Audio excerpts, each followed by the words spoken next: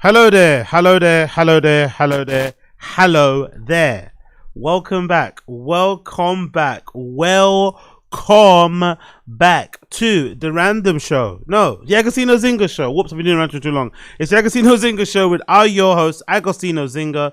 Welcome back to the Agostino Zinga Show with your host, Agostino Zinga. It's a pleasure to have your company once again on the premiere, the number one, the numero uno cultural commentary live stream podcast show in the world.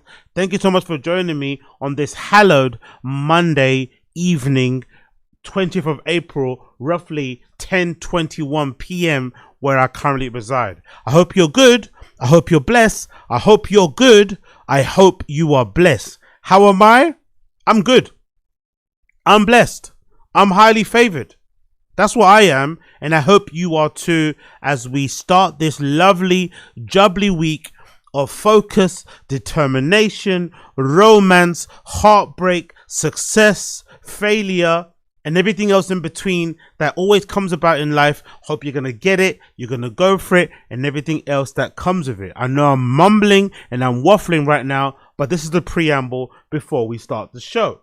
But yeah, man, it's been a jam-packed past weekend. Loads of things happened. Loads of things went on. Want to cover some of it with you today. I spent most of my weekend, actually, this past weekend, watching Coachella. I watched a lot of Coachella streams. I'm going to definitely be reacting to a few on the Patreon, so keep an eye out for that one. I've got to eat some crow and a couple of performances that I thought were bad, but were actually not that bad, actually. So I've got to do a bit of that. But yeah, man, it was good. It's been a good past weekend. And also the football this past weekend was fucking phenomenal. The football this past weekend was absolutely phenomenal, especially with Arsenal losing 2-1 against Man City and United beating Chelsea, which was absolutely fantastic, flipping 1-0 away from home. Not the greatest performance in the world. Not the greatest performance in the world, but the result that we needed given our up and down form over the last few matches. So I was proper happy about that. I was proper happy about that. But yeah, man, loads of things to get into. Loads to get into. So let's just jump on into it. Let's just jump right into it. Let's just jump right into it. Let's just jump right into it as I quickly get my fucking chat and stuff here loaded. Bear with me 1 second. If you're not watching the stream or listening to the stream live, you won't give a fuck, but I gotta get this chat loaded so I know where everything is. Cool. That chat is loaded right there, right? Is that where it is? Yep, it's loaded right there. And then the other thing I want to do is I want to get that thing there. Where is it? There you go. The recent event on this side over here. I should really have this set up before I start, but you know, I like to roll on the wild side. I like to roll on my wild side. All right, cool. First things first. Let's talk about Iceman. Drake Iceman's finna drop soon. Drake Iceman finna drop soon. Drake Iceman album finna drop soon. The rollout has started. How do I know this? Because Drake has installed this massive sculptural piece in the middle of Toronto. It's like this big, massive ice cube. It's like a combination. It's like a pile up of different ice cubes, right? All the same size to make this one big ice cube sculpture thing. And allegedly, in the middle of that ice cube is the release date for Iceman. Now, I'm not too sure if that means that they've calculated how long it takes for those bricks of ice cubes. Because they're like bricks, right? They're like concrete, they're like slabs. I'm not too sure if they've calculated how long it takes for a combination of those slabs to melt before the release date is kind of seen in the middle. Or if they expect people to kind of jump in, chip away, get a fucking, a boring company blowtorch and just mow it down or something. I'm not too sure, but somewhere in the middle of that sculpture is the Iceman release date, and I'm super happy for it, super excited for it. Can't wait for Drake to drop his Iceman album. It's been a long time coming. Everyone's actually hungry. All the Drake fans and myself were excited about the album anyway, but now all the non-Drake fans that have seen all this boring, dead out music dropped the last few weeks are now super excited about Iceman. You niggas stay over there. All y'all niggas that was saying Iceman was gonna be shit, you're not looking forward to it, stay over there. Don't get involved in the hype. Don't join us in the hype cycle. Don't join us in the fucking anticipation. Don't join us in looking forward to the album. Y'all niggas stay over on that side. We Drake fans will stay on this side. Y'all niggas, y'all anti-Drake fans, you stay on fucking that side. This looks fucking cool. This looks fucking cool. I just touched Look at this. Iceman. So cool. Don't get me wrong. Pause on that one, right? Pause on that one. Motherfucker, pause on that one, right? I just touched Iceman is a huge fucking... Yeah, that's it. Big up Olisu. Yeah, it's more of an igloo. Well, I don't know if they tried to make an igloo or if they tried to make an actual ice cube, but like in a combination with different type of ice cubes, you know?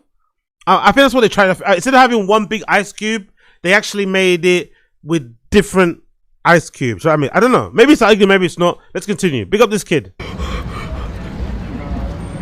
Come here.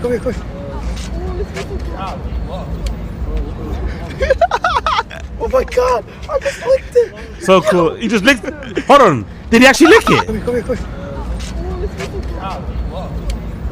Hey yo, licking Drake is crazy. Licking Drake as a Drake fan is fucking crazy. As another man, licking the Ice Cube structure, licking this is fucking insane. But I feel him. I feel what he's feeling. I feel what this kid's feeling. Oh my god, I just licked it. Yo. Oh my god. No, we going viral. We Iceman. First streamer to ever lick. Hold on. Take a picture. Oh, ew. Take a picture. Why is he looking like he's scared, like he's shy? Just lick the thing, bro.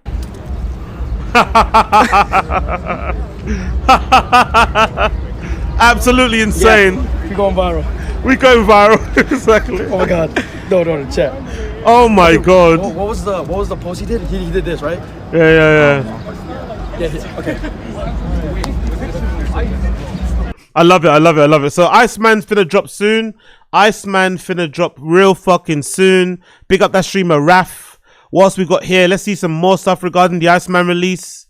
It says here fans are not allowed to touch the Iceman structure for safety reasons.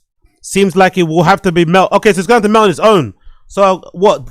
Did they block it? So all those kids that went there, they got the first touch, but now they blocked it, I think. Looks like it might be blocked. Unfortunately, looks like it might be blocked.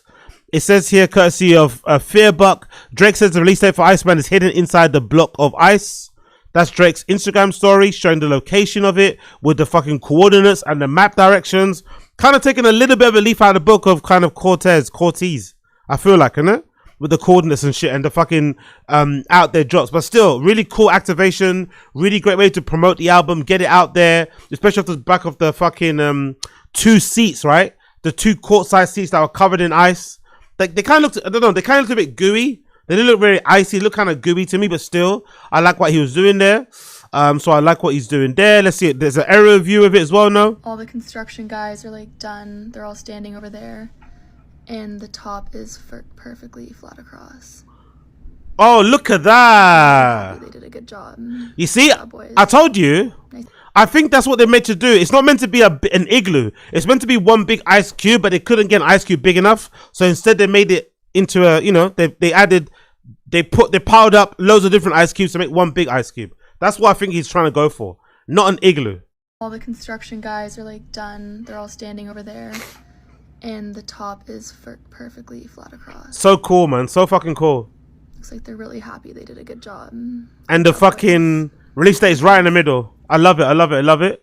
I wonder if the company that, you remember the company that Drake was doing? That little company he was doing? No. You remember during the rollout of the album, Drake did this thing where like he was working for like this fake company. No, it's not a fake company. I think it was actually a real company, right? Where he's doing the whole Iceman thing. I wonder if he used that same company to actually make the ice cubes. That'd be a really cool kind of like tie into the story. That fake, the company that he was kind of fake working for, he actually got them to kind of commission them to do this big ice sculpture thing with. It's not really an ice sculpture, it's mostly him just buying a bunch of ice cubes and piling them up in one section, but still, I wonder if he worked with them as well. That could be really cool if true. There's another video of him. Actually, what's it? There's a crowd outside. There's a queue. It's not a queue. It's most of people just standing around waiting to see the sculpture up close, which is kind of cool. I ain't mad at that. At all. And then there's more people around. Here's a closer look at what it looks like up close. In case you're wondering what an ice cube looks like up close and personal, this is what an ice cube looks like up close and personal.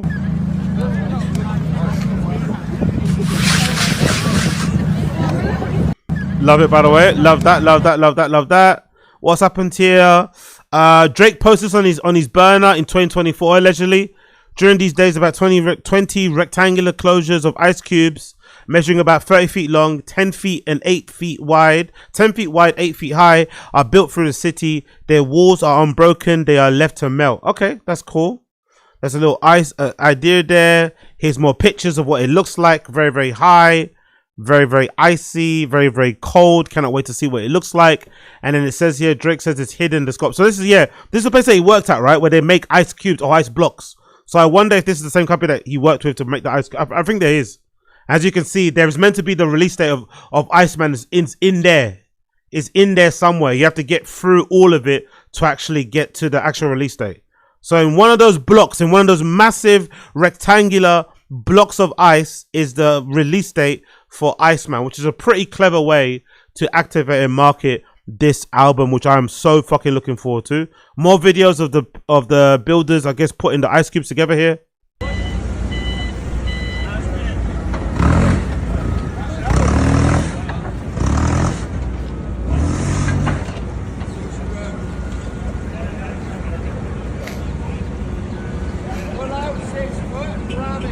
Looks like in one section, as they're piling them up with these forklifts, it looks like some of them are also scraping the top.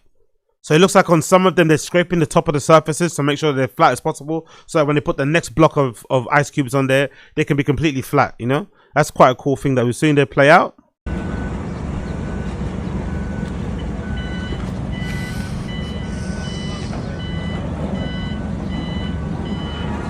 Yeah, I love that. I love all of that personally. Here's some more information courtesy of Kuroku. Big up Kuroku.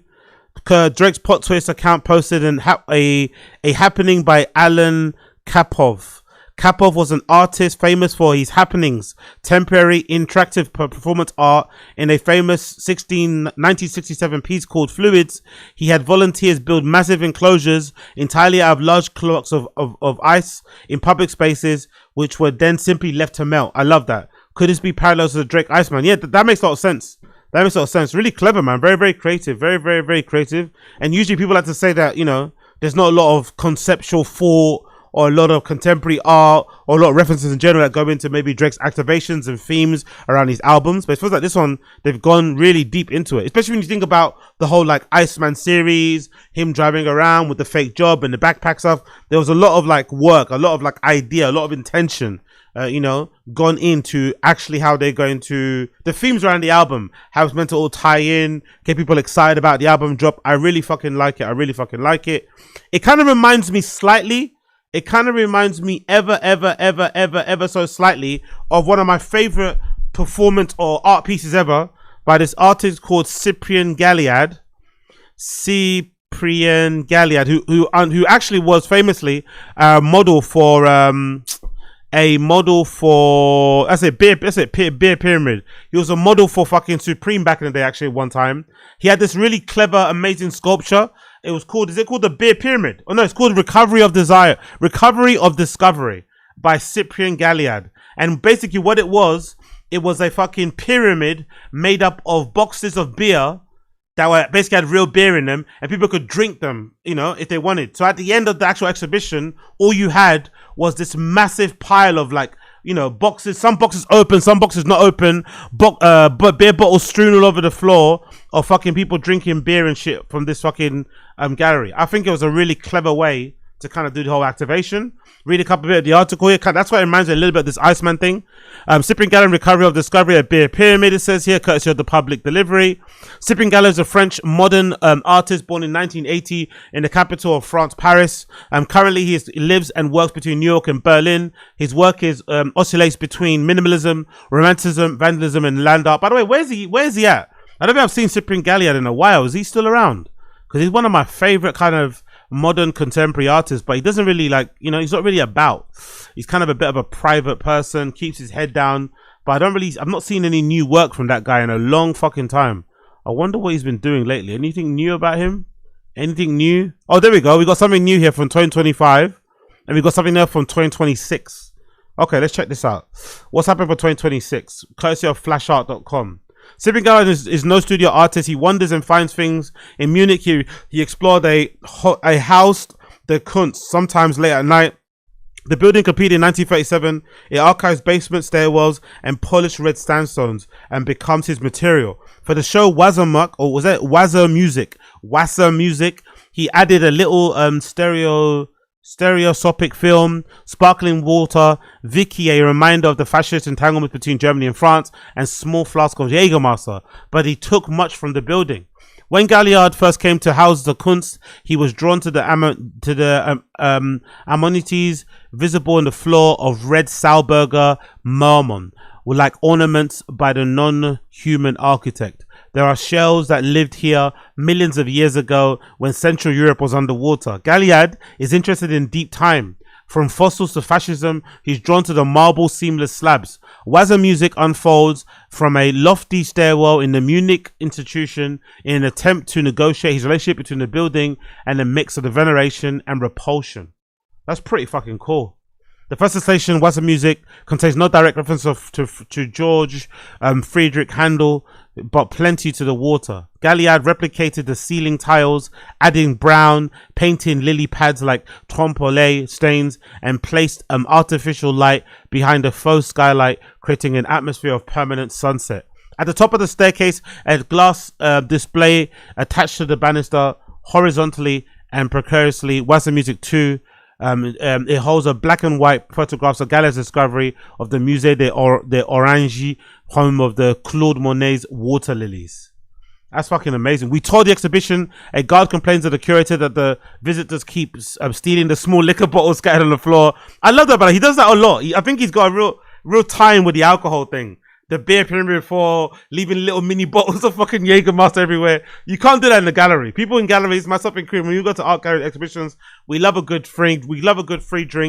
We love a good free drink at a private view. Last thing you want to leave around are little mini Jägermeisters, because man will jack those up. I'm reminded of Gaillard's first major institutional show at the KW Institute in Contemporary Arts Berlin, the recovery of discovery, a great disappearing act of sculpture. A year after winning the Prix Marcel Duchamp, Gaillard stacked beer crates into a 4-meter pyramid visitors could rip open and drink from. A commentary on the decay of monuments. His early 60mm films of housing blocks and pyramid-like hotels made him a connoisseur of modern ruins. At the top of the stairs, a vast dark room smells like an archive, dust and mothballs. The objects in the installation of Wazza Music 3 are difficult to discern. An oblong felt strip on the floor in a carpet from the institute or basement on which cracks in tiles have left imprints like a photogram. Absorbent figure. A large aluminium replica of a souvenir Buddha from Indonesia crouches on it, and deep melancholy. Exit signs, a depot shelf, pieces of furniture are tucked away in the shadows. 2 heavy Chesterfield couches, taken from the nightclub P1 beneath the institute, could be mistaken for a Nazi-era paraphernalia in their unappealing clunkiness. Sadly, suspended from the oak and iron coat rack, another 1930s archival find is one of the Oscar Schlemmer's colourful wooden puppets, like a last violent hurrah of Nazi design. So Gallard's still out here doing his thing.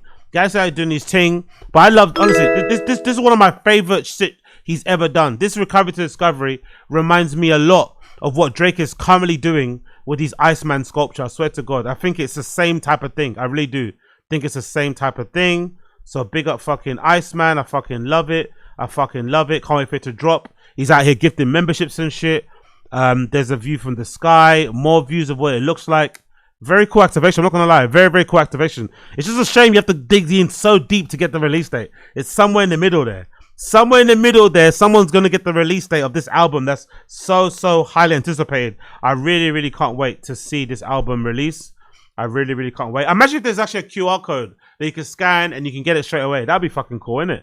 Imagine if you dropped it on a Monday and it's actually available to purchase right fucking now.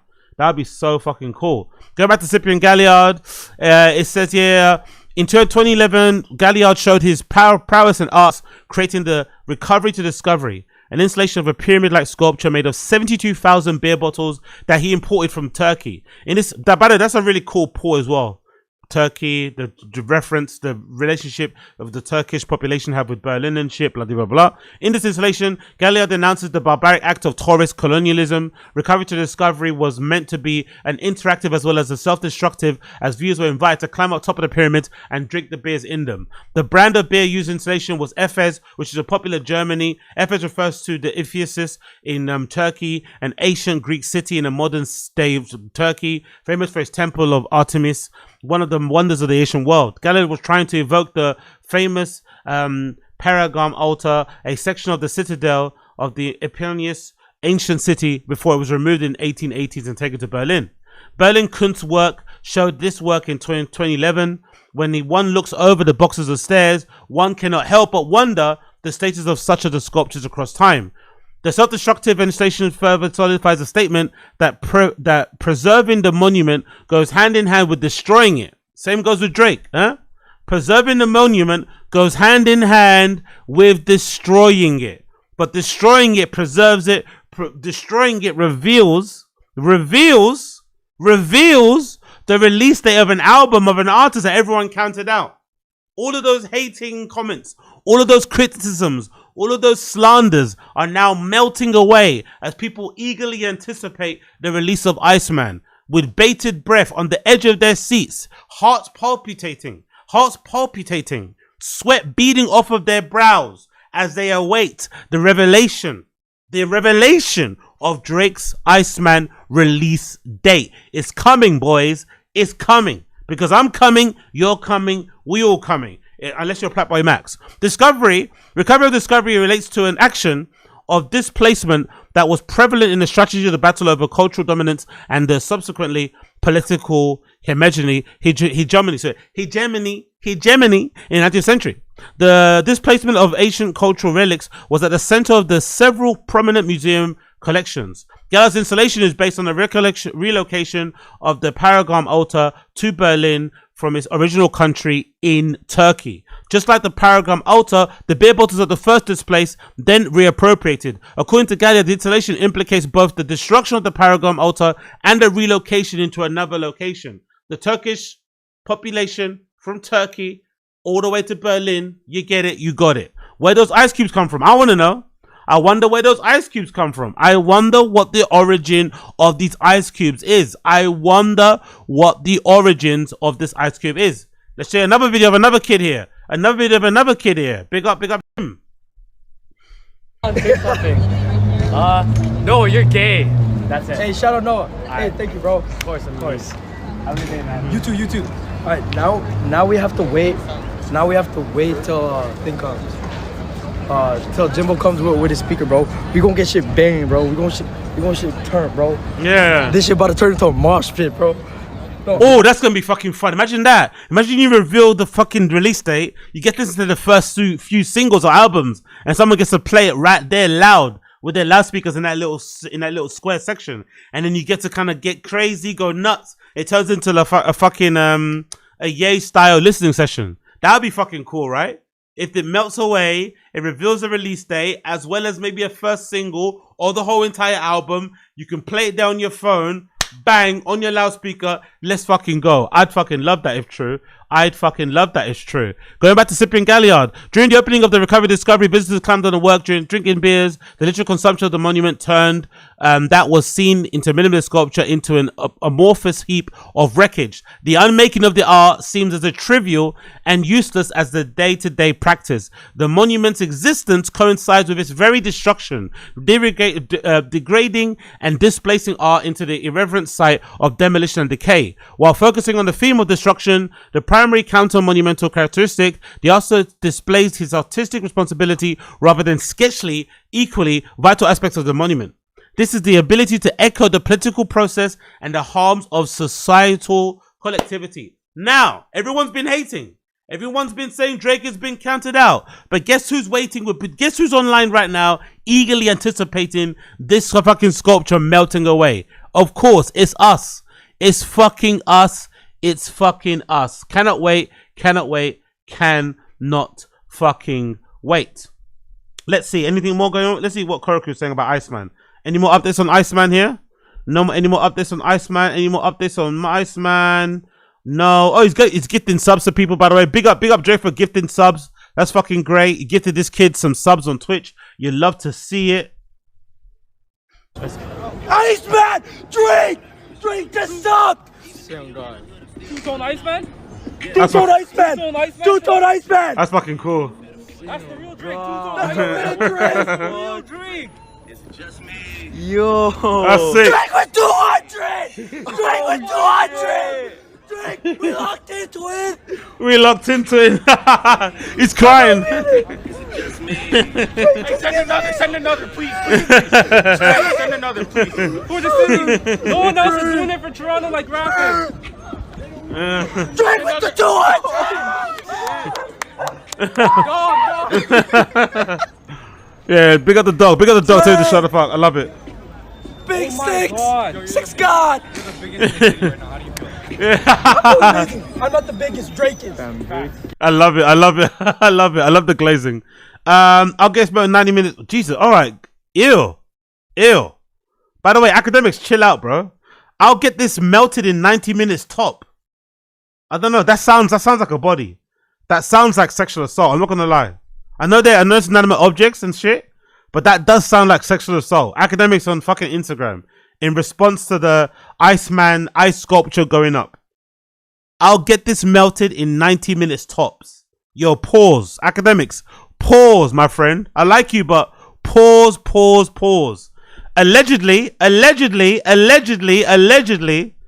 there was also a little clip here of Future recording something. Look what he's wearing. Future got that Nocta on. Future got that fucking Nocta on. He's locked back in with Future. Now that's what I'm really looking forward to. Future and Drake back together again. Oh. I cannot wait. I cannot wait for that to happen. More pictures here of Drake taking a, what you call it, at the fucking Iceman sculpture place, right? There he is there with all the fucking blocks of ice delivered to the spot, letting them get it piled up and shit. You love to see it. Big up fucking Drake in the house. We love that. We love that so fucking much. Somebody pulled up in a Lambo. I love that, bro. Big up people in Toronto. Someone pulled up in a Lambo, bro, outside the fucking Drake Iceman sculpture situation. You gotta love that. Right? Pulling up in a Lambo to see the fucking Drake Iceman sculpture. It's kind of hard. I'm not gonna lie. It's kind of hard. I'm not going to lie. So big up them. Cannot wait to see that. No more teasers. It's time now. It time go. Big up Drizzy. It time go. No more delay. It time fucking go. Can't wait to see that. But nothing more, right? Nothing. No more updates, I don't think, on that one.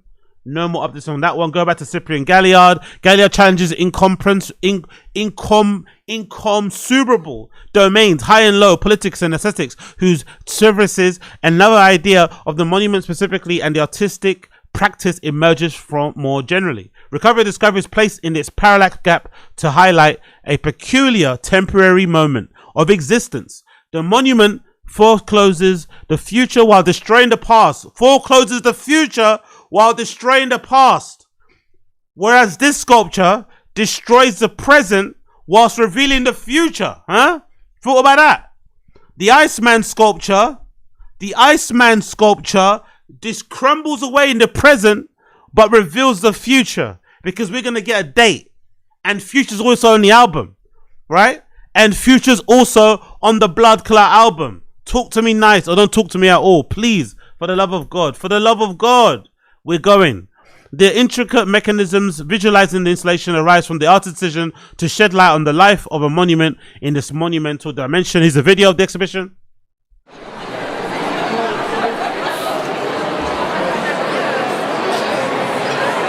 So cool, isn't it? I'd love to recreate this in the club, you know.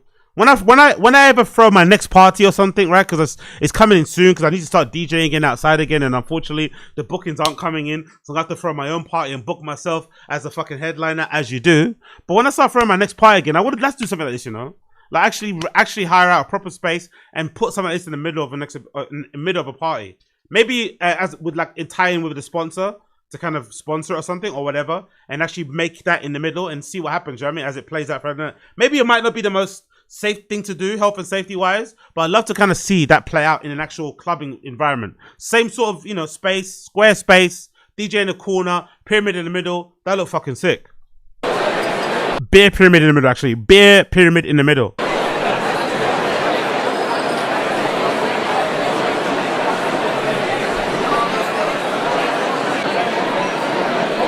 So cool, man. Look at that.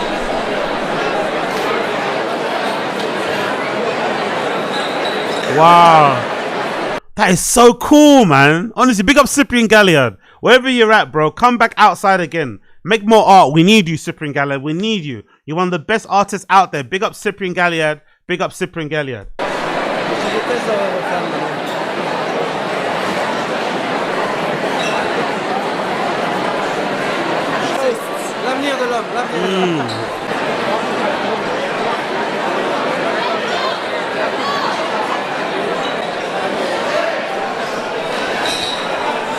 You love to see it. You love to see it. You love to see it. More Iceman shit. Any more Iceman shit we got here? No more ice. Let's see if there's more Iceman shit before we move on. Big up the Iceman. We want more Iceman material. No more Iceman content, looks like. We're going to have to wait for the rest of it to drop. Bender Don is hyping himself for getting some Gitter memberships. Big up him. And that's the artist, right? Allan Krapow. Big up Allan Krapow. Allan Krapow may have influenced a lot of what's going on with fucking the Iceman. An American performer, Allan Krapow, was a performance artist, installation artist and painter and assemblyist. He helped to develop the environment and happening in the late 1950s and 60s, as well as his theory. His happening some 200 of them evolved over the years. Cool. Big up him. Let's see some of his works over the years. Oh, he did. Okay, I remember this. I remember this piece with the tires. I think I've seen it actually in the halls of work here in London. That's pretty cool. That's the ice blocks as we saw there before. There's more pictures there of the ice block, which is pretty fucking amazing to see. I ain't mad at that in the slightest. In State of Flux, Fluids, a happening by Allan Krapow. Even the leaflet is pretty cool. I'm not gonna lie. During 3 days, about 20 rectangular enclosures of ice blocks measuring about 30 feet long, 10 feet wide and 8 feet high are built throughout the city. Their walls are unbroken. They are left to melt. I wonder if they're going to do that all over the city. I wonder if we're going to see this ice cube or this ice block installation all over Toronto in different places, revealing different things, or just like that one thing. I wonder. While this article says here, while Francis Ailes chose to melt ice the hard way, he's not the only one or the first artist to make art from ice melting away. In 1967, Allan Krapow staged Fluxus, happening in which the enclosures were built from large blocks of ice around Los Angeles area, and they were then left to melt. Obviously in LA, they'll melt way quicker than Toronto, right?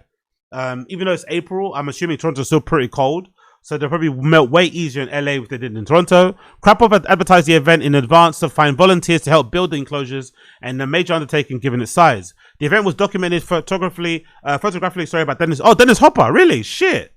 Dennis Hopper took the pictures. That's fucking awesome. Dennis Hopper took the pictures, but essentially this was an event to be experienced in real life. Rather, it existed for those who were involved in the building process, and in different ways for those who came across the ice enclosures before they melted away. It's the scale of the project I find extraordinary here. I think the picture shows one of the enclosures being built, but over the 3-day period, 30 such enclosures were constructed. I wonder if he's going to do the same thing, Drake. Because Allan Krapow did 30 of these. He made 30 of these things dotted around LA. Will Drake do that? Will Drake have each enclosure will be a track on the album? That'd be pretty crazy, right? If he makes like, imagine it's a, I don't know, 13 track, 20 track album. There's going to be 20 of these blocks all over the fucking city. Whoa. Structures, there's a lot of the ice and a lot of hard work to the extent of maybe Fluids was just as strenuous as Ailes' Paradox of Praxis. I now think about it more. Actually, what does Ailes' Paradox of Praxis look like? I'm curious. What does Robert Ailes' Paradox of Praxis looks like? Ah, that's one where he pushed. Okay, I remember this one. Yeah, he kept pushing it. It's almost like the guy with a rock. There's another artist too that did it with a rock. He took a rock and he just kept kicking it until it fucking went really, really smooth. And then he took that smooth rock and went to the ocean and made it skid across the water. And that was the final closing piece. That's really fucking cool. Okay, I didn't know this was Robert Ells. Okay, Robert Ells did the Ice Cube, and he was pushing it until it obviously melted, and there was nothing. You know, there was nothing left. That is fucking cool. Okay, I get what's going on here. I understand what's going on here. Upward struggle, Ice Cube against fucking all the hate, all the criticisms and shit. That's fucking amazing. I cannot wait to see what's going to reveal when this thing melts. Fluxus, of which Krapow was a part, was influenced by the ideas explored several decades before by Dada. Krapow believed in the use of everyday materials for making art. I believe that too. Reappropriate what you already have. Don't put more mess out there. And also you can tell stories with ready-made objects that you already have. You can tell these stories. You don't need to waste materials or waste money on more things and pollute the earth that's already been polluted. It continues. Develop the idea of happening experimental art events and the art emerging from the combination of the activity of the artist and the response and the involvement of the audience. Fluids is restaged, including the Geffen Contemporary or the Mocha in 2008, but each occurrence is unique and each appearance is different. Oh, look at that. That looks so cool, innit? You know what? It actually looks kind of cooler when it's like that. When it's made like an igloo. When it's like empty on the inside. You know, it looks like kind of cooler because you got this really big space in the middle and you could obviously look inside and just, you know, feel the cold. Just look through the fucking ice cubes too. That's actually kind of cool. I'm not going to lie. Maybe you might make a maze next. Maybe there'll be a maze. Maybe there'll be like a Drake Iceman maze where maybe in the center will be the release date of the album or the album title. That'd be fucking sick, innit? That would be so fucking sick. Big up Drake. Of course, restaging such a work now offers the possibility for better and more easily distributed documentation, meaning that the work can be understood in different ways. Video documentation gives a new understanding of the scale of the undertaking, but here, one enclosure was constructed at the art museum space, so the possibility of people randomly encountering the structure in a remote part of the city is lost. In such context, the happening is a very different, much more mainstream beast. I think I'd like to have it seen, but I'd like to have come across it, work knowing about it and no idea what was going on. That's true, actually. Stumbling across it would have been really kind of cool too. But yeah, big up Robert Ells. Big up Robert Ells and big up also Allan Krapow, actually. Out here doing the fucking damn thing. You love to see it. You absolutely love to see it. Can't wait to see when this all drops, man. It's going to be so fucking fun. But big up Allan Krapow, man. Allan Krapow was out here doing the fucking damn thing. This tires... This yard tires piece is also really fucking cool. So cool, man. You can imagine that being a really cool music album cover for somebody as well. Recreating such a work. Really fucking cool. I really love this. He's one hell of an artist. One hell of a fucking artist. Cannot wait to see this stuff all in real life. Are there any videos of this piece? Any videos of this piece? Any videos of this piece? Allan Krapow, how to make a happening. Let's check this out. Has it got a little bit of it? This is a lecture on how to make a happening. There are 11 rules of the game. 1. Forget all the standard art forms. Don't paint pictures, don't make poetry, don't build architecture, don't arrange dances, don't write plays, don't compose music, don't make movies. And above all, don't think you'll get a happening out of putting all these together. This idea is nothing more than what operas always did, and you see it today in the far-out types of discotheques with their flashing lights and film projections. The point is to make something new, something that doesn't even remotely remind you of culture. You've got to be pretty ruthless about this, wiping out of your plans every echo of this or that story or jazz piece or painting that I can promise you will keep coming up unconsciously. 2. You can steer clear of art by mixing up your happening with life situations. Make it unsure even to yourself if the happening is life or art. Art has always been different from the world's affairs. Now you've got to work hard to keep it all blurry. 2 cars collide on a highway. Violet liquid pours out of the broken radiator of one of them, and in the back seat of the other there is a huge load of dead chickens that is spilling out all over the ground. The cops check it out, plausible answers are given, tow trucks carry off the wrecks, costs are paid, and the drivers go home to dinner. 3. The situations for a happening should come from what you see in the real world, from real places and people, rather than from the head. If you stick to imagination too much, you'll end up with old art again, since art was always supposed to be made out of imagination. Take advantage of ready-made events. A factory fire. The fire truck screaming to it from all sides. The water, the police barricades, the red blinkers. A natural. Or after a storm at the shore, the debris washed up can be terrific. Or just take an afternoon off and watch women trying on dresses in a bargain basement. An awful lot can be done with images like these. If you get stuck for ideas, an exception to the slice of life idea is the greatest source book of our time, the yellow pages of the telephone directory. Break open the book at random, put your finger down on some point on the page, and you'll come up with private detective service, rug cleaning at home, cement blocks, airport limousine transport, judo lessons. You can get more out of these than out of all of Beethoven, Michelangelo, and Racine put together. 4. Break up your spaces. A single enactment space is what the theater traditionally uses.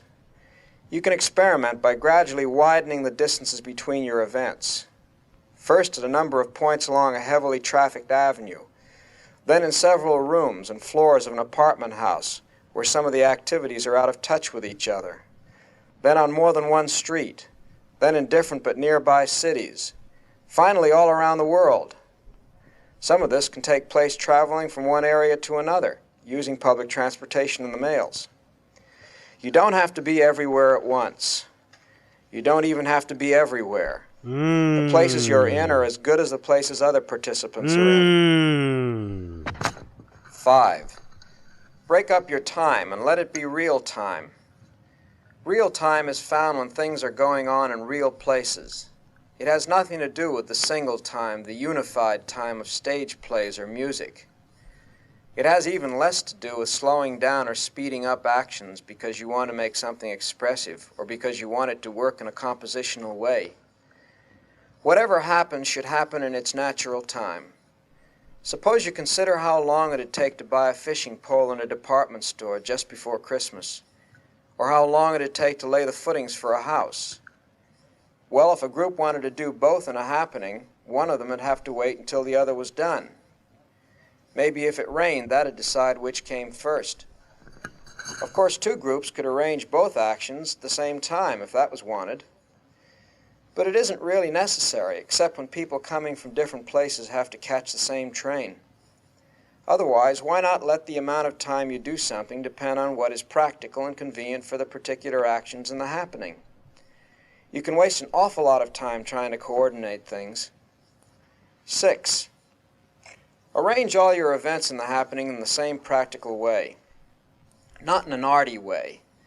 Avoid sonnet form, cubist multiple viewpoints, dynamic symmetry, the golden section, the 12-tone technique, theme and variation developments, logical or mathematical progressions, and so forth.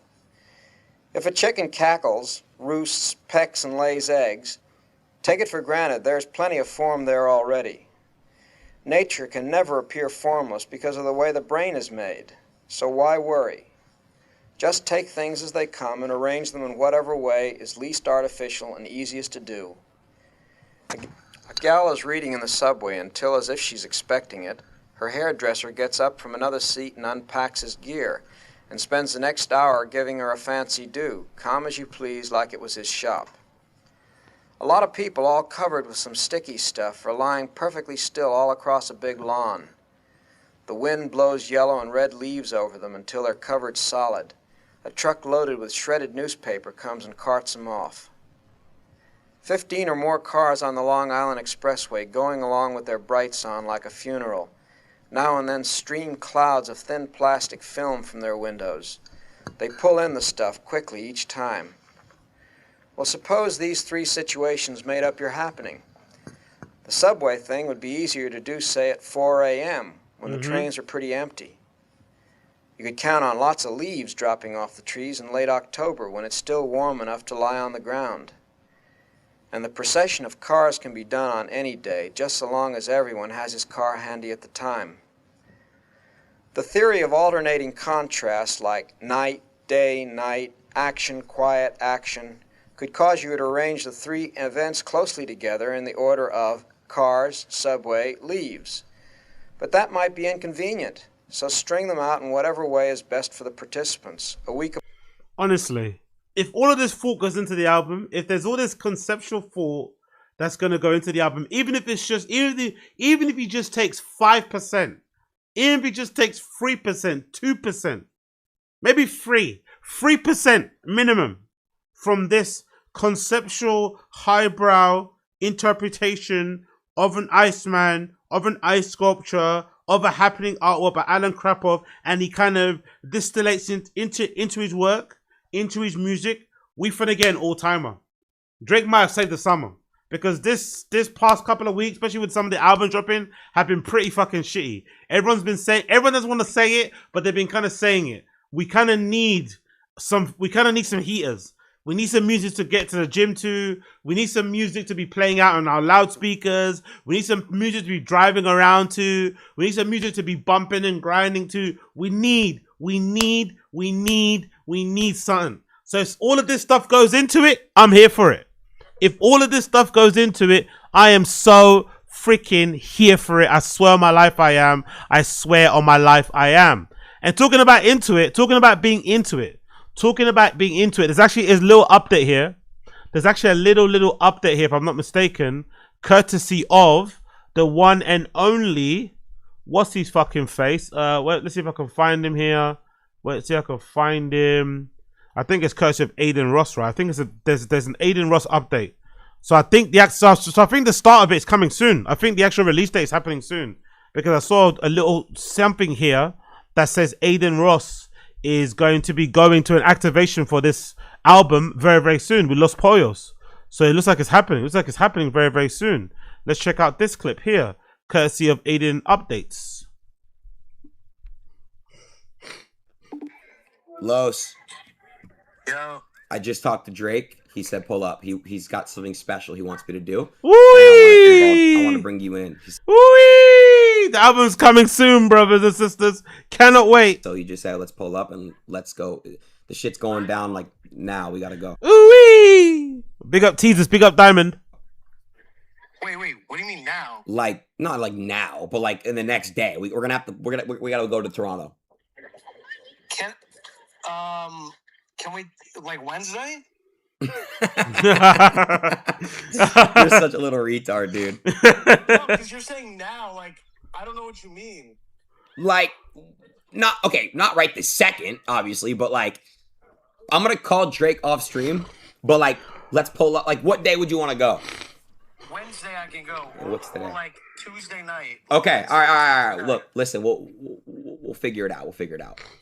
Yeah, because I just have something planned for Tuesday, like, and then, but that's it. After that, I'm good.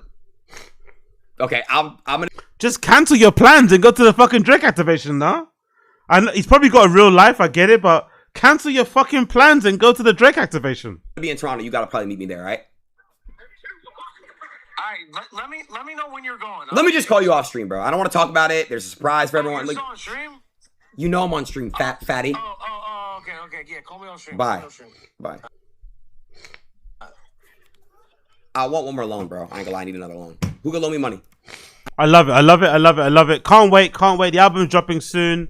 Can't wait. The album is dropping soon. Keep your eyes and ears peeled for the album dropping soon. All right? Keep your eyes and ears peeled for the album dropping hella soon. It will be a movie. It will be a freaking movie. All right. Talking about movies. Let's just rewind that. I'm not going to say talk about movies because that's fucking very insensitive and not the right thing to say. So, let's talk about one of the worst stories to happen over the weekend. One of the worst stories to happen over this past weekend. A really tragic state of affairs for all people involved. The perpetrator, the victim, the people who have to see it, the bystander. Absolutely tragic. So as you guys may have known, over the past weekend, there was a rave somewhere in Soho, London. And these two Instagram models from the UK got into a fight that resulted in one of the Instagram models jumping in her car and running over her enemy, whatever, in her car. She ran over the person in her car. The car rammed into the wall. The person was under the wheel, under the tires the entire time. The person reverses back. The person's mangled body's underneath the car, and then that girl jumps out the car, not knowing that that girl's clearly like dead or like gravely injured. Gets up to her and pulls her head up. And then I think in that moment realizes that that girl was obviously passed away. And I think if I'm not mistaken, in the process of running over the girl who she was having the fight with earlier, she also happened to run over an innocent Uber cyclist guy.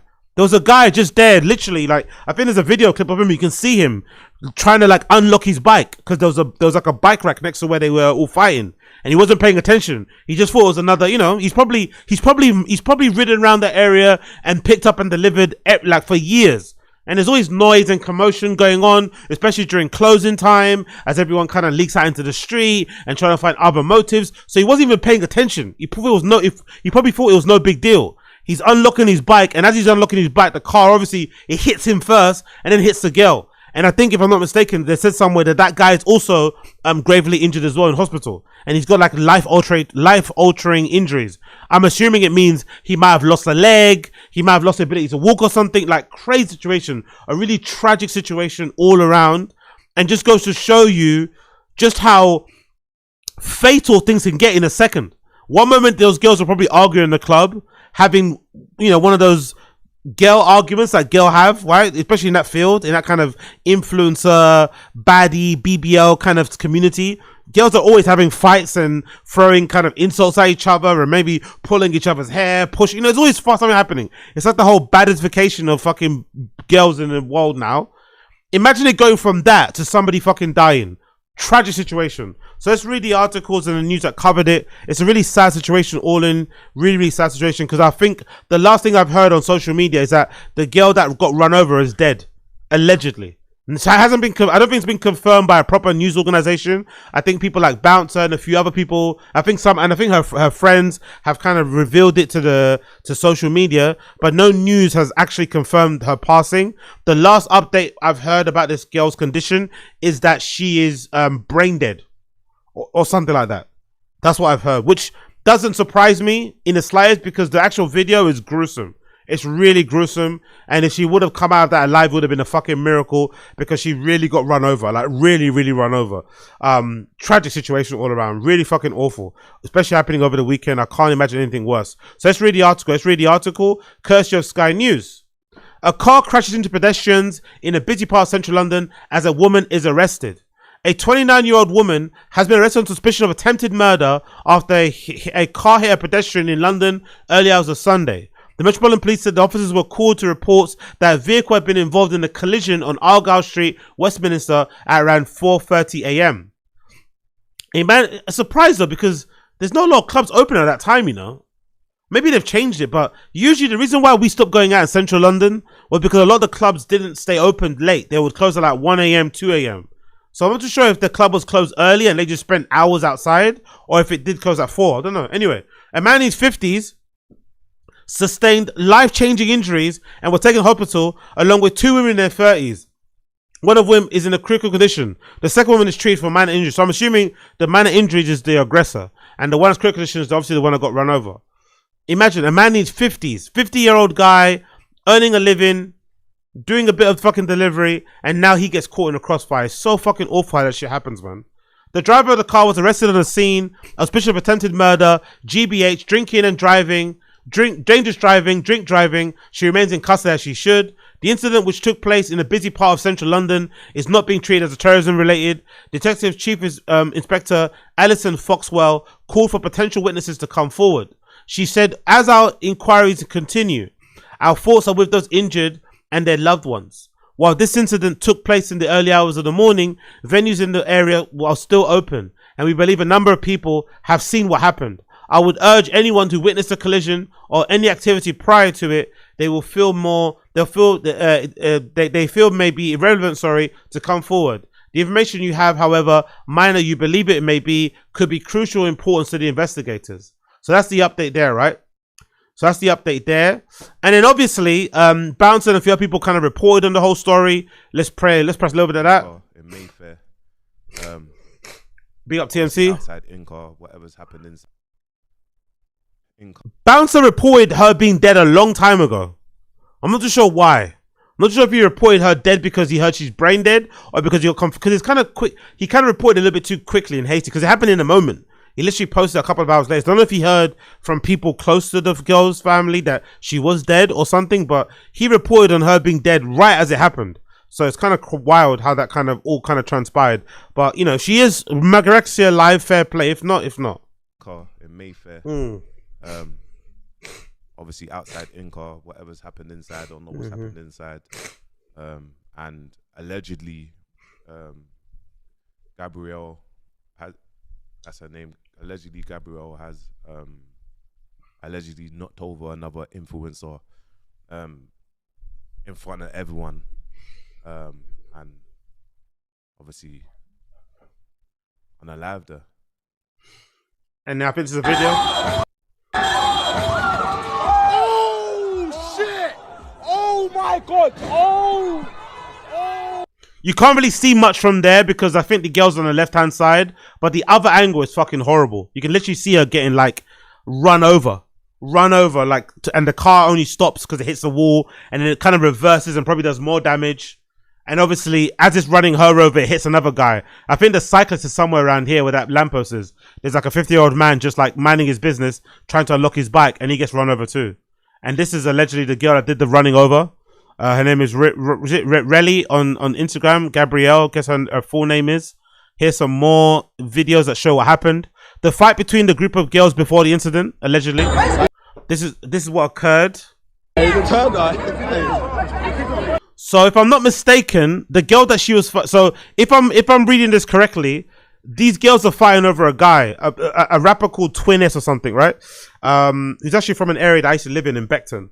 Weirdly enough, but this guy called Twiness allegedly was dealing with both of these girls or something, which makes the story even more tragic, like really tragic, because like I've never really understood the whole fighting over somebody anyway. You know, I never really understood it. I really haven't. Happens a lot, even outside, right? I don't know.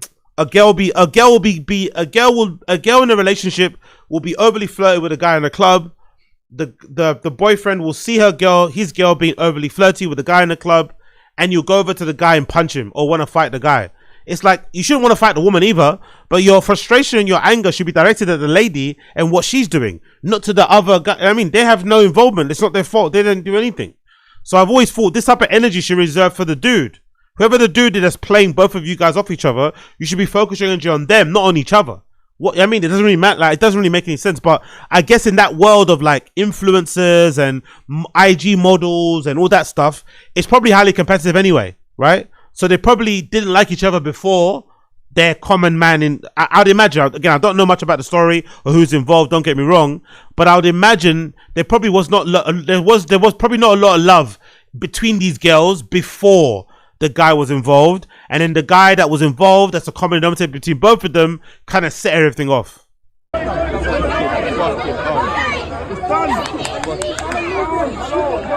So that girl there, the short one clapping, is the one that did the driving over the other one, right? If I'm not mistaken.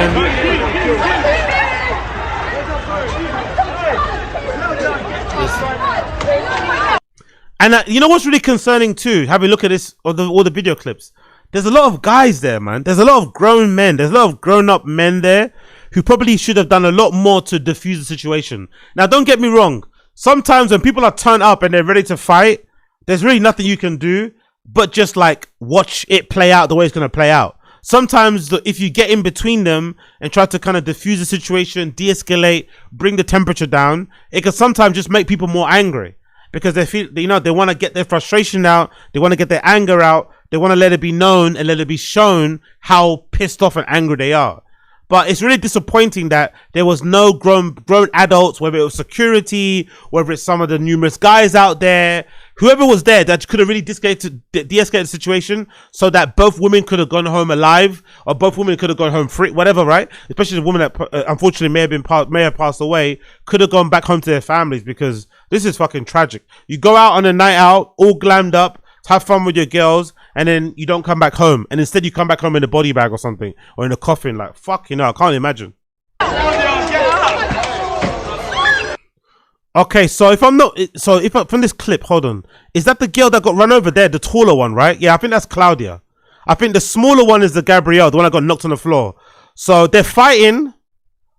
Allegedly they're saying the girl that was in the car was getting rushed, and she kind of defended herself by jumping in the car. I don't know if that's true or not, but there's one clip of them fighting there. You can see them fighting together. Okay, and then what's the other clip saying? And there's a girl in red. I don't know who the girl in red is.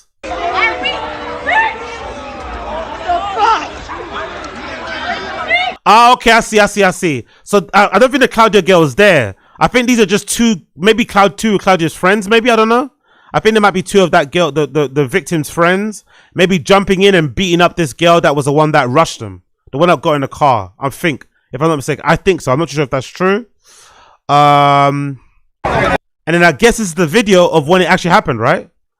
So she jumps in her car, right? She jumps in her car. So that's the girl. I'm not going to play the whole thing because it's fucking awful. She jumps in her car while very much intoxicated, by the way. Very intoxicated. She jumps in her car. A very nice and very huge BMW. Is that the girl that she was fighting there?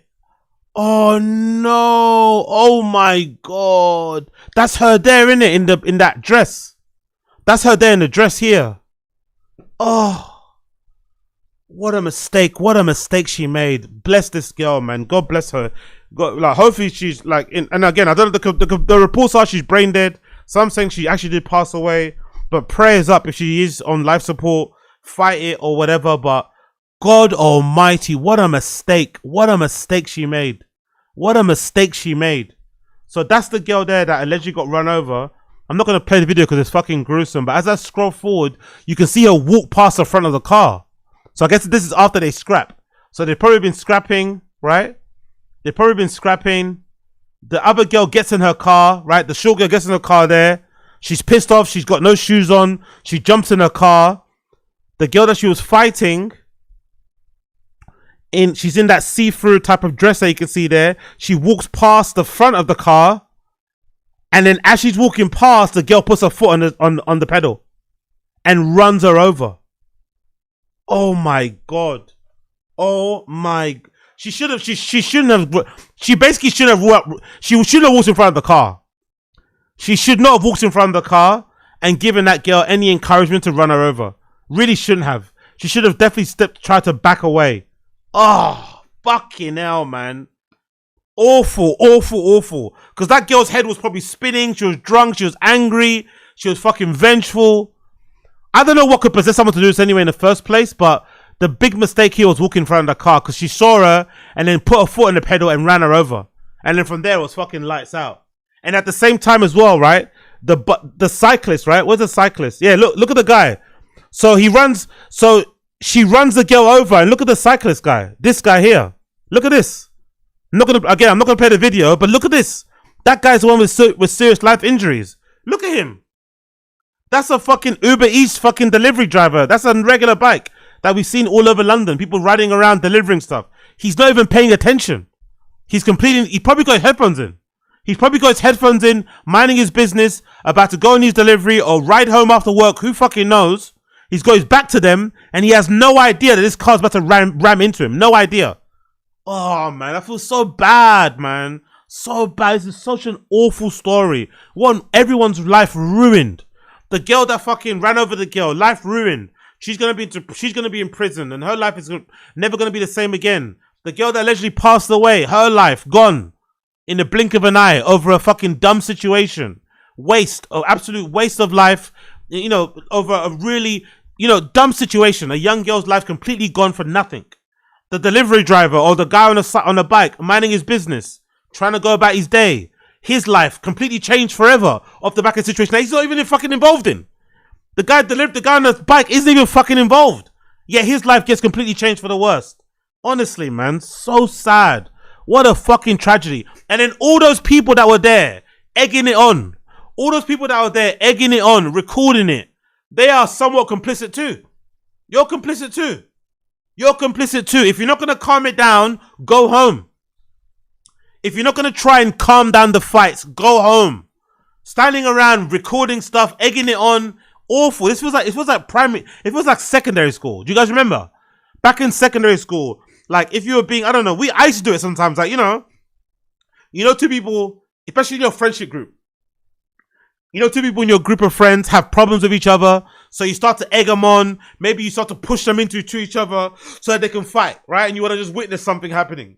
But that's when you're in fucking primary school, secondary school. These are adults. These are big people. These are all people like, legal age, whatever, drinking legal age and shit. Probably 21 and over. Probably 25 and over. These people are way too old to be hanging around central London, looking all nice, spending all this money to go out to egg girls on to fight. They should be calm. Especially as a man, you should be taking a position to kind of like cool the temperature down. You know what I mean? Cool the temperature down. Be the bigger person. Get these girls as far away from each other as possible. Let the cooler heads prevail. You know what I mean? Even their friends, the friends that were fighting, allow the fighting. Even though, to be fair, from what I've read online, the aggressor, the girl in the car that ran over the other girl, she was already super turned. She was already super lit. Which again is another reason on top of that to kind of add to comment to this fucking story. Is it just me that's realizing in real time there's a real problem with drink driving in the UK? I didn't know that. I didn't know drink driving was still a big problem in the UK. Obviously, I don't drive. That might be the big reason why. But I just assumed because of the prevalence of rideshare apps like, Uber and stuff, people just don't bother drinking and driving because there's a much easier way to like avoid getting points on your license, avoid getting your license revoked, avoid getting your fucking car towed, avoid you getting into a fucking accident than just getting an Uber. Yeah, you might pull up to because it's a bit long, but still you might pull up to the rave in your car and then get an Uber back home and then just pick up your car up in the morning. It's part of the story. It makes it fun. It's like forgetting your card at the bar. It's like forgetting your keys at the bar or your jacket. Going the next day, having to go down on Monday. And it's part of the narrative of the story. But I guess I'm wrong. I guess there's more people out there drink driving than are actually fought. Because this girl was super drunk. Clearly super drunk. And she drove herself to the club. And she was planning to drive herself back home. That drunk. That fucking drunk. Could you imagine? So there's a real problem and a real issue with drink driving in the UK, especially around some of us urban folks, that needs to be spoken about because there really is no excuse. There's no excuse nowadays to get behind the wheel of a car when you're inebriated, drunk or high. I know from looking online and seeing things in different communities that allegedly there is this kind of scene that exists of people that enjoy driving while high. I remember seeing it a lot play out during COVID pandemic, during the lockdowns, when a lot of people were signing on to PIP and stuff, and they were getting these cars given to them by the government for subsidized rates because they had allegedly mobility issues, and a lot of people were fucking doing whippets. That's the thing I remember. During COVID lockdown, people were crashing their cars into walls, into fucking banisters, into fucking hoardings, into fucking whatever, right? And they were getting, and obviously when the car was crashed, people would come by and record them, and you'd see fucking loads of canisters of fucking whippets and shit on their passenger seat, or the whole fucking canister. So that's been really prevalent. But I've also heard of people willingly driving tipsy and drunk behind the wheel of the car, and also doing drugs like coke and shit, MDMA, because I guess maybe there's some sort of exhilarating feeling of like driving a car under that kind of condition, which I think is fucking insane. It's absolutely idiotic and insane to do so, but people are doing it. I don't know why, but people are fucking doing it, and it's absolutely fucking awful. It really fucking is. But yeah, I don't know, man. Look, oh no, you can see her head. I'm not gonna play it, but look, you can see her head. Oh, it's impossible. She's like, oh my God. Her last moments, bro. Her last moments. Oh my God. Her last moments. You can see her head. Look, there's her head here. I'm going to scroll. I'm not going to play it because it's awful. Look, you can see her head.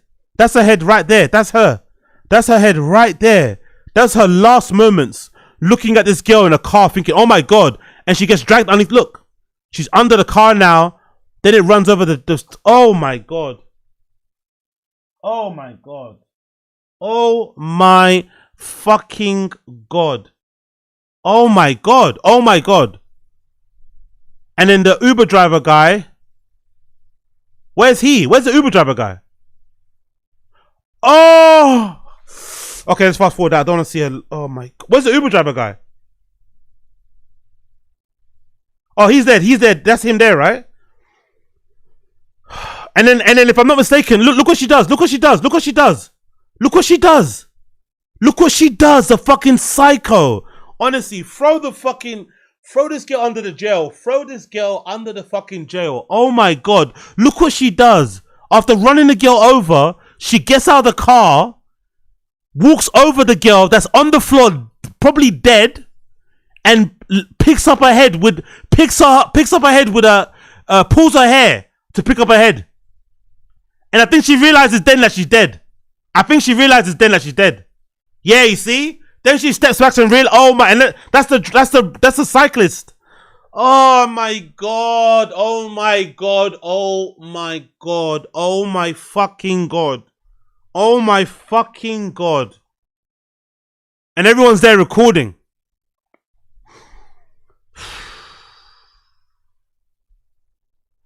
Oh my God! Oh my God! There's the driver guy, the cyclist guy. He's there on the floor right there next to the wall. What happens to him? Does he try to get up? Look, yeah, they all realize. See, look, they all realize she's dead. All hands on it. They all realize she's dead. Oh, he's trying to get up. Oh my God! Oh my God! Oh my God. And look, and that girl, if I'm not mistaken, right? She doesn't even look at this guy once. The aggressor, this Gabrielle girl, doesn't even look at this cyclist guy once. She's not only allegedly killed somebody, she's also maybe paralyzed this guy for life. And she doesn't even look at him. She doesn't even know he's there. She's so drunk and out of her head, she doesn't even know he's fucking there. She doesn't even know he's fucking there. Oh my God. Oh my fucking God, man. R.I.P. R.I.P. man. R.I.P. to that young lady. R.I.P. to that young lady. What an absolute fucking tragedy. And in case you were wondering, this is the aggressor. This girl called Relly UK. And I guess her name is Gabrielle. Sure, it's Relly UK. That's kind of the situation. That's kind of what she's about, by the way. Yeah, look at the comments. Look at the comments. Look at all the comments with the piggy behind the fucking thing. What are people saying here in the comment section? People are going crazy in the comment section. It's funny how God works. This moron posted us off in church. So I commented, what do you think Jesus thinks about your Instagram page? She then ignored all that and started trying to bully me about having fitness page and so on. Now look, all of those BBLs missed has gone to your head. Prison pants. So people are going crazy in the comments about her there. When she sees this, when she gets her phone, she's gonna be very, very, you know, whatever. Another post here, people are going saying about straight to jail. At least she traveled before she left prison. She better take it all in now. Everyone's going crazy in the comments. Can I have the purse? You're not gonna need it anymore, boo. It's crazy. Murder charge. You don't compete with your. You don't compete. You just run over. Jesus. Posing with your weapon of choice. Is this the girl that actually dead? Has anyone checked? Emotional regulation is truly an underrated skill. 2 lives gone. Families heartbroken forever. For what? It really makes no sense. Klaudia is no longer with us, and though you're physically here, you'll be gone for a while too. And oh boy, is scotch-free to do exactly what he's been doing. So sad and unfortunate. A warning to everyone: always control your emotions. You'll keep your freedom and every time. Friends, it's time to report. You want it. Always remember, people, control your emotions. I pray you end up getting life without parole. That's the problem though with vehicular manslaughter, right? She probably won't get that long. She'll probably get like 10 years or something, or 8 years. That's the real sad part about it. She won't even get that long in prison. And with good behavior, she might be out in like 6. You know what I mean? And she took a life. She took a life and she destroyed another guy's life. She literally might get 10 years. It's so fucking sad, man. These photos are pretty iconic because you won't be getting in front of or backseat of any vehicle now for at least the next 15 years minimum. You hope so, but I don't think she's gonna get that long, bro. I don't think so. Who's here after the what's that? This is another picture of her, the aggressor girl.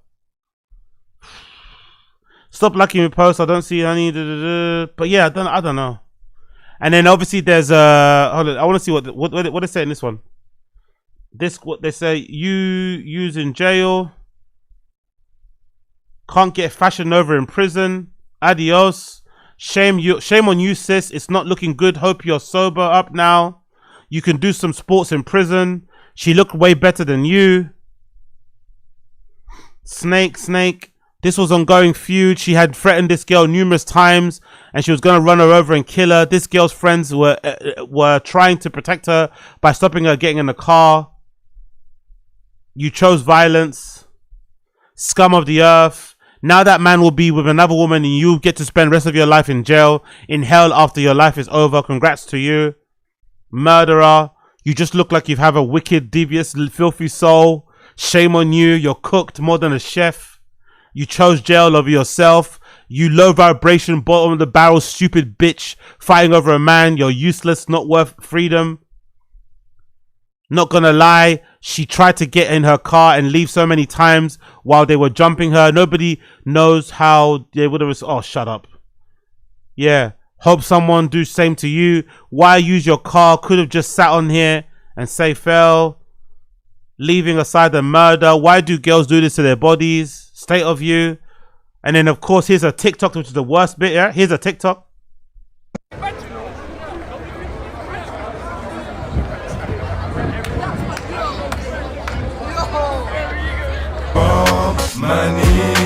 Okay.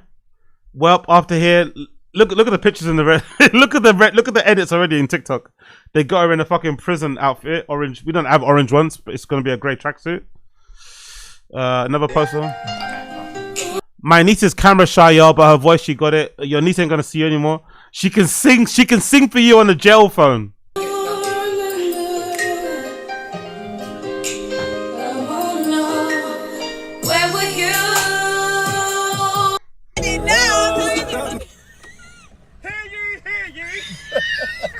From here on forth. Okay. Fuck, you know. Can I have that purse? You're not gonna need it anymore. Can you keep your head steady, Rilel? Fuck what people say. Crazy. I saw the video those dates posted. The fact that we're all here is crazy. See you in 2056. Welcome to prison. We had the best seats. Front row seats in court too. Can't use Face app when you're mugshot, by the way. Jesus Christ. Oh, yeah. Absolutely crazy. Absolutely fucking crazy. Absolutely fuck. Here's something wrong with this child. Showing more things here. What's this? What's this one? Got a remix. Instead of somebody fucking loves me, fuck love. Somebody retire me! Someone said in the comments, retired yourself. Retire me. Yeah, that's the fucking new version of the song. Cause that's all I need. Who pays all the bills? Somebody who cooks all the food and hangs the washing to dry. Yeah. Imagine being one of these type of girls, right? You want someone to retire you, but you're not even willing to cook, clean, or wash the clothes. What do you do then? You want someone to retire you, right? You build your body in a way to attract certain guys that like that type of BBL, pointy chin, whatever look that they want to go for. But then you're not willing to do any household duties. So what do? Just look pretty. All you do is look pretty. You don't bring nothing else to the table apart from what? Your looks and your maybe sexual appetite. That's not enough. And also, that being your entire life must fry your brain, innit? Might be part of the reason why you think running over your opponent, your enemy, is the right way to go about doing things. Because you don't have nothing else occupying your mind. All you think about is man, money. Being that fucking male obsessed and money obsessed fries your brain. It must fry your brain. You don't have any sense going on there. No appreciation of life. No value of money. Just fucking... Do you know what I mean? Just BBL juice running all over the fucking brain. I don't know what's worse, the cost of the cost of groceries or the fact that Prince Andrew was arrested and released the same day. Well, Groceries will be 50% the price, 5 times the price today when you get out. This didn't age well, exactly.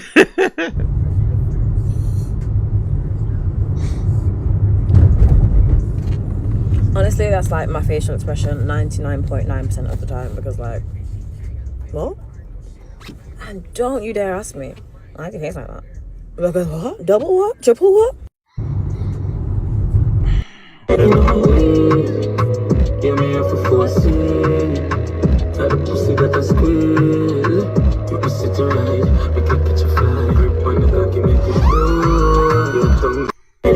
Okay. Cool. What's happened here? You know why you lot are fucking because it's like, oh, you're in London, what's the vibes, so I tell you the vibes. I said I'm going Harrods, what about you? Crickets. You know why you lot are fucking hilarious because it's like, oh, you're in London, what's the vibes, so I tell you the vibes. I said I'm going Harrods, what about you? Wish and they wish and they pretty girls are the wickedest. Top girl they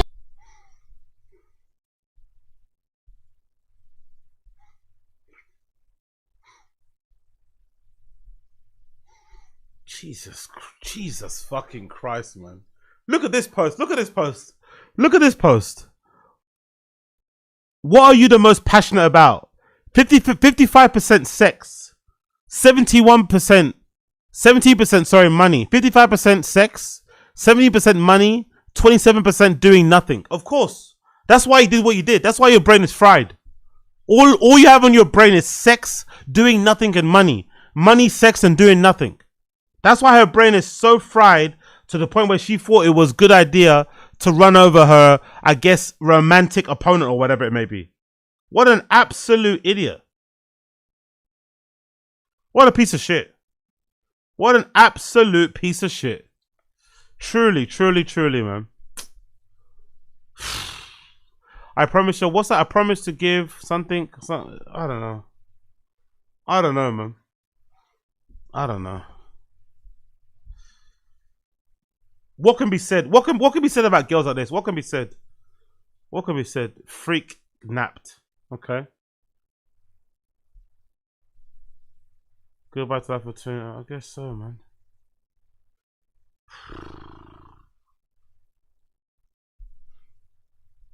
I guess fucking so. I guess fucking so.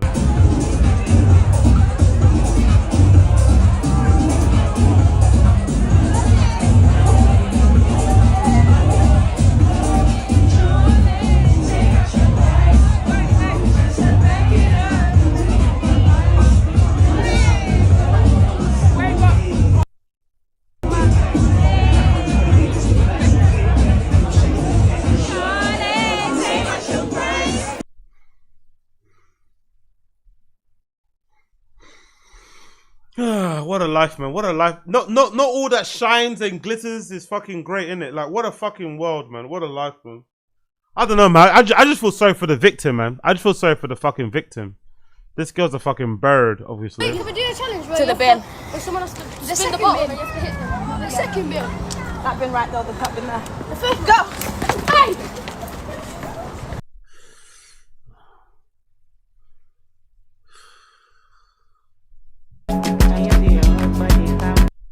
Anyway, and this is allegedly the victim too. This is the victim. RIP to Klaudia. Allegedly saying she passed away. Again, I got no confirmation on that because not from the actual news sources. This is an article actually posted with BBC News. Attempted murder charges after car hits pedestrian. So everyone's saying attempted murder. So when they keep saying attempted murder, it doesn't seem like the girl's actually dead. So I'm not too sure what's going on. Is she on life support? Is she actually passed away? I'm not too sure. Attempted murder. A 29-year-old woman has been charged with attempted murder after a car crashes pedestrians in central London in the early hours of Sunday. Gabrielle Carrington of Broadfield Road in Manchester was also charged with grievous bodily harm with intent, actual bodily harm, and drink driving. The Metropolitan Police said a 30-year-old woman was taken to hospital where she remains in life-threatening condition. The force urged the public not to share extremely graphic footage of the incident circulated online out of respect for the victims, so not to prejudice the criminal proceedings. A man in his 50s was taken to hospital with life-changing injuries. Age in their 30s was treated for minor injuries. Police were called to Arga shit at 12:30 a.m. Fucking hell, man. Fucking hell. Fucking hell. Yeah, and this is the victim. This is the alleged victim. Her name is Klaudia. Klaudia Glam on Instagram. Nothing of value was. Oh, well, Jesus Christ, nothing of value was lost. What about the dude who's got it hit too? Hope he's good. To be honest, I met her once in London when she was in a restaurant, and she was actually rude to the people that worked. Oh, honestly, what's wrong with people, man? What's wrong with people? To be honest, I met her once in London and she was rude. So does that justify her being fucking run over and killed? Are people insane? Does that justify her being run over and killed because you met her once in London and she was rude? That's actually a girl too, right? Isabel Iziandel. This is a girl, no? Honestly, the only people that hate, like I said before, the real enemy of women isn't men, it's other women. This woman is fucking insane. I think she think about herself that she was somebody better, and I don't like that. That she was somebody better because she's making money from selling her body and pretending that she's a businesswoman. In fact, she wasn't. So I'm not feeling sorry for her. I understand we shouldn't talk bad about someone who passed away, but the way that she was behaving was disgusting. So I'm not feeling sorry. Jesus Christ. What? Huh? She was rude to people that worked in a restaurant, so you're justifying her getting run over and killed. Are you insane? Are you actually insane? Fucking hell. Our generation is fucked. Rest in peace, love, such a sweet soul. The comments here are disgusting. Is his OnlyFans free now? Another Viva Street worker gone too soon. Why stand in front of the car? Another BBL bandit gone. Good riddance. She was beautiful. This was a hate crime. We'll knock one out. Oh my God. We'll knock one out in her memory. R.I.P. So many inhumane comments here. What? The gorgeous one died. May God rest her soul. She was also. God almighty. The comments are crazy, isn't it? Like, is this misogynism or is this just like trolling? R.I.P. Horrible thing that happened to you. You always receive so much dislike and hate from others. God didn't want you here anymore. He needed you back home. This will keep me out of the streets, clubs, and having fake friends. Thanks for sharing your life with us. Klaudia isn't dead. I hope the poor excuse of a woman who done her ends in a casket. Praying for you, Klaudia. Sorry you had to happen to you. Speedy recovery. Sorry you had to come back and comment a second time because wow. Okay. She's not dead. Someone says here you will make it. No weapon formed against you shall prosper. I want to see what people say in the comments here. She's dead. Do friends come? Absolutely disgusting behavior from all the women. How sad and tragic for all their families. I would imagine even if she survived, she would never be the same again. The poor innocent man who was unlocking his bike in the wrong place at the wrong time is heartbreaking. This country is a disgrace, and this behavior is becoming more and more prevalent. England was never like this. Bloody alcohol to blame again, no doubt. Crazy behavior. I hope the poor girl pulls through. I thought the BBL would have saved her like an airbag. Fuck, honestly, the comments. You don't have to know every one person to feel sympathy. The comments say, oh my God, the comments, like, oh my God, bro. Like, we've entered into, honestly, it's ever since Charlie Kirk, we've entered into a weird period where no one cares, innit? When people die, there's not like everything's a troll. Everything's a fucking troll. Everything's a fucking troll when someone passes away. Pray she recovers because it's insane how women crash out. You people should be ashamed of yourselves. You are wishing death upon someone you don't know. She never did anything to you. She's human. BBL fake plastics, chicks killing each other over men who are just going to shag you and move on to the next. Your BBL things need to remember you're just a product at this point. You done it to yourself to get rich men who want to quick be and spend a rack on you and Dior. Fucking hell, this is not an insult. If you have an urge to say something very insensitive about someone you don't know after they die, you may want to seek help. The hardest part of even though she was doing what she was doing, it's sad she had to go out that way, killed by her peer. Fucking hell. Over a guy, that's the thing. The guy is still free and doing his thing. He's gonna go on to the next one. And you know what's weird as well in those circles of girls? This actually might increase his value with some girls. You know that? This might actually increase his value with some girls. They'll be like, what sent all those girls are gonna be so curious to know what made these girls so crazy to the point where they were willing to fight each other outside of a club, and the other was willing to run the other one over and kill her. This is how perverse and how fucking tapped and mad we are in the world. This might actually increase his stock. This might actually increase Twin S's stock. I'm not gonna lie. Let's be a lesson. Stop jumping people. Who would I would random? Oh, okay. There's a narrative going around that this girl deserved it because she jumped the other girl. Let this be a lesson. Stop jumping people. I would have ran them over. I would have ran them all over. Y'all need to learn to keep your hands to yourself. Now you lost your life over some damn community dick. Huh. The video that I watched looks like they were both fighting each other. I don't know. And also, you don't get to like stop the. I don't know. I don't know if that works out. That makes sense. If you're fighting somebody and they stop rushing you, if they stop rushing you and you get in your car to run them over, I don't think it works that way in self-defense. Maybe it's different if they're like trying to pull you out of the car and you're speeding away and someone gets run over. And you know what I mean, but them rushing you, stopping, walking away, then you jumping in your car and running one of them over, yo, go to fucking prison, man. Go to fucking prison. If you're on here making jokes, fucking hell. Yeah, the comments are not good here. There's literally 20 million women out there that would. Okay, cool. What are the comments saying here? Nothing. There's no crazy comments there. Cool. Everything's fine here. Good to see. No lot of disrespect on here. Good to see. Imagine being known as a loser to get BBL battle. The comments on this supposed. What? What's it supposed to say? Imagine being known as the loser of the Great BBL Battle 2026. The Great BBL Battle of 2026. That's what people are saying. God almighty. Rest in plastic. Honestly, what is happening with society? Didn't the airbags help protect her? The BBL cushioned the blow and saved her life. Not defending what happened, but if you watch the video, there's 3 girls jumping, fighting the other girl, Gabrielle. She got in her car to get away. Then when this girl got ran over, hope she makes it. Nah, that didn't happen that way. That's a lie. This person's lying. If from what I saw, maybe she was getting. I saw a fight between.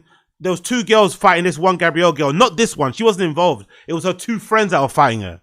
Then this girl walks past the cars as they kind of stop, and she runs her over. That's not the same thing. Also, some of these comments are vile. RIP Claudia. RIP Darling. Sadly, she passed away. What's the obsession with having these abnormally large backsides? Demons won the night. Don't let that go over your head. People, please be more aware of what you're doing under the influence. Someone says, rest in peace. One other person saying here. It's really sad to hear what happened. She's alive but in critical condition, someone says here. Actually, did I see someone followed me on Kick? Before you can, hold on, let me just quickly see. Did one of you guys follow me on Kick? Who followed me right now? Let me see what point. One of you guys follow me, or is that just an alert for nothing? Let me quickly see here. Who followed? Yeah, big up Eclipse Power for following me. Big up Eclipse Power following me. I appreciate the follow on Kick. Appreciate the follow on Kick. Appreciate the follow on Kick. RP Claudia, can't believe it. Rest in perfect powers. So sad, this newsman. I know you'll still be turning into an events from heaven.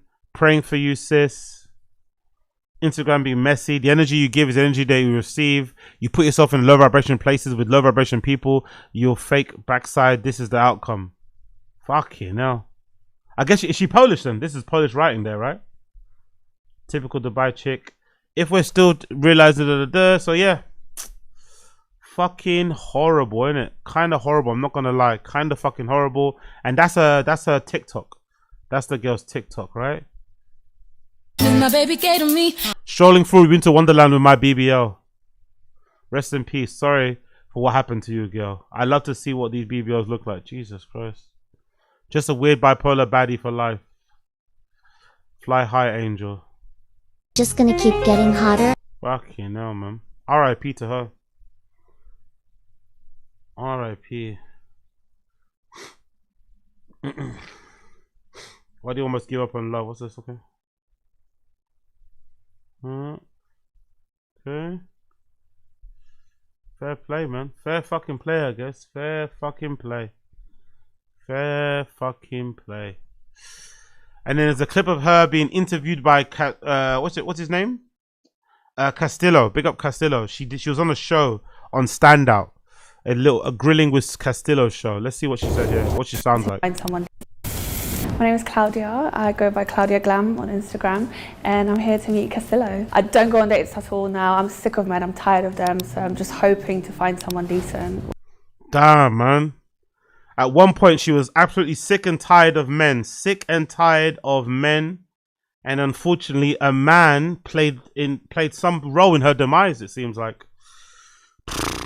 We'll see. You never know. I could fall in love with Castillo. Could be the one. You never know. I can definitely handle a grilling. I can handle a man, so I can definitely handle a grilling. If he tries to grill me, I'll grill him back. So we'll both be grilling together. I'm ready. Let's go. Hi. Yo, what going? You right? Why is he wearing a jacket? But he actually looks better in person. Her body's mad still. You got shades on? Yeah, I thought I'd match you. Why you got shades? He likes me. She's gonna get moved to, bruv. Because I thought I'd match you. You know, Big match man your energy thing. today. Come on. I like, what shades are those? Oh, they're from Fashion Nova. Yeah, it's not the same, innit? But still, good. I like the try still. I'll take them off. She seems kind of cool, man. I'm not gonna lie. I know she looks the way that she looks, but she's got like a really nice personality. She seems really chilled, laid back. Doesn't take herself overly serious. She's got kind of good bants. Fuck, man. I think fancy him a little bit. This thing is 100% my type, bruv. I gotta say something. You're on my side. That's mad. She sat on my side, bruv. She's trying to do a power play. I get what I want. Is it like an OCD thing? Yeah, it's OCD. I have to be on certain sides of the room. I'm like that with the temperature in the room. Yeah, he seems much more like intelligent in person. Got like things with numbers as well. Like, you got things with numbers? Yeah. So like, what's the thing with numbers? Number 24. Like, I'm 24, not even joking. Even numbers. No, it's been like following my whole life. Nobody really gets it until they get it. Boring, bruv. But yeah, if someone's like born on the 24th, I feel like they might be my soulmate. Are you serious? Idiot. Ban your number, bruv. You really think that for real? Yeah. That's a mad thing. He's loving me. She's boring, bruv. Now, I need to ask you. So what's your name? She's Claudia, boring, bro. Claudia. Is it Claudia or Claudia? Yeah, Claudia. Are you Polish? Yeah, I'm Polish. Big man thing. Polish things. He loves Polish women. You couldn't tell in it looking at her. I'm not gonna lie. Is that the Is that the Kardashianification of beauty in around the world? If you would have asked me what her fucking origin was, I would have never guessed a nationality. I would have never guessed Polish. I would have never guessed Polish. Looking at her, I would have never guessed she was Polish in a million years. Maybe without the makeup it's easier, but I would have never guessed she was Polish. Never. I don't know where, but I would never guess she was Polish. I can tell. Shout to me. Yeah. How do I know you're Polish? Mad thing, innit? Because you dated other Polish girls. No, never in my life. No. Yeah, I see. But growing up, one of my best friends is Polish. This thing is 100% my type, bruv. Okay. His name was Arta. Yeah. And he had a friend called Bartek. He's funny. And you know what we used to drink? What? Zoopy. Zupa. Soup, innit? Yeah, Zupa. Is that what it's called? Okay, I've been getting that wrong, bruv. And pierogi. Yeah, pierogi. Then. We've got so much in common. She's rating my thing. Big man, you're actually Polish though. Yeah. I know, no one believes it. I kind of thought Polish, but then before that, I thought maybe you was Irish. Irish? Yeah. Irish? I've never gotten that before. The dark hair thing, I thought you was like maybe a traveller gal. What? Don't get rude, bruv. Just chatting shit, bruv. Don't big up the traveller community. No. You better love them, bruv. They'll Yeah, come but to your I'm yard, just bruv. surprised because no one said that before. No, it's the dark hair and the eyes. Okay. We're getting along. So what'd you do, Claudia? So I'm actually a contract manager. Contract manager? For a facilities company, yeah. Liar. For what company? Liar. I'm a contract manager for a facilities company. Liar. Company, so I manage engineers. No, you don't, bruv. I do like influencing. My main job, I actually have got 9 to 5. Okay, I believe that though. I believe that. A lot of people online love to put an image out that they're completely funded by their social media, right? You want to act like you are. You want to kind of act like you are so you can step into it later, but you're not really there yet. So I can believe that she's kind of like looking to be there, but she's not really there yet. I can believe that. But yeah, liar. That's mad. I would never think that you did that. No I thought you was wonder. like a social media person. I know, basically, yeah. Big man thing. I think I'm surprising him. Okay, so that's what you do. I'm actually mad surprised. This thing is definitely the buffest gal that's been on this show. He wants to rip my clothes off. So Yo, R.I.P. Claudia, man. R.I.P. Claudia. She seems like a cool girl. I'm not gonna lie. She seemed like a cool girl for like a BBL influencer type of lady. She seemed like she had a little bit more up there. Decent personality, good banter and shit. Didn't take her too seriously. But again, in the moment, let the emotions get the better of you, and look what happened, man. As much as you can blame that Gabrielle for what she did, she also partook by fighting the girl back and stuff. I don't know. There is a scenario where they could have both went home to their families, okay, you know. But engaging in a fight under the fucking influence of drugs, alcohol, and shit, the jealousy, it was probably too much, man. It's really sad, all in. Everyone's life's ruined. That girl's probably gonna be in prison for many years. This girl allegedly is dead. The fucking Uber driver guy is allegedly paralyzed. All their whoever family relies on him and his income, how that changes. Fuck. What a tragedy, man. What a fucking tragedy all around. Gabrielle has been charged courtesy of Shadeborough, as we know there. Another update. The passing of Klaudia has been confirmed by her best friend. Her best friend has confirmed that she's passed away. No one understands the kind of pain I'm carrying right now. It feels like everyone is more interested in being fast, nosy, or twisting the story into something that isn't even real. It's tearing me apart inside while they talk and speculate. I'm the one left with the memory of watching my best friend, someone I love, get killed right in front of me. Left there, fighting for their life, slipping away. That image doesn't leave me. It replays over and over and over. I can't escape it. Fuck, man, I can't imagine. And somehow, I'm expected to just sit with that. To hold all that in while people who weren't there act like they know what happened. It hurts in a way. I don't even have words for it. It feels heavy, lonely, and suffocating, like I'm stuck carrying something. Fucking hell, man. Fucking hell. Horrible. And then I think some more tributes here. The woman has been arrested on suspicion. And this is a clip, right? This is a clip of the aggressor, Gabrielle. People shouldn't trouble mad people, because when I hurt you for provoking me, I won't be going to jail. I'll be at the hospital around the way from where you'll put you. So this is her. Look at her driving at 82 miles per hour. Probably drunk behind the wheel again. Fucking hell. That's her full name, right? Klaudia Zakrzewska, who was run over by a car, has passed away. Another tribute from her friend. Didn't feel real last night, and it doesn't feel real today. You messaged me 2 days ago with your birthday trip plans. It's supposed to be your birthday this week. Wow. You literally came to support me at least. Jesus Christ, bro. You literally came to support me last event the other month. We were the last two standing at Tisha's birthday. You spent the whole night telling me your plans. You had so many things to look forward to. My heart is broken. My heart is broken for you, your mum, your man, everyone. You were the kindest, most sweetest soul. You didn't deserve any of this. You supported everything I do and never stopped inviting me everywhere when I moved away, even when I couldn't come. I've asked my mummy to find you in heaven. She'll look after you. Love you, Claudes. Sleep tight, sweet angel. Fucking hell. She's actually dead, you know. It's actually wild. I meant no, not me, before anyone twists anything. Got so much tears in my eyes, can barely see.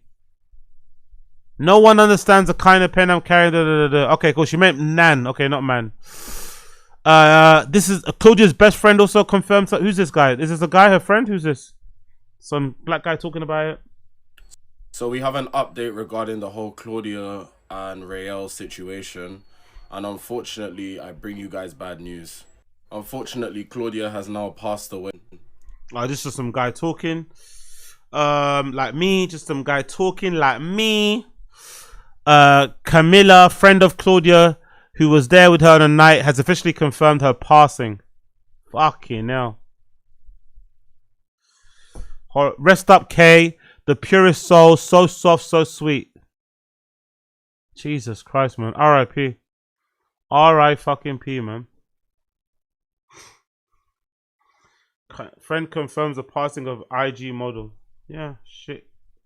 Plays the way it plays, isn't it? Shit plays the way it fucking plays. Fair play, man. Fair fucking play.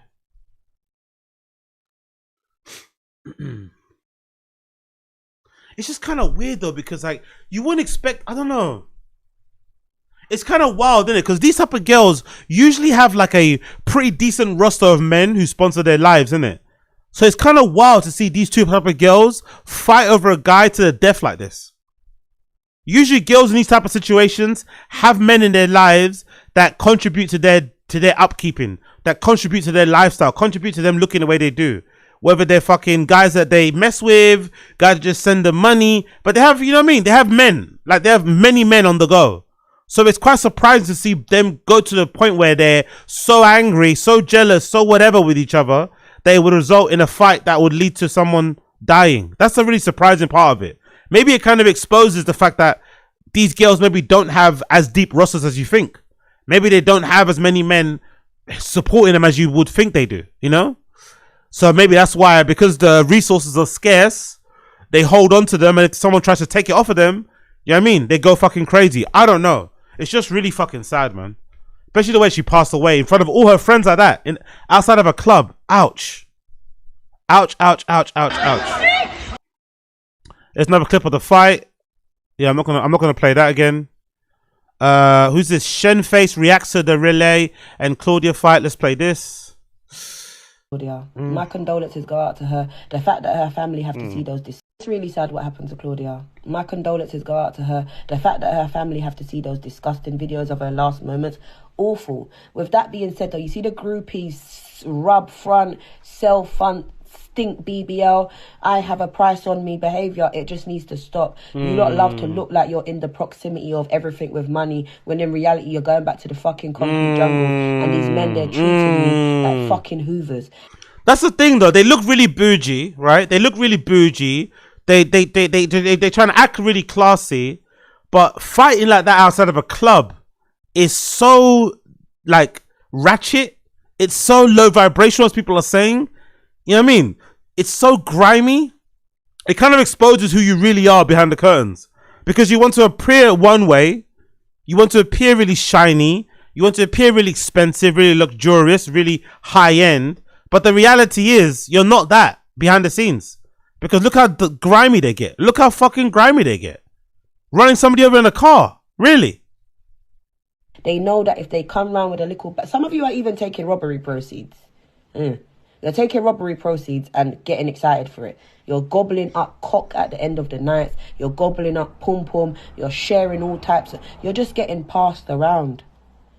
Passed Molly and passed around.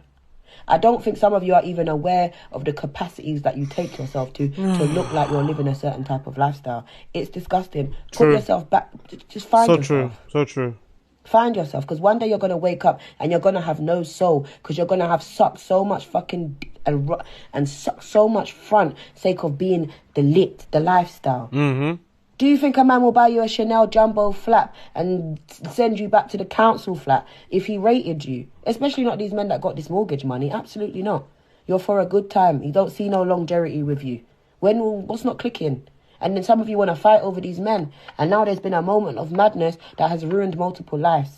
It's disgusting. Fucking know yourself. And this is why when there's too many of them stink, I sell my front BBL gal around, I don't attend the function, because when they realise that you garner attention without having to gobble cock at the end of the night, they will want to fucking attack you. They will want to attack you for nothing other than you don't got a gobble cock. True. Very, very true. Very, very true. It's just a tragedy all around, man. A tragedy all around. Update from Bouncer. Just want to clear up a few things. As when I'm receiving news, I was very early. Sometimes it can be 90%, not 100%. This is why I say allegedly, so apologies for misinformation. It's confirmed the lady in question is brain dead. Anyone that knows what's happened, what that means, let's send some prayers and hope she pulls through. Yeah, man. Unfortunately, she did not survive. She passed away, they said. Fucking hell. Absolute tragic. And this allegedly is the guy. This allegedly is the guy that they were fighting over. So yeah, man. So... you know, that's a sad situation, because he might be the one you're fighting over. He still's free. You're the ones going to be spending one of them's going to spend a long time in prison, and the other one's passed away. What a tragedy, man. What a fucking tragedy. And all for nothing, really, in the grand scheme of things. All for fucking nothing. What a tragedy, man. What a fucking tragedy. What a fucking tragedy all around. It really is one of the worst things I've read in a long time online. I'm not going to lie. One of the worst things I've read online in a fucking long time. What an absolute tragedy. And hopefully that changed people's behavior. I'm not gonna lie. I'd hope that's gonna change some behaviors, but I really doubt it. I think that whole group of people, those types of people that go to this type of functions, they're just, you know, they get up to this is part and parcel of that kind of scene, I think. If it's not the girls doing it, it's the guys doing it. I don't think it changes much, to be honest.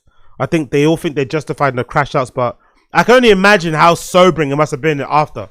Because your rage and your emotions are always valid in a moment. Then as soon as you see the consequences of what you've done, suddenly everything that happened before doesn't matter anymore. Suddenly it doesn't matter. Suddenly it doesn't matter anymore. I can only imagine how she must have felt. Because that girl came out of the car on smoke. She came out wanting to like continue the fight. Pull the girl's hair. And then stood over and realized that the girl was fucking obviously dead. And was like, oh shit. I should probably be making moves now. But yeah. R.I.P. to that young lady, man. R.I.P. to that young lady. R.I.P. to that young lady. Let's continue. Let's continue. Let's freaking continue. Are you guys surprised by this? I was kind of surprised. I thought to myself, like, you know, we all like to enjoy ourselves when it comes to adult activities and adult fun time. But I don't think I enjoy adult fun time to this extent. Even though I'm a person that I've always said I can see myself having kids before I get married, but I can't see myself having kids anytime soon. If that makes any sense. Because having kids is easy, right? The easy, like, you know, as in, you know, functionally having a kid is way easier than getting married. Also, obviously you can get married in a fucking, you know, registry's office, but the actual function of having a child is easier step by step than obviously getting married. So I can see myself having a kid before I get married. But even though I'm not really like, you know, looking at either of those things anytime soon, I still wouldn't go down the vasectomy way. I know there's some guys that do it because they don't want to, you know, they don't want to wear condoms, and they also aren't thinking about having kids anytime soon. And most vasectomies, if I'm not mistaken, there is a procedure you can reverse it, right? If I'm not mistaken. Most vasectomies you can reverse it. Nowadays the surgeries aren't as invasive as they once were in the past. They can sometimes happen you can sometimes get discharged the same day. The healing process is faster, blah blah blah. Loads of medical enhancements have allowed men to maybe explore that more often going forward. But it's kind of wild to hear a 23-year-old in PlaqueBoyMax announce that he's gonna get a vasectomy, or he's got one already. A 23-year-old. It's kind of insane, isn't it? It's kind of insane to be 23 with a vasectomy. But this is PlaqueBoyMax announcing it. I'm not gonna lie, gang. Put two and two together. I can't be doing this shit. Like, I'm not be doing this shit. Niggas is not having no PlaqueBoy Juniors. So, I got a vasectomy. Yeah, I got a vasectomy, guys, and I had to, you feel me? Niggas had to, you know, obviously heal. But yeah, bro. I don't really want, like, I'm just telling y'all this because I want to be aware, like, transparent with y'all about where I was, but, like, I'm not finna go into details about my personal beliefs or why I'm doing the things I do. You feel me? Just leave it at that, and I need y'all to just respect. We know why you're doing it, bro. You like to finish inside the ladies. That's why you're fucking doing it for the most part. That obviously is the obvious explanation, but I don't know. Doesn't it sound kind of insane to be 23 years old with a vasectomy? No? Or is that okay? Not that it has to be okay or not okay, but it just seems a little bit hasty, innit? It seems a little bit quick. It seems a little bit unnecessary. And also, I wonder if you get it early, if you get it young as a man, I was wondering, the younger you get it, does that hurt your chances of getting it reversed in the future? Or does it not matter at all if you get it younger? To be fair to him though, given how rich he is, right? Given how rich and successful he is, it's probably the smart thing to do. Given how rich and successful, it's probably a smart thing to do, think about it, because he's susceptible to getting trapped. He's a prime victim, a prime candidate for any of those girls that like trapping men with babies in order to get child support. So maybe it's a smart play to be like, you know what? I'm not sure what I want to do yet. I'm 23. I'm a multi-millionaire streamer, recording artist, rapper guy. I don't really want to, I'm not really sure what I want to do long term or in the medium to short term when it comes to kids and relationships. I do know that I like women. I do know that I like adult fun time with the women, but I also don't want to be in a position where I'm now having to, you know, look after a child I don't want, or raise a child I don't want, or number two, having to financially support a woman I'm no longer romantically involved in, care about, or because we have a child in between. Because that must be a weird situation to be in as a child. Because like people don't talk about that often enough, or maybe the children don't talk about it because maybe it doesn't matter. But I wonder how it must feel if you're a child and you know that your parents don't fuck with each other at all, but not like they were together and they broke up, in the sense that it was a one night stand. Your mom decided to keep it. Your dad didn't want her to keep it, but she kept it because of child support, and now here you are. I wonder how those childs feel, the children of those relationships or of those encounters. That must be a horrible feeling, knowing that your mom only had you to get child support out of your dad, and your dad never wanted you. And the only reason why you were conceived was because your dad didn't wear protection. Kind of wild. So yeah, he's out here. But to be fair as well, I have heard from some of my male friends that even guys that get vasectomies, there are some girls that still don't fuck with that shit. They're still not gonna be like, yeah, whatever. You know what I mean? Go true. They're still not gonna be down. They're still gonna demand that you wear protection. Like, they don't give a fuck, you know? So it's not like a fail safe. In case there are guys out there that think, oh yeah, getting a vasectomy ensures that I can start running through the 6 completely naked. It doesn't mean that. It doesn't mean that whatsoever. There are some women out there, quite a lot of women, that still won't allow you to come that close to them in that sense, especially if you're not in a relationship or anything. Me personally, I would prefer if we lived in a society where there was less probably focus on the sex side of things when it comes to relationships, and more on the compatibility. We need to get back to, like, you remember that period in time where everyone was talking about, oh, if you're with your boyfriend, your boyfriend or your girlfriend needs to be your best friend. I don't think we need to go that way.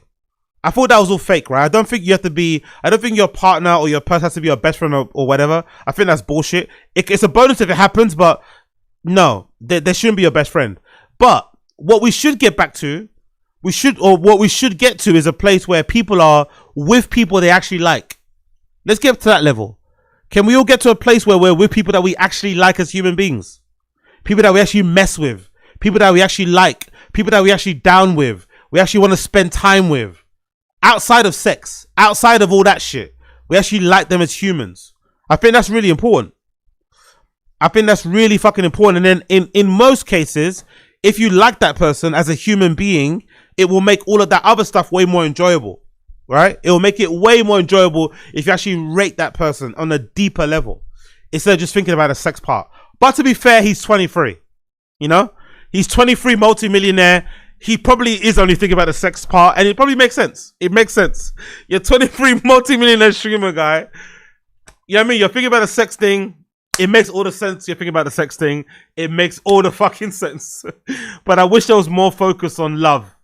I wish there was more focus on love, on compatibility, on like finding somebody that matches your freak. And not in like a freaky level, but like in the lifestyle level, you know?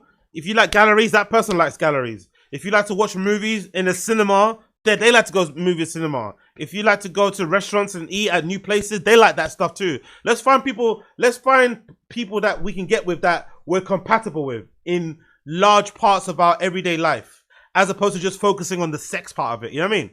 Because that shit will come, and it would also be better when the person you're with is somebody you actually like, you know? But who knows? Maybe I'm mistaken. Who knows? Maybe I'm mistaken. Who knows? Maybe I'm me mistaken. You never know. You never fucking know. So, I don't know what to do, guys. I don't know what to do. I've been watching a lot of YouTube videos lately. One in particular that I watched kind of broke down a lot of the numbers and statistics around some of these big IRL streamers online, and some of these big content creators, and some of these podcasters and shit. And the fucking conclusion of these videos that I've watched is that a majority of the big content creators and streamers out there, aside from the clip farming and the clipping economy, which has allowed them to kind of become really popular, right? where they have these large groups of clippers all around the world who they pay a nominal fee to every month, and they clip little sections of their fucking stream and share them on all these different fucking platforms that then allows them to become viral. That's one thing. What I've learned now is that the majority of live streamers on streaming platforms like YouTube that I'm on right now, and on kick.com like I'm on also, I'm dual casting, so we got everybody on Kick. All they do is viewbot. All they do is viewbot, and viewbotting is in the clue's in the name. It's where you pay for a service that inflates your live stream viewers. So at the moment it says here I've got 14 people watching me on fucking YouTube, and if I go on Kick, it says I've got how many people here? I've got 3. Well, people that viewbot, they will go to this service that artificially inflates their numbers, so it makes it look like they've got thousands, sometimes tens of thousands, 100,000 people watching them live.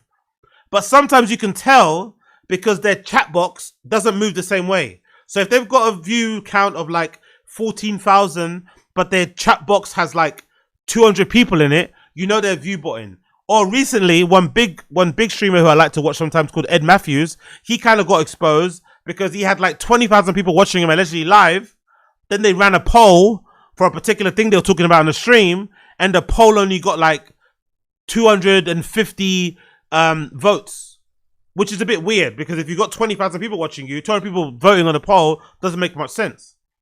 So what I was trying to say, the conclusion of this whole entire rant is that there's a lot more people out there viewbotting than I actually thought. It's a big thing. Everyone's kind of doing it. And people are mostly doing it to kind of, you know, it's an insecurity thing. You don't want to get on stream and have like 10 people watching you, whatever else it may be, or lows, fucking single digits. So you increase the viewer count to make yourself feel more better. Or the other thing that people do is that they viewbot to obviously placate or to like satisfy sponsors and advertisers, because if they sponsored and advertise with you, you want them to kind of see that you're doing well, or it can use as a way for you to get fucking sponsors and advertisers on your fucking platform, because you're gonna, you know, send out an email, show them how many viewers you get. They're gonna think you're a big person and they're gonna want to advertise with you. One person that got exposed recently is this streamer called Extraemily. Do you guys know who Extraemily is? This girl called Extraemily, this Asian girl who, I'm not gonna lie, she's always kind of slightly annoyed me because of her, like, she's one of those streamers that has that, she has like a streamer voice. She does the streamer voice thing. Allegedly she's like 30 years old, but actually she's like 16. It's a little bit weird, but she's also very popular. So it was surprising to me that they're saying that she also viewbots, because she's actually one of the ones that, although I'm not the fan of her content, I can say that I see a lot of her stuff online. She's definitely fed on my kind of algorithm. So, and again, I don't really like what she does, but she's definitely there, and you could tell she's with a certain group of friends and whatever it may be. But it got revealed via an accidental leak that she put out herself that she might be viewbotting. This is the leak that she did. She's on stream, and as she's flicking through her windows, a window comes up of a viewbotting website, basically like an analysis website, and she kind of continues on. But everyone saw the fucking screenshot, and everyone went fucking crazy. How cool. But okay, anything else? Oh, this is Emily. Have you met her? It's Chris. Oh. Bring it on. Was there a reason why you were late? How cool. I don't know if you can see it here. I'll zoom in a bit. Oh, this is Emily. Have you met her? It's Chris. Oh. So that's the viewbotting site there. There you go. Viewbot. Look at the site, the name. Viewbot.ai. There's actually, if you see at the bottom here, she's got like a customer service chat box open too. So as you zoom in the bottom, you see her active windows. She's got 67 speed. Wednesday, she got other, and the one window on Chrome here she's got open is viewbot.ai. She got this website open. So everyone's kind of accusing her of viewbotting, which is fucking wild, because again, she's one of the streamers that I thought was actually successful with real view numbers, because she does a lot of IRL streams, she does a lot of collaborations, she's friends with like people like Hassan Piker, she's friends with like Your Rage and AMP Boys. You know what I mean? She's in that crew of like actual popular streamers, so you wouldn't think someone like that would be viewbotting, but it makes sense though, because I've always said when it comes to streaming numbers, right, in music, I've always said that most likely, although a lot of people like fake their streams, the people that fake it the most are the ones at the top, right? It makes more sense, because if you're Post Malone and you're buying 1 million views for your new album, no one's gonna tell because you're post fucking Malone. No one's gonna be able to tell because you're already super huge. So actually, the onus on viewbotting, although viewbotting should be left for people like me, right? Although viewbotting should be something that smaller streamers, mid-sized streamers should be doing more in order to kind of give themselves a chance, right? Like that's the excuse you would use. It's actually being utilized by the top streamers to make themselves look bigger than what they actually are. So the ones that are already fucking suffocating and absolutely, you know, dominating every type of social media platform with all their clips, right? They're the ones that can pay clippers. They can pay, you know, hundreds of clippers all around the world to clip their content 24/7. They're spread all over the place. They're dominating the algorithm. They're putting money behind ads. They're fucking flooding our feed way too much to the point where people like myself can't be seen organically on front pages of Kick, or you can't really break through on social media. But they're also on top of that being super greedy, extra greedy, and viewbotting. It's fucking crazy. The game is rigged, man. The game is actually rigged when kind of, you know, streamers like Extraemily are out here fucking faking fucking views. It's fucking wild. After accidentally exposing herself, a viewbotting leaked data shows that Extraemily allegedly purchased Twitch viewers via her private email, allegedly. They're saying that she may have purchased Twitch viewers. Look at that. It says there. Say there. Description. 1,000 viewers weekly. How much you pay for that? Did they say how much it pays? $100 allegedly. Allegedly it's $100 to pay. That doesn't sound too bad, you know, if you think about it. That's not a bad investment. You get one. Is that for a month? Oh no, it's weekly. So it's a weekly. So they're gonna give you 1,000 viewers. What is that? Is that spread across 1 week or is that each stream? Okay, it says here 1,000 viewers, right? That's her email there. Extraemily. 1,000 viewers weekly on the stream. Viewer count. It says here. The price is $100. Absolutely crazy. Done on April 11th, 2026. It's so wild. Honestly, this game is so. But I also wonder maybe we shouldn't be blaming the streamers. Maybe it's not only the streamers' fault. Maybe this is partly the fault also of the brands and the advertisers and the platforms. They kind of encourage it. They kind of encourage you to viewbot, because if you viewbot, it kind of allows the brand to look good too. Because if you get like an advertisement for fucking, I don't know, NordVPN, and you've got 100,000 viewers on your live stream, they don't care if they're fake or real. NordVPN want to look like they're backing the right person. They want to look like they're backing someone that's, you know, doing well. So NordVPN won't care if you've got 100,000 real live stream viewers watching you or 100,000 bots. So maybe they encourage some of this viewbotting shit. Maybe. But it's kind of wild. It's kind of fucking... Because the weird thing is, these guys' chats also... I wonder if they do it in a chat too, because if you watch them live, their chats are also moving super fast. So I wonder if they actually do it. I wonder if they do it. So yeah, she's been viewbotting. Asmongold Gold examines the viewbot. What did Asmongold Gold say about it? Because that's her friend, isn't it? Right? That's his friend. Asmongold Gold is friends with this girl. Let's see what he had to say. He's usually kind of harsh. He usually calls things out as he sees it. But with this being his friend, is he gonna keep it real, or is he gonna fucking sweep her and make excuses? Due diligence. Okay, so obviously it was not a pop-up. She, in my opinion, I think she looked it up herself. I do. I don't believe the pop-up thing. I don't. And if I go here, let me do it right now. That's not how a pop-up works, by the way. That's not how a pop-up works. And if you got a pop-up for a viewbot thing, you are probably looking for something viewbot related as well. That's not how they work. But yeah, I agree with him. I'll do it myself right now. What's Asmongold doing now? That's not how viewbot pop-ups work. Exactly. He's on the site to look for if he gets a pop-up on that fucking 6-7 speed site. Nothing happened. Not a single thing happened. Let me refresh the page. Okay. I'm going to refresh the page again. I'm going to refresh the page again. So there's no benefit or anything like that. Try the same browser she had. I did. I'm on Chrome right now. I'm on Chrome on incognito with what do you call it? Just a second. Just a minute. I'm trying to turn off my turn my ad block extension back on now. Okay. So yeah, I don't think it was a pop-up. Pop-up and like a new window pop-ups like that are like extremely uncommon. Exactly. Very uncommon. Exactly. Anybody who thought that was a plausible explanation when nobody could recreate that outcome is just they're just retarded. Like, I mean, I don't know what to I don't know what to tell you. Like, I mean, you're just stupid. Okay, Extraemily. So if I pull this up, she's not even botting. Like, if you look at a handful of these streams, like I looked at this before, this is not that. Well, actually, this one is pretty. This does look, this one does look pretty bad. He was about to try and sweep for her, and he saw the evidence. Like, hold on. This is actually not too. This is not good. This is not good. We got Asmongold. This one does look kind of. This kind of doesn't look great. Does not look good, right? I mean, like, I mean, it could be something else, but it does not really look. I mean, the viewership going down for like a sponsor makes sense. Like this one, like, I mean, is not really that crazy, but you know, it's like it's kind of hard to say. I'd have to look at some other stuff, but it definitely is not like. I'll be honest. It's not black and white. That's gray. So yeah, who knows what's going on with Extraemily, but it's not looking good, man.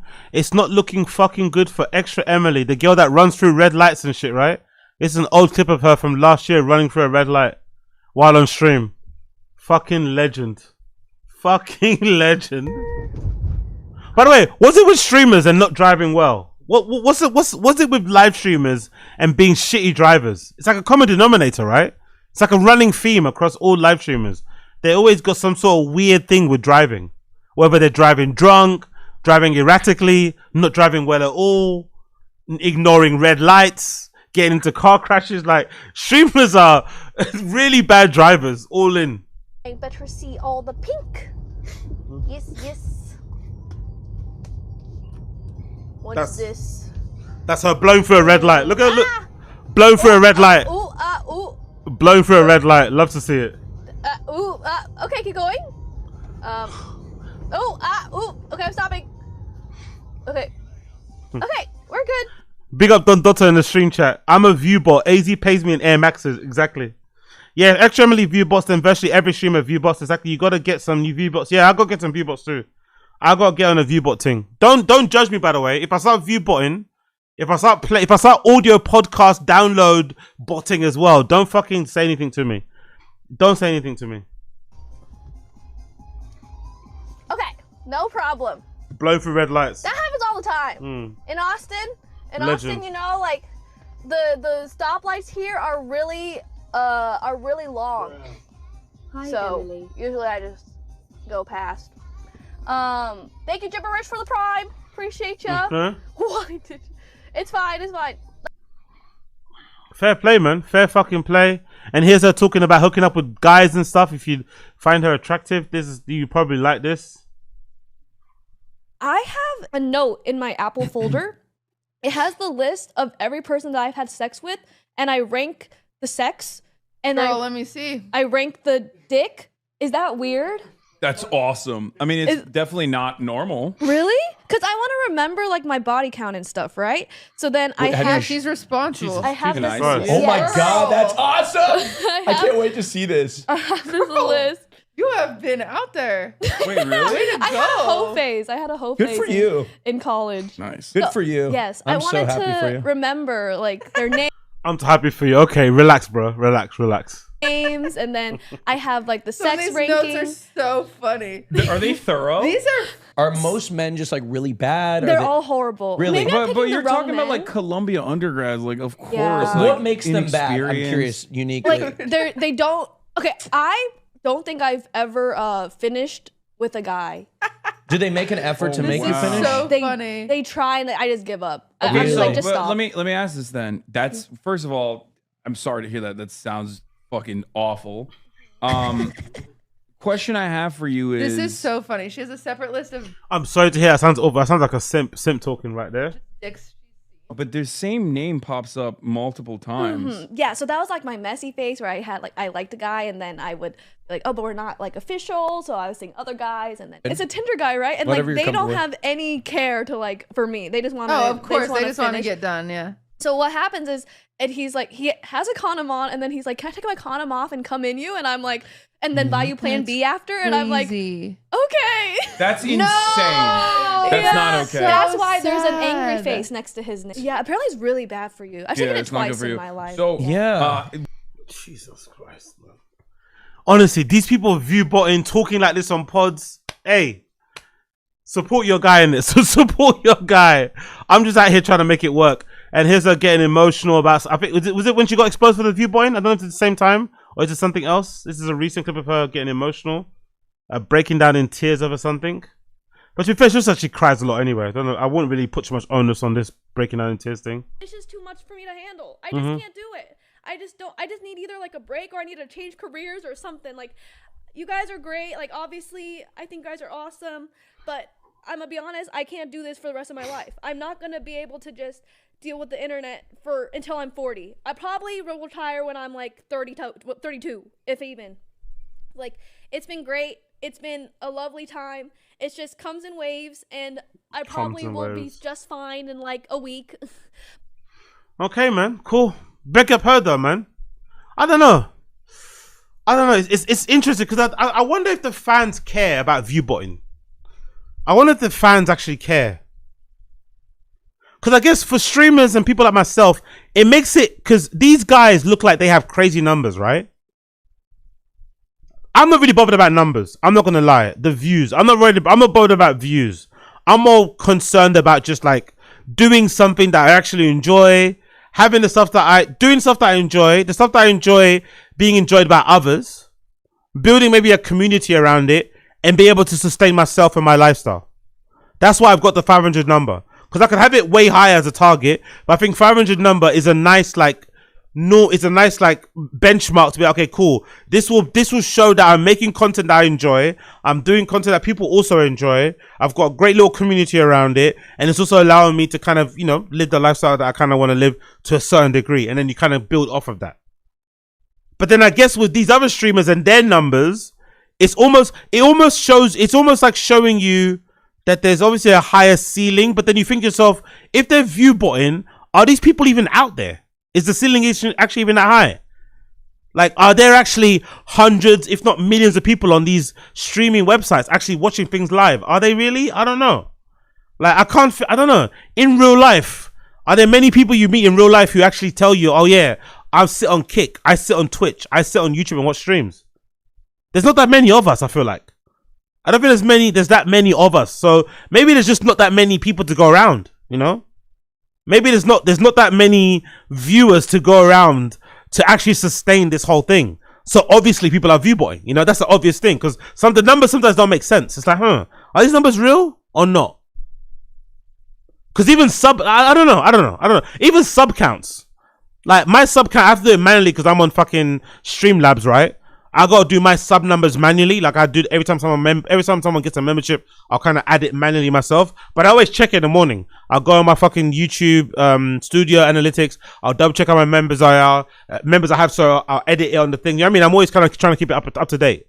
But I'm sure there's some people out there just faking, just be like, you know what? I've got 1,000 members, just to kind of make yourself look a certain way, feel a certain way. But there's just not that many people out there, so I guess really and truly, she's not the only one.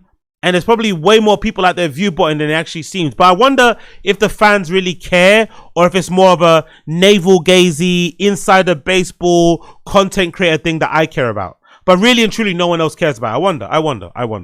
Either way, big up Extraemily. From one Asian person to another Asian person, let's talk a little bit. I don't usually do this on here because this is mostly a cultural commentary show. But let's talk slightly about Brendan Schaub and Chin. Why are we going to talk about that? Brendan Schaub, Chin, and the future of TFATK. The reason why I want to talk about this now is this.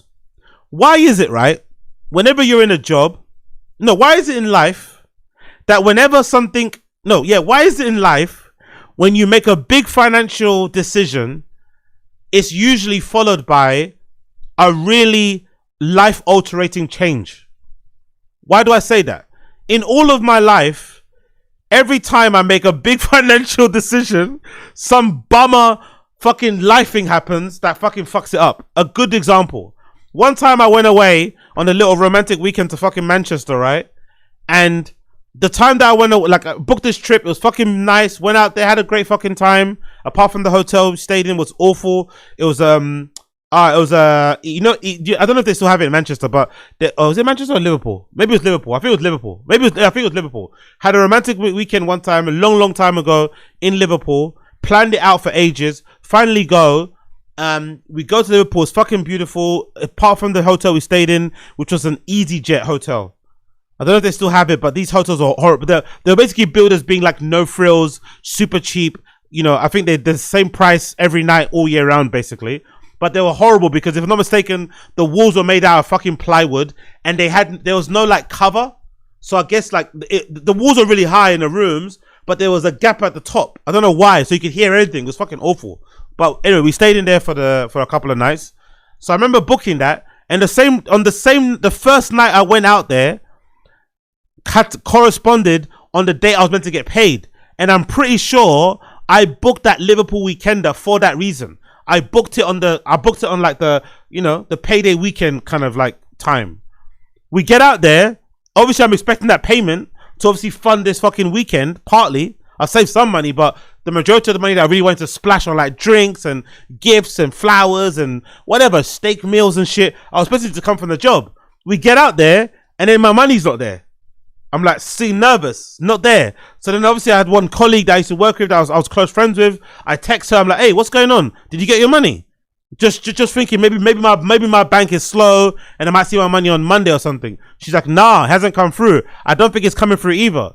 And then she says to me, hey, before you left, we went to the office on Friday. I left on that Friday morning and the office wasn't open. And the owner wasn't answering the phone. And then of course, long story less long, when I came back to London, I found out that company was going under. So the same weekend I went to Liverpool for a romantic weekend. My company went under. It ended up going bankrupt. I ended up having to go through court and shit to get the money many months later, whatever else it may be. Horrible. But I feel like that happens all the time to everybody.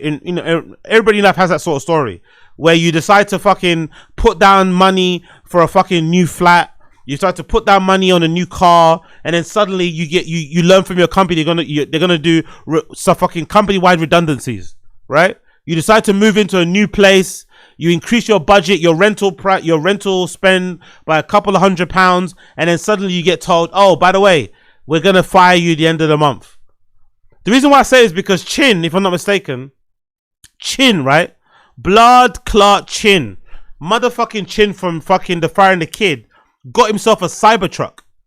Chin bought himself a Cybertruck, but in a recent episode of the T-Fat-K Patreon, the Brendan Shaw, where he did answering questions and answers, Q&A, he responded and he said that basically T-Fat-K is on his last legs. So I feel really sad for Chin because he only recently bought a Cybertruck. Now I don't know if he bought the Cybertruck outright, because I think now Cybertrucks are like what, $80,000, right? If I'm not mistaken. I know they've got like a cheaper version now. I think it's sold out, but I think Cybertrucks retail for like 180. No, I think 80,000 to like 100 grand. I think so. So I'm not sure if he bought the Cybertruck in cash or if he's got it on finance. Either way, it's probably another expenditure you don't need to make, right? It's more money, but he did it probably under the proviso that, you know, there's probably still a long-term future with T-Fat-K, but it seems like there's not. But this is him talking about his Cybertruck. That's such a dude, I can't believe I actually freaking did it. That's the first thing. I can't believe I did it. What'd you do? I bought a Cybertruck. Whoa! How much does that just kill Brendan?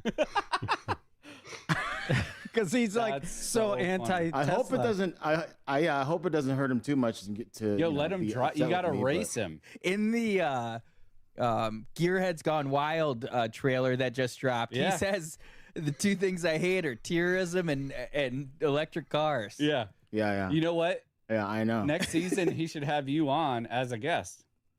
And they just beat the shit out of Chin's car. That's funny. That's it. And then get that car is tough. Is it awesome though, Chin? Are you loving it? So you just got it today, right?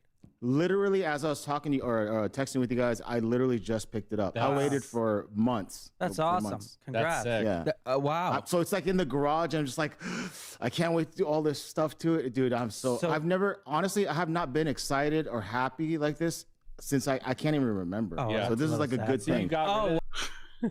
Zero bitches, right? Zero bitches. But when you get yourself a Tesla Cybertruck, you're meant to be happy. He's meant to be happy, but now the immediate future looks like T-Flat might be over. Isn't that fucking beautiful? Isn't that brutal? Isn't the timing fucking awful? The time when you spend money on yourself for once, on something nice, to make yourself feel more happy, or to make yourself feel happier in your new in your new fucking place that you live. You moved all the way from LA to Austin to follow Brendan and Brian because you love and appreciate them. And even though a lot of people give Chin a lot of hate and a lot of criticism, myself included, I feel like the change or the move to Austin made sense, right? He's comfortable there. He's probably going to be the last person fired, let's be real. Brian will probably be fired before he ever gets fired. So in a way, he has got real good job security. They've been good to him, with the exception of Brendan cranking his neck that one time, leading to him having some issues with his spinal cord and not offering to fix it. He's been treated pretty well by the Friar and the Kid, Brendan, Brian, all that malarkey. So he was probably right to think, yeah, I should get a Cybertruck. I should maybe spend this money extra to kind of spruce up my car. Plus, he lives in Austin. He might need something a little bit more durable than a Prius. And now, soon after him buying it, the future of T-Flat is in jeopardy. But it's also very like I'm anxiety ridden too, because like I got to make sure everything's in place. Did you? I wonder why he's anxiety ridden. I wonder if the week after he bought the Tesla Cybertruck, he filmed that fucking Q&A. That might be funny if that happened, This week after he bought the Cybertruck, he filmed that Q&A and had heard Brendan go on that fucking rant about wanting to end T-Fat K because Brian's not being enthusiastic and he's not being silly. He's not being silly or funny because he's too old. And he probably sat there thinking, oh my fucking God, have I made him a big mistake financially? And you know how those fucking finance things going in America? There's so many TikTok accounts and YouTube shorts of people paying crazy money to finance Cybertruck. So he's probably going to be there for a while. He's probably got that lease for a long time. Do you have a home charger? They give it to you. They give it to you. They give it to you. Wow. Do you have like the higher power one, like a station at your house? No. I don't. They said this one it'll take 8 to 9 hours to fully charge, which I'm perfectly fine with. That's just literally just in your home plug-in too. I mean, for you, that's a perfect excuse as to why you can't go somewhere, right? You're like, sorry, it's charging for 9 more hours. It's not charged up, dog. That's great. But I have a Prius too. Don't tell anybody that. That was my question. Don't tell anybody that. Oh, yeah, I sold the Prius. So I can't. No, I can't go. I sold the Prius. Yeah, dude, sick. That is really cool.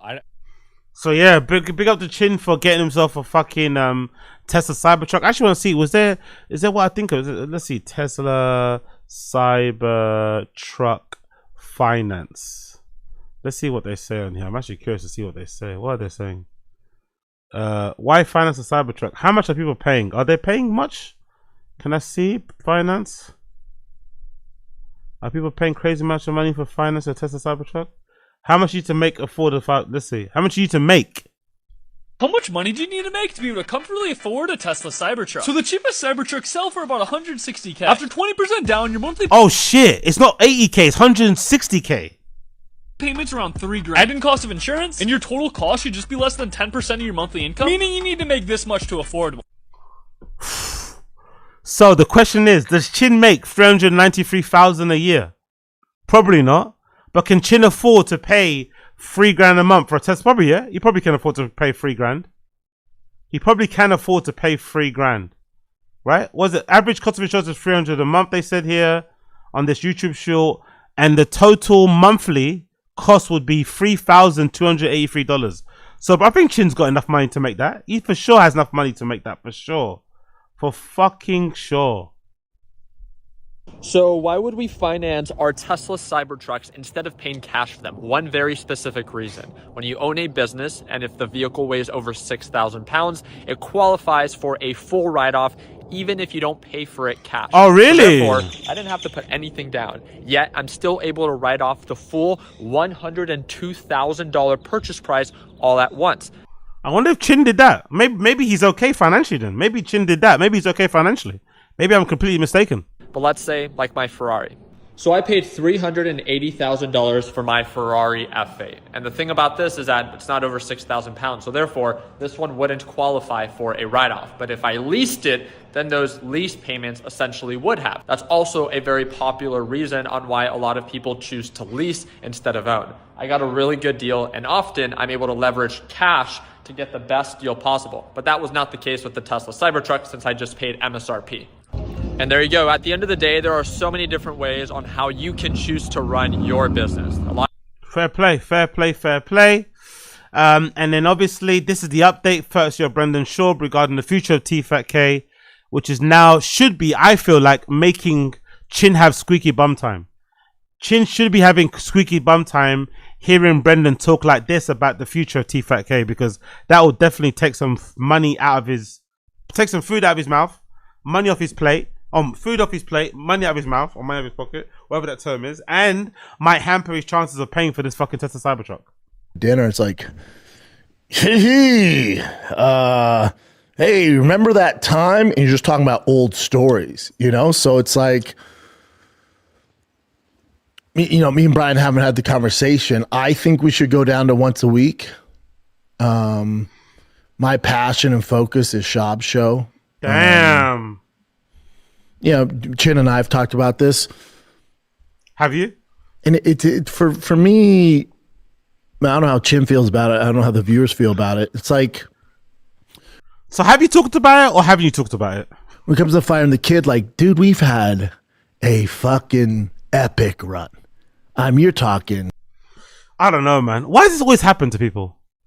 Like, I'm just thinking about myself. Why does it always happen in life? Why is it whenever you make a big financial decision, a big financial commitment, something shitty happens in your life that then now puts that decision in jeopardy, or makes it look foolhardy, or makes it look foolish, or makes it look hasty, or makes it look, I mean, like, why does that always happen? It seems like it happens all the time.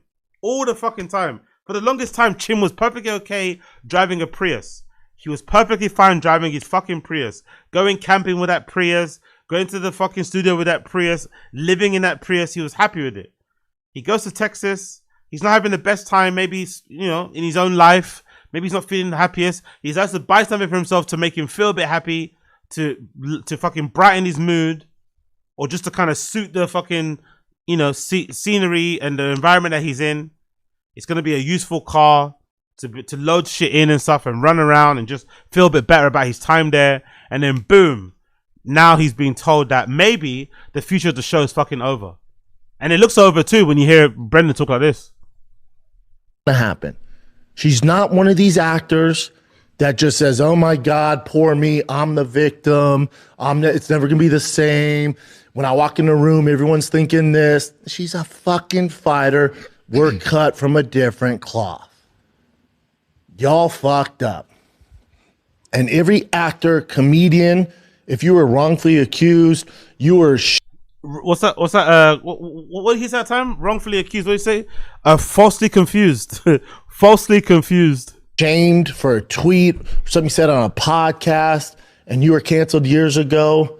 Take a page out of fucking Gina's book. Get your shit together. Pull your socks up. Tie those boots tight and get to fucking work. Look at Gina. Look at Gina. She's the face of it now. But she's a fighter. Y'all aren't fighters. But maybe she can inspire you to get your shit together and get over it and move on. He's basically talking about Brian Callen here. I think it's really unfair. I think this is really unfair to say about Brian Callen, his co-host on TFATK, because as some of you guys know, he got cancelled for accusations regarding rape and some other stuff regarding sexual harassment and whatever else it may be. And his career obviously has never been the same again. And now he's obviously progressing in Eden age. It's not going to come back again. Even if he was to get welcome, there's not much time to actually kind of, go out there and do your thing. And a lot of people have been saying that maybe the pod has suffered a little bit because of his mood, his state of mind of having gone through that cancellation and still having that kind of, you know, cloud following him, feeling like every room he goes into, people are thinking about the accusations when maybe they're not, who knows. But I think it's really unfair for him to compare Bryan Callen to Gina Carano. Gina Carano, if I'm not mistaken, was cancelled for sharing a meme, for trying to be a little bit outspoken about like the cancel culture in general.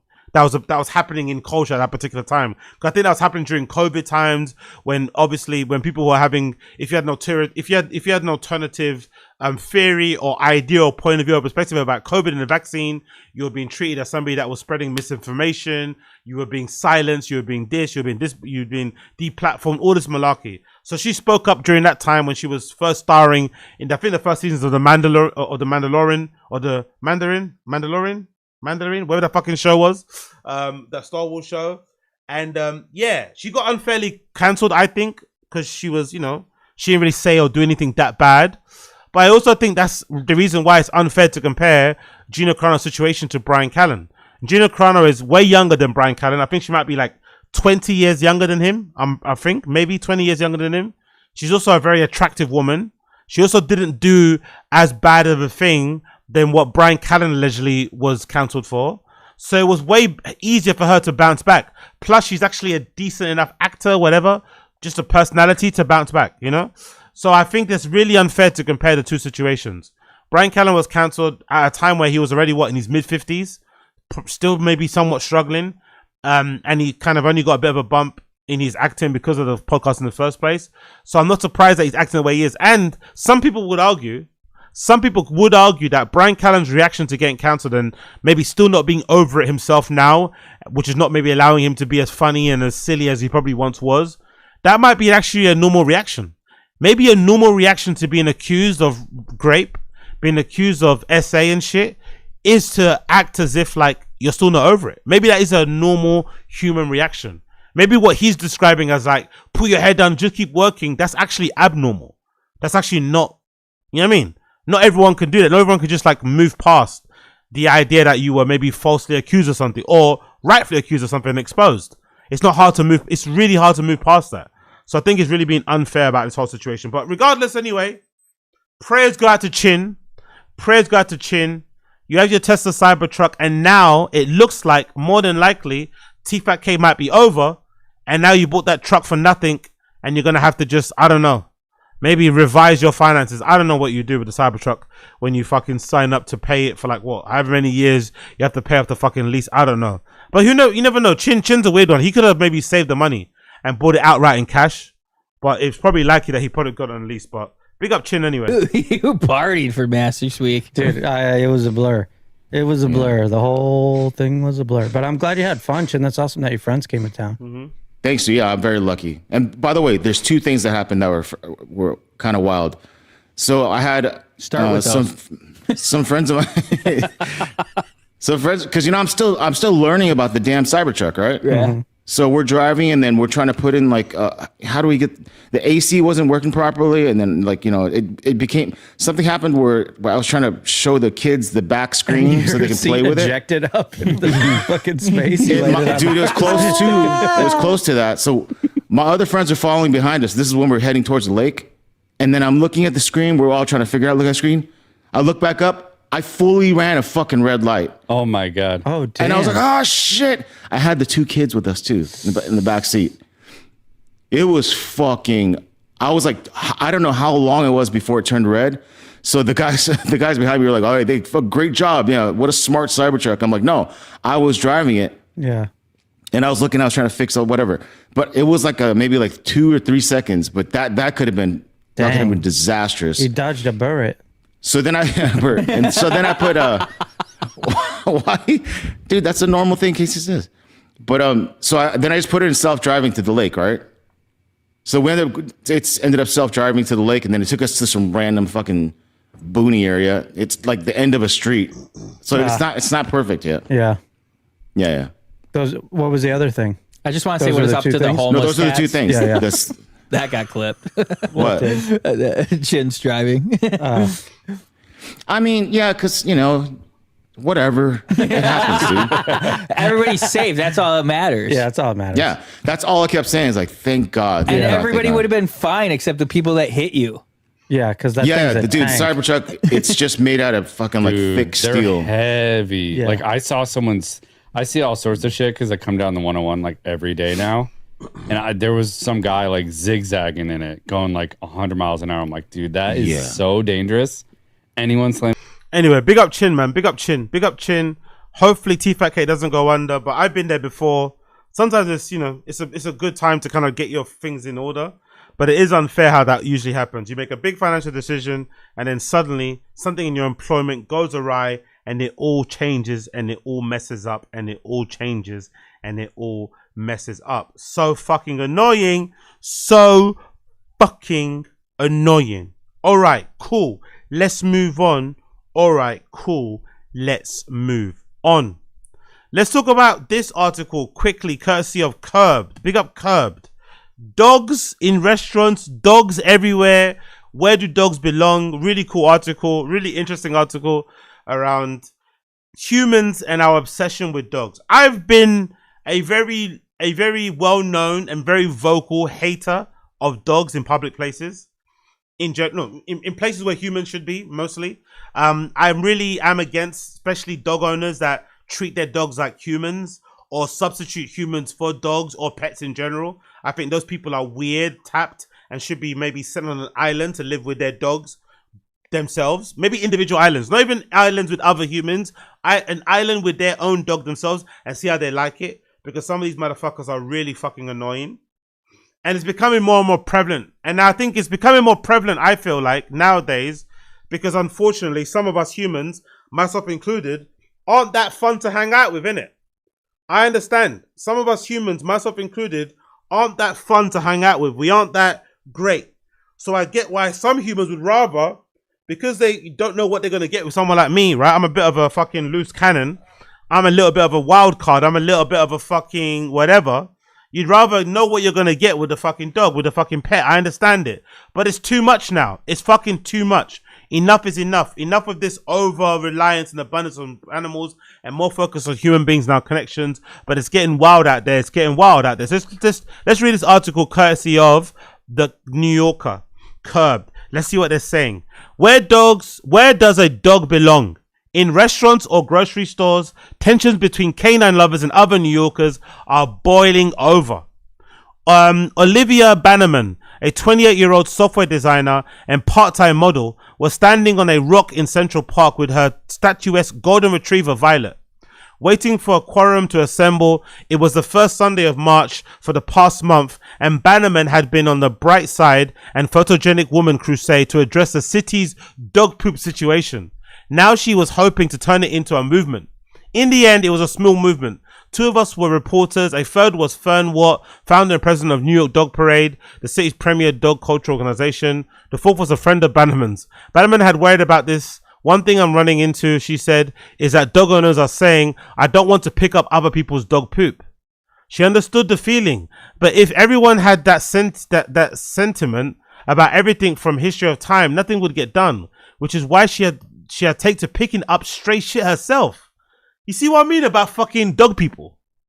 You see what I mean about fucking dog people? This woman is on a crusade to pick up other dog owners' poop to what? To clean up the city? To make the city, to make the citizens of the city more affable to dogs because they know that other dog owners are cleaning up the dog shit so that they don't have to step in dog shit. Only a fucking sicko. Only a fucking sicko who fucking sleeps with their dog in their bed or lets their dog fucking lick their or fucking tongue kisses their dog will do something like this. Picking up other dog shit is crazy. We found out over Sheep Meadow, a place where dogs are theoretically not allowed at any time. Here's a turd, Bannerman said cheerily.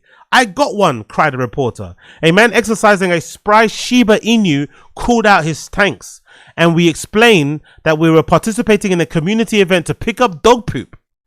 That's very, he hesitated, thoughtful of you. I bet all these people are white. I bet everybody involved in this article is white. I bet you there's not a single non-Caucasian person in this article. The situation has been exacerbated by the snow. Everyone agreed. It had snowed before, but had it always been like this? The quote, I'm just trying to get my kids to school. We're basically dodging dog shit on an entire walk. I can only imagine too. New York sidewalks are huge, by the way. So I can only imagine how much dog shit must be on those sidewalks. Because New York sidewalks, compared to England, compared to London specifically, New York sidewalks are like 5 times as large as ours. They're massive. So if a whole sidewalk is covered in dog shit, there must be so many dogs in that city. It must be crazy the amount of dogs that are in that city. Oh my fucking God. A 38-year-old mother of 2 in Greenpoint told me, asking to remain anonymous. She had in fact tried to take action herself, creating an Instagram called Greenpoint Poo Patrol for public shaming. Let me see what that looks like. Greenpoint Poo Patrol is an Instagram page. Oh, it's going to be awful, isn't it? There you go. What's that? We have our first offender. Do you recognize this owner? It's a video of somebody, leaving their dog poo on the thing and not picking it up. Oh, yo. Another one. This dude in the black left his dogs shitting on the hallway. Jesus Christ. It doesn't work though, innit? It doesn't work. Unfortunately, this shit doesn't work. People aren't going to get shamed into doing it. They don't do it, don't want to do it. Just because you're entitled and it's cold doesn't mean it isn't rude, disgusting, pathetic, illegal. They had splurged on the color printing. Measured by complaints, tensions were escalating. At the end of February 2025, there had been 650 calls to 311 about dog poo. But at the same time last year, the number of calls will hit 1,554.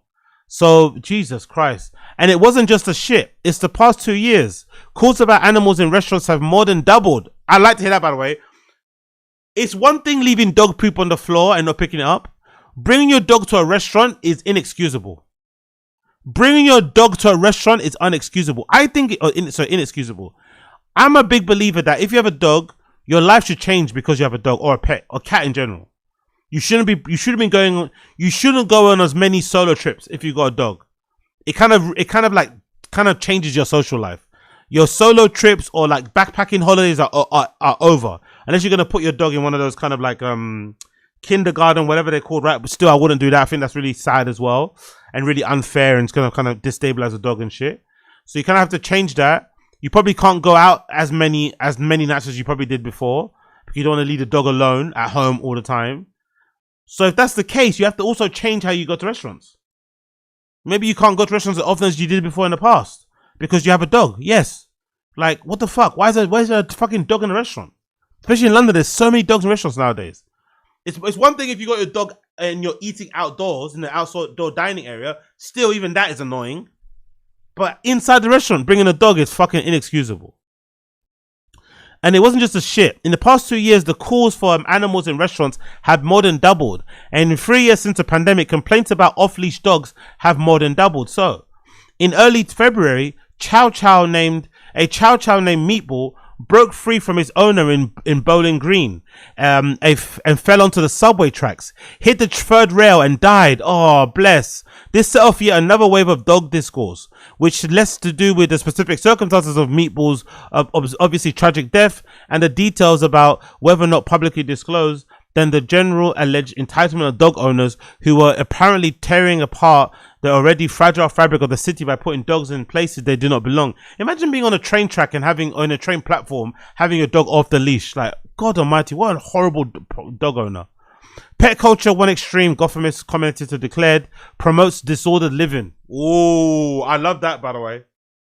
Pet culture promotes disordered living. Around this time inside Park Slope Market, I watched a woman cradle a teacup Pomeranian and try to determine whether it was nibbling on tiny samples of artisanal cheese. The problem, if there is a problem, has less to do with the number of dogs than their shifting place in public life. The quote, it seems like a kind of an arms race, says Jessica Pierce, a bioethicist studying human-dog relations. You have people becoming more and more assertive about including dogs everywhere. And then on the other side, people becoming more and more assertive that they're resistant to dogs everywhere. Exactly. That's the problem. The hardcore dog owners love their dogs more than ever. I get it. But then the hardcore non-dog owners hate dogs more than ever. I get it. Because there's just too many around. And they're fucking everywhere in places they shouldn't be. Typically. It continues. On paper, the city's dog laws are quite clear. Dogs are required at all times to be leashed in public. No, people don't do that all the time. And people that do it to show off as well. It's a show off thing. Some people want to show off. They want to like, hey, look, my dog's well trained. Dogs are permitted on subways, but only in a bag. Service dogs, those that perform specific tasks to help the people with disabilities, can go basically anywhere. Documentation is not required, but an establishment is allowed to ask two things. Is the dog required because of disability? And what service does the dog provide? This does not apply to emotional support animals, which except in matters of housing and employment are held to the same basic rules as pets. That's the thing. If you don't have one of those big like braces on your dog, you know those big like, if you know actual guide dog or actual fucking what you call it, service dogs that you, and they have those like massive like vest things, those harness that has like a badge that says don't pet, don't touch, service dog. Cool. But if it's just like a regular dog with a regular fucking leash, with a regular name, with a regular breed, fuck off. Leave your dog at home. Let your fucking mum walk your dog. Let your sister walk your dog. Let your boyfriend, your whatever. Don't bring your dog in a restaurant. But if you got a dog with a fucking bulletproof vest on and a fucking leash, okay, cool. And a big fluorescent fucking Velcro badge that says "Do not touch," fine. Come in a restaurant. Apart from that, stay at home. Stay home. It continues. If there wasn't dog shit all over the sidewalks, then I don't think dogs would necessarily be becoming to boiling point. No, I think they would be. I think there's too many dogs in shops in general, especially in the local supermarket near me. People taking their dogs on a grocery run. It's too much, man. The local supermarket near me, motherfuckers take their dogs with them to do groceries. Like, are you for real? Groceries? Come on, man. It wasn't as though he'd never pushed the boundaries with his 50-pound supermut. Yet if he didn't follow any of the letter of the law, he believed he observed the spirit, though he understood that not everyone agreed. Recently, he'd been at Transmitter Park with his dog, who yes was off the leash, but people do that there. When a guy in the playground with his kid leaned over the fence, he was not even in the vicinity of where the dog was, and he said, "Excuse me, you see this sign? It says no dogs." And I kind of looked at him like, hey, you must be new here. Why did he feel so entitled? The guy wanted to know. So I told him, hey man, you're here with your family. I'm here with my family. I hate dog owners, man. Hey man, you're here with my family. I'm here with my family. Bro, it's a park that says no dogs. This one thing that dog owners love to do is to go to places where they say no dogs and have their fucking dog. It's like people that smoke. They love to go to areas where they're not allowed to smoke just for the defiance of it. Sign says don't smoke, they smoke. Sign says no dogs, they dog. Fucking hell. In seemingly every argument, someone brings up children. The quote, well, my dog, someone inevitably says, is better behaved and less destructive and more pleasant than your disgusting child. Disgusting, honestly. Are humans that bad, really? Are we really that bad? That's what I feel is happening here. Humans are so shitty. Some humans don't want to deal with other humans and just want to have their life, internet and pets. Internet and pets. That's it. They don't want any other human interaction. Internet and pets. Fucking wild.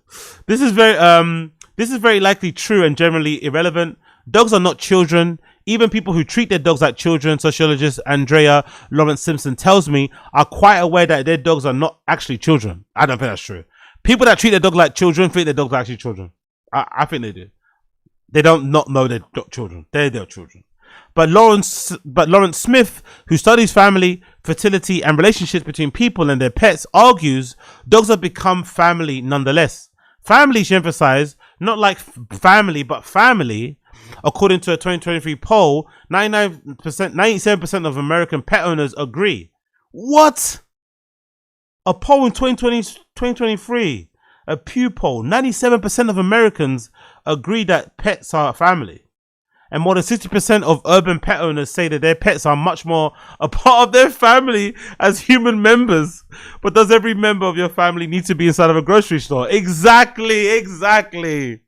Look at all the signs. Stop letting your dog pee on the fence. Have a little respect and curb your dog. Disgusting, thank you. Especially all these nice, lovely flowers. Another one. Please, no pee, no poo. Another one. Please pick up after your dog. Or are you stupid to do so? Thank you. Another sign. Please clean up behind your dog in the front of the store. It's the right thing to do. Whatever your problem is with your life in city, there's probably some way to implicate dogs.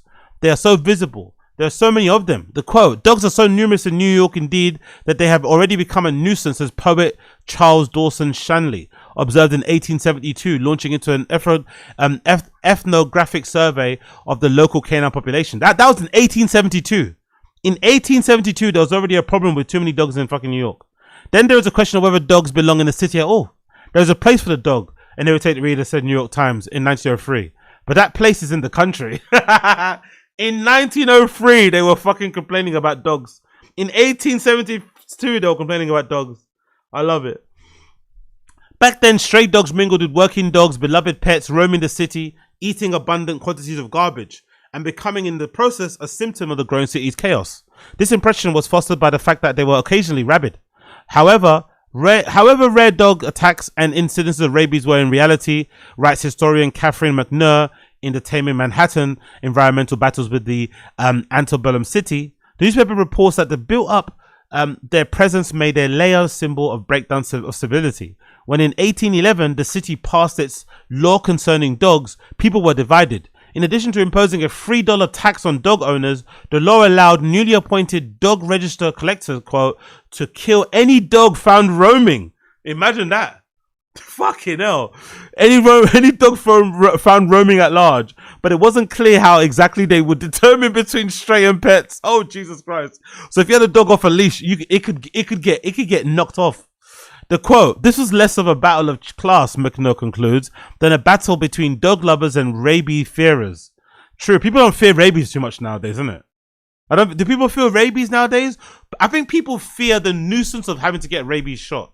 I don't think people actually fear getting rabies. I think people just fear the nuisance of having to arrange it all, take time off work, blah, blah, blah, blah. But I don't think people even fear getting bitten by dogs as much as they did in the past. Everyone's too fucking nice now. We need some more mean dogs. We need some more dogs ripping people's faces off and shit. That's what we need. Everyone's too kind of chill. But then concerns about animal welfare rose and the acute public health risk faded. Killing dogs in the street became increasingly unacceptable and rabies vaccines became available. No rabid dogs had been reported in New York since 1954. By the early 1970s, the city once again was in chaos. New York City was on the verge of bankruptcy, says Michael Brando, author of New York's Poop Scoop Law, Dogs, the Dirt, and the Due Process. Nothing worked, the quote says. Police couldn't protect people. We couldn't pick up trash. We couldn't keep the subways running. The streets were dirty. It was a harsh place to live. In response, people turned to dogs, which offered some combination of protection and companionship. It was a palliative measure, he tells me. The city's canine population at least doubled. I think dogs are what got us through. The trade-off there was several 100,000 pounds of fresh dog feces appearing. Oh, that's disgusting. Let's say that one more time. There were now several 100,000 pounds of fresh dog feces appearing on city surfaces, and there was no law requiring it to be picked up. This was in itself disgusting, but also came to represent the city's problems. Attacking dog waste became an attack on blight. If only we clear up the streets, says Brando, paraphrasing, we wouldn't have a urban crisis. Fucking hell. Let's go to the bottom, the conclusion. What's the conclusion here? What's the conclusion? It says, there's line of thinking that it says people are channeling their love of French bulldogs with breathing problems instead of having the children who would carry on civilization. So perhaps dogs have become a symbol of the collapse of family values. I agree with that, by the way. That is true. That is definitely fucking true. That is definitely fucking true. It's the collapse of family values, just the hate that we have for our fellow human being and how hard it is to make friends and shit. So, you know, why bother trying to make friends when you can make a friend instantly with a dog that's going to love you more than any friend will love you? Let's be real. The kind of love you're going to get from a dog, you're probably not going to get that from another human being unless that person's your wife or your husband. Let's be for real. Let's be for real. I floated this by Catherine C. Greer, and a social historian who has spent much of her career focused on relationship between Americans and their pets. The quote, this goes back to the 16th century. There would be these scurrilous things written about aristocrats' women who had lapdogs and that they loved their dogs more than their children. Also, they're using their dogs as a child. To drive home this point, they might take it to a logical section. She was so depraved, she allowed her dog to nurse her at her breast. The quote, these kinds of discourse, they rise, they fall, they rise, they fall, she said. It's like there can only be so many themes. On a chilly weekday morning in the end of March, I strolled through Fort Greene Park. The dogs had another 45 minutes of relative freedom before they back on their leashes, returned to their apartments. I watched a gallivanting old English sheepdog with an exquisite man bun, assorted walking pom-poms, and a swarm of shih tzus and several looping dogs. I stared at contemplative chihuahua as it stared into the void. For a weekday morning, the park was not especially crowded, yet there were a standing number of dogs. I don't know, her friends mused as we watched a Jack Russell mix mouthing a fucking tennis ball. It's so joyful. How can it not lift your spirits? The difficulty of dogs is exactly what makes them so appealing. They are deeply foreign. They are, at the same time, just like us. They are family. They are unknowable. New York is clearly not built for them, but the city's expansive flexibility, has always been a selling point. I feel like having a dog in a city is pushing the boundaries a bit, says Katz, the Chinatown art dealer. But living in a city as a human is also pushing the boundaries. That's true. Living in a city with a dog is probably not the best place to have a dog, or the best situation to have a dog. But also living in a city, especially a really busy city like New York City, can be very lonely. It can be a very lonesome experience. So it's probably the best place to have a dog, to have some sort of companionship whilst you're in this fucking city. But fucking hell. No more dogs in restaurants, please, for goodness sake. No more dogs in restaurants, please, for goodness sake. No more dogs in restaurants. That's all I ask. Don't bring them in restaurants. Don't bring them in bars. Don't bring them to fucking grocery shopping. Leave them at home for once, you fucking weirdos. Leave them at home for once, you fucking weirdos. Alright, cool. OpenAI acquires TBPN. One of my favorite tech podcasts has been acquired by the premier AI assistant tool, whatever platform you want to call OpenAI, ChatGPT. You know what I'm talking about. Now, a lot of people were upset about this. A lot of people were surprised by this because if you check the YouTube views, TBPN doesn't get that many views. But I watch this stream every day. I think it streams Monday to Friday. It's a really good stream, usually about 4 hours long. They mostly talk about tech and business and startups and shit. And it's completely apolitical. That's why I like it. It's completely apolitical. Unlike other platforms like The Verge and other places where they're very much, you know, politically leaning or influenced and definitely lean more to the left and won't talk about certain topics or will have a certain spin on certain topics because they involve certain people. These guys just report on the tech news and the people behind some of these tech companies, Silicon Valley, at large, fucking venture capital, investment, whatever, all that shit. They just report it as they report it. And they have some of the best interviews ever in tech, I think. Their recent interview they did with Travis Kalanick, the founder of the founder of Uber, who now has gone to do his own thing, was one of the best interviews they've ever had. They really fucking do great fucking work on fucking tech stuff. I love them. I love them. I love them. But they're also very clever because TBPN, when it popped up, what they did really good was that they were clipping their show and spreading it all over social media. That's how I got to find out who they are, right? But it wasn't really about YouTube views. I did watch a YouTube stream because I'm just used to being on YouTube and shit, but they do stream it on Twitter too. But the main part of their show is the clips that get fed across, I guess, all the social media platforms. So it wasn't surprising when I find out that they got bought by fucking OpenAI because they have an incredible reach when it comes to clips. They get incredible reach. So big up them for doing so. But what was surprising to find out was that they made 30 million a year. They were making 30 million a year from sponsors alone. And now they signed with OpenAI. Allegedly, they're saying the deal is somewhere north of 100 million. Not sure if that's true, but that's what they're saying. It's somewhere north of 100 million, which is fucking incredible. But they also can remain a lot. They kind of keep all the creative control. They're saying that OpenAI won't have any influence on their topics and news when it comes. I'm not sure. Although they did have a really good interview with Sam Altman as well a few months ago. That was really kind of informative, I felt like, for the most part. It didn't get into any of the mess stuff that's happening with him in the headlines, but in terms of just having an interview with like a prominent fucking tech founder or fucking founder, I thought it was really good. So this is the news courtesy of their website, OpenAI. It says OpenAI acquires TBPN.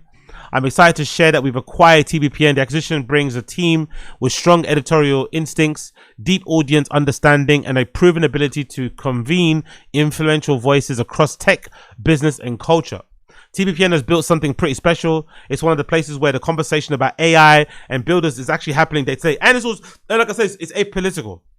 A lot of you already watch it and rely on it to stay close to what's going on. As I've been thinking about the future of how we communicate with OpenAI, one thing that's been clear is that the standard communicators playbook doesn't apply to us. We're not a typical company. We're driving a really big technological shift, and with our mission to ensure artificial intelligence benefits all humanity, the responsibility to create a space for real constructive conversations about changes in AI creates with builders and people using technology at the center. That's exactly what TBPN has built. So rather than trying to recreate it themselves, which I guess Mark Zuckerberg would have done that. Mark Zuckerberg would have never purchased TBPN. He would have just made his own version. And I'll get onto that later on because A16 have made their own version. It would make a lot more sense to bring them in, support what they're doing, and help them scale while keeping what makes them special. A core part of this editorial independence, TBPN will continue to run their programming. Only for now, you know how it's going to go, innit? TBPN, unfortunately, as much as I'm a big fan of the show, I love the host, I love the community in the chat. They're fucking brilliant. When I'm watching it live, always getting in there and communicating and jumping in. I recommend you do if you haven't watched it. The reality is, much of a fan I am of the show, it won't be the same again.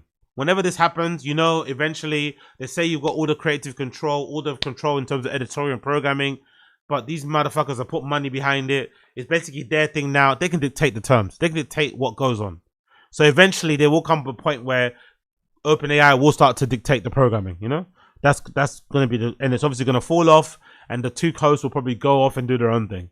Another own thing, you'd imagine. But hey, hope it's not the case. Hope it's not the case. That's foundational to their credibility, and it's something that we're explicitly protecting as part of the agreement. Hope that's what they said, and it's something that we're explicitly protecting as part of this agreement. Hopefully that's true. Hopefully they stick with it and stay with it, because TBPN is a special show in my personal opinion. I'm also excited to bring their amazing comms and marketing instincts to the team. They've helped many brands market online, and because they have strong pulse on where the industry is going, their comms and marketing ideas have really impressed me. I can't wait to leverage their talent outside of the show to innovate on how we bring AI to the world. That way helps people understand the full impact of technology on their daily lives. TBPN will sit within our strategy org, reporting to Chris Lehan. Really excited to welcome Geordie, John, Dylan, and the broadened team. A statement from TBPN. Over the past year, we've had a front row seat, not just with OpenAI, but with the entire ecosystem, covering the daily news, announcements, launches in real time. While we've been critical of the industry at times, after getting to know Sam and the OpenAI team, what stood out most about the openness of feedback and commitment to getting this right. Moving from commentary to real impact into how this technology is distributed and understood globally is incredibly important to us. To be fair, the real point of this is that this is an opportunity that's too good to turn down. One of the most important AI companies in the world wants to buy you out or wants to invest in what you do. You're going to take the opportunity. You know, you're going to have to take the opportunity. You're going to have to take it. You're going to have to fucking take it. So, you know, it was an opportunity that was probably too good for them to turn down. Hopefully it works out and the show still remains the same. But we know how these things play out. We know how these things play out. And then obviously on social, there are a lot of people hating. There are a lot of people on social media hating, as this guy out here. Insane. A lot of criticisms and a lot of hate towards it, mostly because of the fee paid. People are alleging it's somewhere north of 100 million, and also the idea that it kind of exposed how fake the whole money, you know, investment is around around AI companies in general. And I think most people are really confused about the YouTube views, which people kind of focusing on too much. Because I feel like nowadays people should know with live streamers and stuff, it's not really about the number of views on YouTube. It's about the clips. The clips are what drives engagement. That's what drives like the engagement, drives virality. And that's what probably allows them to get the sponsor. Because, you know, before they signed with OpenAI, they allegedly were getting sponsorships of 30 million per year. The reason why they got that sort of ads and whatever was because their clips did so well. So those advertisers wanted to have their brands and logos seen in those clips. You know what I mean? So they don't really care if the actual live shows on YouTube get like 1,000 views, or clips on their channel get like 6,000 or 10,000 views, because they want their views to be, or their brand logo to get viral, or to be seen in the viral clips that be shared all across social media.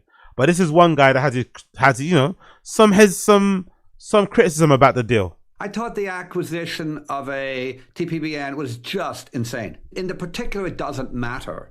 You don't launch a code red edict and a focus edict and, no more side projects edict, and then within the space of a week do something that's so obviously a side project. We can discuss whether it's stupid on its face and whether, buying media assets is the way to go. And I acknowledge the Andreessen articulated thesis that, you have to control the media story, though doesn't seem to be Anthropic has any need to do that.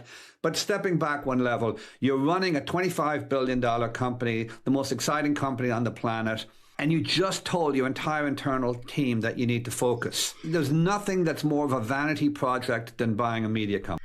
That's the thing though, like that whole code red statement is very confusing because if I'm not mistaken, there was some, if you don't know what he's talking about, a few months ago, there was a report that came out that Sam Altman had kind of like sent out a memo to his internal team at OpenAI, a code red, saying that they need to like knuckle down and focus entirely on making sure that ChatGPT, or I think at that time 5 was better than all the other AI agents out there because they're all catching up, right?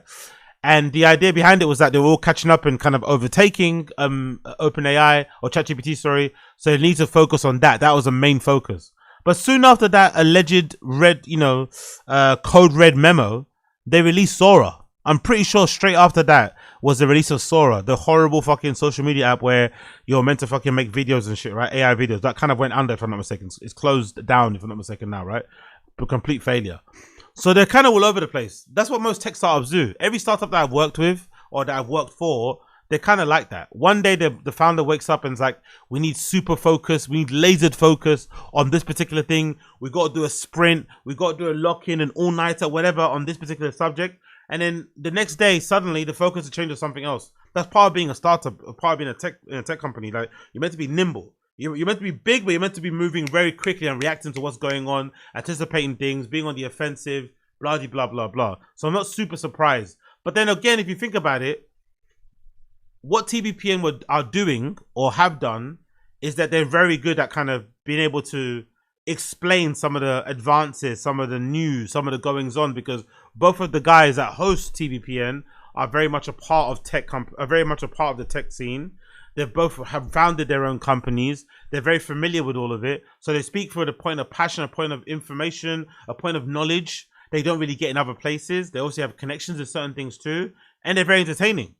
It's a very entertaining show, a very informative show. So if you are an AI company like OpenAI, I can understand why you want to buy them. Not necessarily to control the news cycle, but also to say, hey, this is the premier news outlet in this field. It's the best one still. Like I said, it's apolitical. They don't give a fuck about who voted for who. They just talk about the tech. They talk about the tech and the people behind the tech. That's it. And obviously the culture around it. That's all they fucking focus on. It's very rare in this media landscape to have a platform like that that's not like politically motivated or leaning wise. So I'm not surprised that they invested in it. I'm really not surprised. But I also understand the frustration and the confusion, because 1 minute you're saying focus, next minute you're buying media companies. But maybe you can do two things at the same time. Here's another picture, another clip of another guy being somewhat skeptical about the whole deal. Big up James Lee. You cannot tell me that this isn't some kind of money laundering scheme here. They just made this acquisition of a talk show called TBPN. $200 million. I wonder if some of it is laced with jealousy. Because I'm surprised no one's... maybe it's just my feed. Maybe my feed was just inundated with TBPN content because I was engaging with it. But I saw it all the time on my feed. And some of the clips are very informative. Like the ones with fucking... what's the fucking guy? I forgot his name. I'm talking about Red or True Tide. Travis Kalanick did pretty well on there. The guy from fucking Anthropic did pretty well on there. So many great founders and stuff. The guy from Claude, the Claudebot guy, when he first went on there, that was a really good fucking interview. Just before he signed the deal. Then when they had him on again after he signed the deal. Great stuff, man. Really fucking great stuff. So I'm surprised people are confused. But I wonder if some of it is based a little bit on jealousy. Like they got $200 million deal and other people didn't, who have maybe shows with bigger numbers and bigger reach. I don't know. I wonder. Okay, let's take a look at their numbers though. So they're averaging 4,000 to 10,000 views per episode. I mean, look, on that's YouTube. Like us. Why aren't we rich? $200 million, 4,000 views on YouTube. Average live viewership 7,000. What the hell is going on? This is some money laundering shit. The game is rigged, mate. Because these guys were Yes. founded by John Coogan and Jordy Hayes, both former startup founders. Okay, so they're tech people. So Yeah. This is like a money laundering thing. OpenAI might be scrutinized for money laundering, but no evidence has been found yet. Might be screwed. I mean, It doesn't make any sense. it doesn't make any sense, but they're definitely How are gonna they use getting $5 million ad revenue? because they're all in bed together. Exactly. And there's probably not spiders in that bed. So yeah, man, everyone's confused and upset, but I'm for it, man. I like TBPN. I like what they do. One of my favorite shows. But an interesting thing has happened. And I've observed it myself, anecdotally. As this person pointed out, OpenAI buys TBPN to crush competitor distribution. XAI blocks TBPN distribution. Fair game. Have anybody else noticed? If you watch TBPN, if you're on X or on Twitter as much as I am, and that's your main source of TBPN content and kind of absorption, have you not noticed the severe lack of TBPN clips since they got acquired by OpenAI? And why would that be? Why would that conspiracy theory be? Obviously, some of you guys know that Elon Musk is currently in a lawsuit, active lawsuit, against OpenAI, Sam Altman, the whole shebang, right? They're currently still in court now. And he's thrown out a lot of fucking, they've both slung mud at each other, right? Online especially. Basically, there's no love lost between Elon Musk and Sam Altman. They definitely hate each other. So some people are alleging that since TBPN was acquired by OpenAI, X has gone into their back end and have throttled fucking TBPN's reach on X and Twitter. So where they used to always have their clips go viral, you see people sharing it and posting it, and they organically appear in your feed. Now, since the acquisition, I've hardly seen any clip of TBPN go viral on my feed. Hardly ever. Hardly fucking ever. I swear to God, I've hardly ever seen a clip go viral. I'm actually going to check. Let's see if I can check, actually. Let's see if I can actually check on here. But I'm pretty sure. Let's go to TBPN's account. Let's see. Who did they have recently on there? They had a show recently, and look, yeah, they're not getting as many views. 4.9 thousand, 17,000, 5.4 thousand views, 33,000. Not that many views at all. 51,000, 53K. But before the acquisition, all these things would be 100 grand plus. It's pretty fucking insane that now they're getting throttled. Now they're actually getting throttled since the acquisition from fucking OpenAI. It's pretty wild how this happens. Hello, I wanted to test out my new mic and talk a little bit about the TBPN guys going to OpenAI and why I think we are all cheering for them, myself included, and want to see them continue to grow. Hopefully. And want to see them on our timelines. I too have not been seeing as many of their videos. And I think the reason for that is because positivity and excitement and sincerely supporting people, both publicly and behind the scenes, will win. It will take you so much farther than engagement bait or rage bait or these competitive. I don't know about that, babe. I don't know about that, lady. I don't know about that. The rage baiters and the fucking whatever they're doing, they're fucking swimming in money. The rage baiters are fucking swimming in money. I'm not sure about that one. Call outs. And it's not just on a personal level, but what it does for the ecosystem. There are negative externality to when things are flamed on the timeline in ways that are irresponsible. Now, of course, if there's data around fraud or something dangerous, like, yes, we want that called out. But there's a real difference in that versus in doing it for engagement, because things obviously make its way outside of the timeline towards news outlet. And we're in this moment in which there's very real fear within the general public around AI and around whatever's coming next. And that fear is leading to violence, as we've seen. And I think we have such a personal responsibility, everyone operating within tech, with any level of visibility, towards communicating in a way that considers that. I mean, for me, I like to stay excited and optimistic because that's how I feel. And I think you can choose to be excited versus anxious. And I think the TBPN guys are such a great example of the way in which people will cheer for you if that's consistently what you're putting out into the world. So just a couple of thoughts on, I think, the lesson we should be pulling out of this and why it's extremely timely as it's becoming clearer that we need to do a better job within tech. Okay, she's just waffling on a bit there, but yeah, you said that. And more people online were also talking about TBPN being shadow banned. So this guy called Luke Metro said, TBPN is very clearly shadow banned, right? They've completely disappeared from my feed after the acquisition. Yes. It's called free speech. If this whole shadow ban thing is true, why wouldn't Elon shadow ban Openai and Anthropic too? I don't think so. It'd be bad look for a free speech platform. No, Elon's done that before. Maybe if it wasn't talking about waste on their show, we'd see it. Well, they've never had much virality before the acquisition. Nikita said they weren't banned, but I don't see them on my feed at all. Completely disappeared from my feed. It was a rolling flashbang. Twitter algorithm still recovering. I think it's the good start of examining how platforms absolutely control distribution. No, there was an exploit, unintended bug in the backend serving algo that among many others creators have been using for the last 18 months to introduce virality. I noticed the same thing too. Their posting volume is down around 50%. Ah, okay, cool. That might be the reason why. Someone's saying here, their posting volume is down around 50% post-acquisition. Seemed to be the main driver. TBPN peaked with back-to-back banger reviews with Carp and Travis K. Content has been mediocre since.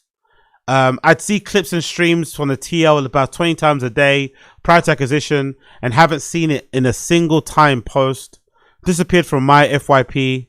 So yeah, some people are saying it's disappeared. Some people, it does make sense though. If they got acquired, most likely their output would kind of stop, right? It kind of throttle it back since you've been acquired. The money's got into your head. The wire's kind of cleared. You're not going to be you know what I mean? You're not going to be on it the same way you were on it before. So that does make some level of sense. There is some level of sense there when it's relating to that one. So big up TBPN on that particular one as well. But one of the ones that I wanted to play here before we continue was this one. Big up, yeah. Big up. Who? What's his fucking name? Big up Travis Kalanick. This is one of my favorite clips on TBPN, by the way.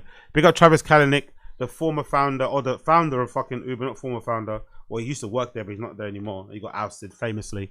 Was on TBPN for a really bang interview. I remember one time before when I was working for a company in fucking Somerset House. I'm pretty sure I saw Travis Kalanick just after the whole Uber thing, the Uber fallout, sitting in a cafe in London. I'm pretty sure I saw him. I'm pretty sure I walked past a random cafe on the way to work and I saw him sitting by the window. I'm pretty sure it was him, just staring out into the window, staring out into the void. But I didn't kind of go back because, you know, Londoners, you just look and keep it moving. But I'm pretty sure I saw him in a fucking coffee shop one time in London around the time the whole thing was falling down. If I ever do get a chance to bump into him in real life, I definitely will ask him that. But this is Travis Kalanick on TBPN a few months back. I don't look at somebody and go, oh, dude, I had it so much harder uphill both ways to school, whatever. Yeah. You know, I don't think like that. It's more about the excellence of the process. Yeah. So I'm like, well, how do you raise money? And they're like, oh yeah, I just throw a deck to the guy. I'm like, okay, well, that's not a thing. Yeah. What is a thing is going all the way until it hurts. Mm-hmm. If you're doing something and it's easy, it's not valuable. And I'll explain. Like, let's just think of like a marathoner. Yeah. World-class marathoner. On mile 21, is that dude smiling? Nope. No, he's not smiling.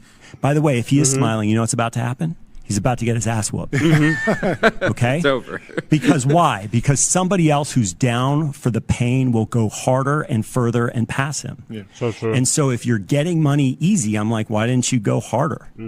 You could have done it better and more. Now, you don't do things hard just because. Maybe it's like, it just doesn't matter, dude. Like, I got to go do something else that's hard. But the key is like, if money matters, which I think we would say it does, especially in certain categories, you need to be the best in the world at it. And it's not enough to say it was easy. If anybody comes to me and says a strategic thing was easy, I'm like, you messed up. You could have been way better and gone way further, more competitive advantage, more differentiation. Get it together. Yeah, big up TBPN, man. Big up TBPN. Hopefully they're back on the feed and I'll go soon because they're one of my favorite fucking shows. One of my favorite fucking shows. One of my favorite fucking shows. But it looks like Elon is doing what Elon does best and stifling the competition. Elon must realize that he can shadow ban TBPN on X with the Homelander fucking meme. This was supposed to be a joke, but I generally haven't seen a single TBPN post in the last 2 weeks. Not sure if it's the same for anyone else. Would it be insane if they actually got shadow banned? Saw a clip about them hosting CZ this week. I used to enjoy their clips. Now I don't even get them service anymore. Wait a minute, I haven't seen a clip of them in a while. Literally 0 posts from them now. Hilarious about the shadow ban is real. Shadow banning your competition is fucking crazy, man. Maybe Elon's greatest acquisition was buying fucking X, you know. That was greatest acquisition. Anyway, on top of that, to finish with the tech news, A16Z or A16Z have also started their own copy of TBPN. They've got their own copy of TBPN called Monitoring the Situation. Fucking hilarious. So now everyone's trying to get into this whole like broadcasting, daily news thing, to kind of funnel through their tech news or whatever else it may be. They've learned the lessons from TBPN and applying it themselves. And the layout is similar. The aesthetic is kind of similar. They've got 2 hosts. I think on this particular show, the 2 hosts are remotely in 2 different places. I don't think they're in the same studio, if I'm not mistaken. But it's the same sort of thing. It's kind of funny how often this happens in tech. There's not really a lot of innovation. It's mostly just people copying what someone else does in their own way. But this is the announcement, courtesy of It's Time to Build or A16Z Substack. Sorry, monitor the situation. Thrilled to announce our investment in a new media company called MTS. Monitor the situation. Beginning today, MTS will be monitoring the situation across technology, business, politics, and culture. We're seeding it alongside other angel investors like Dan Romero, Packy McCormick, Sona Amaz, whatever. The founding team includes Chris Bake.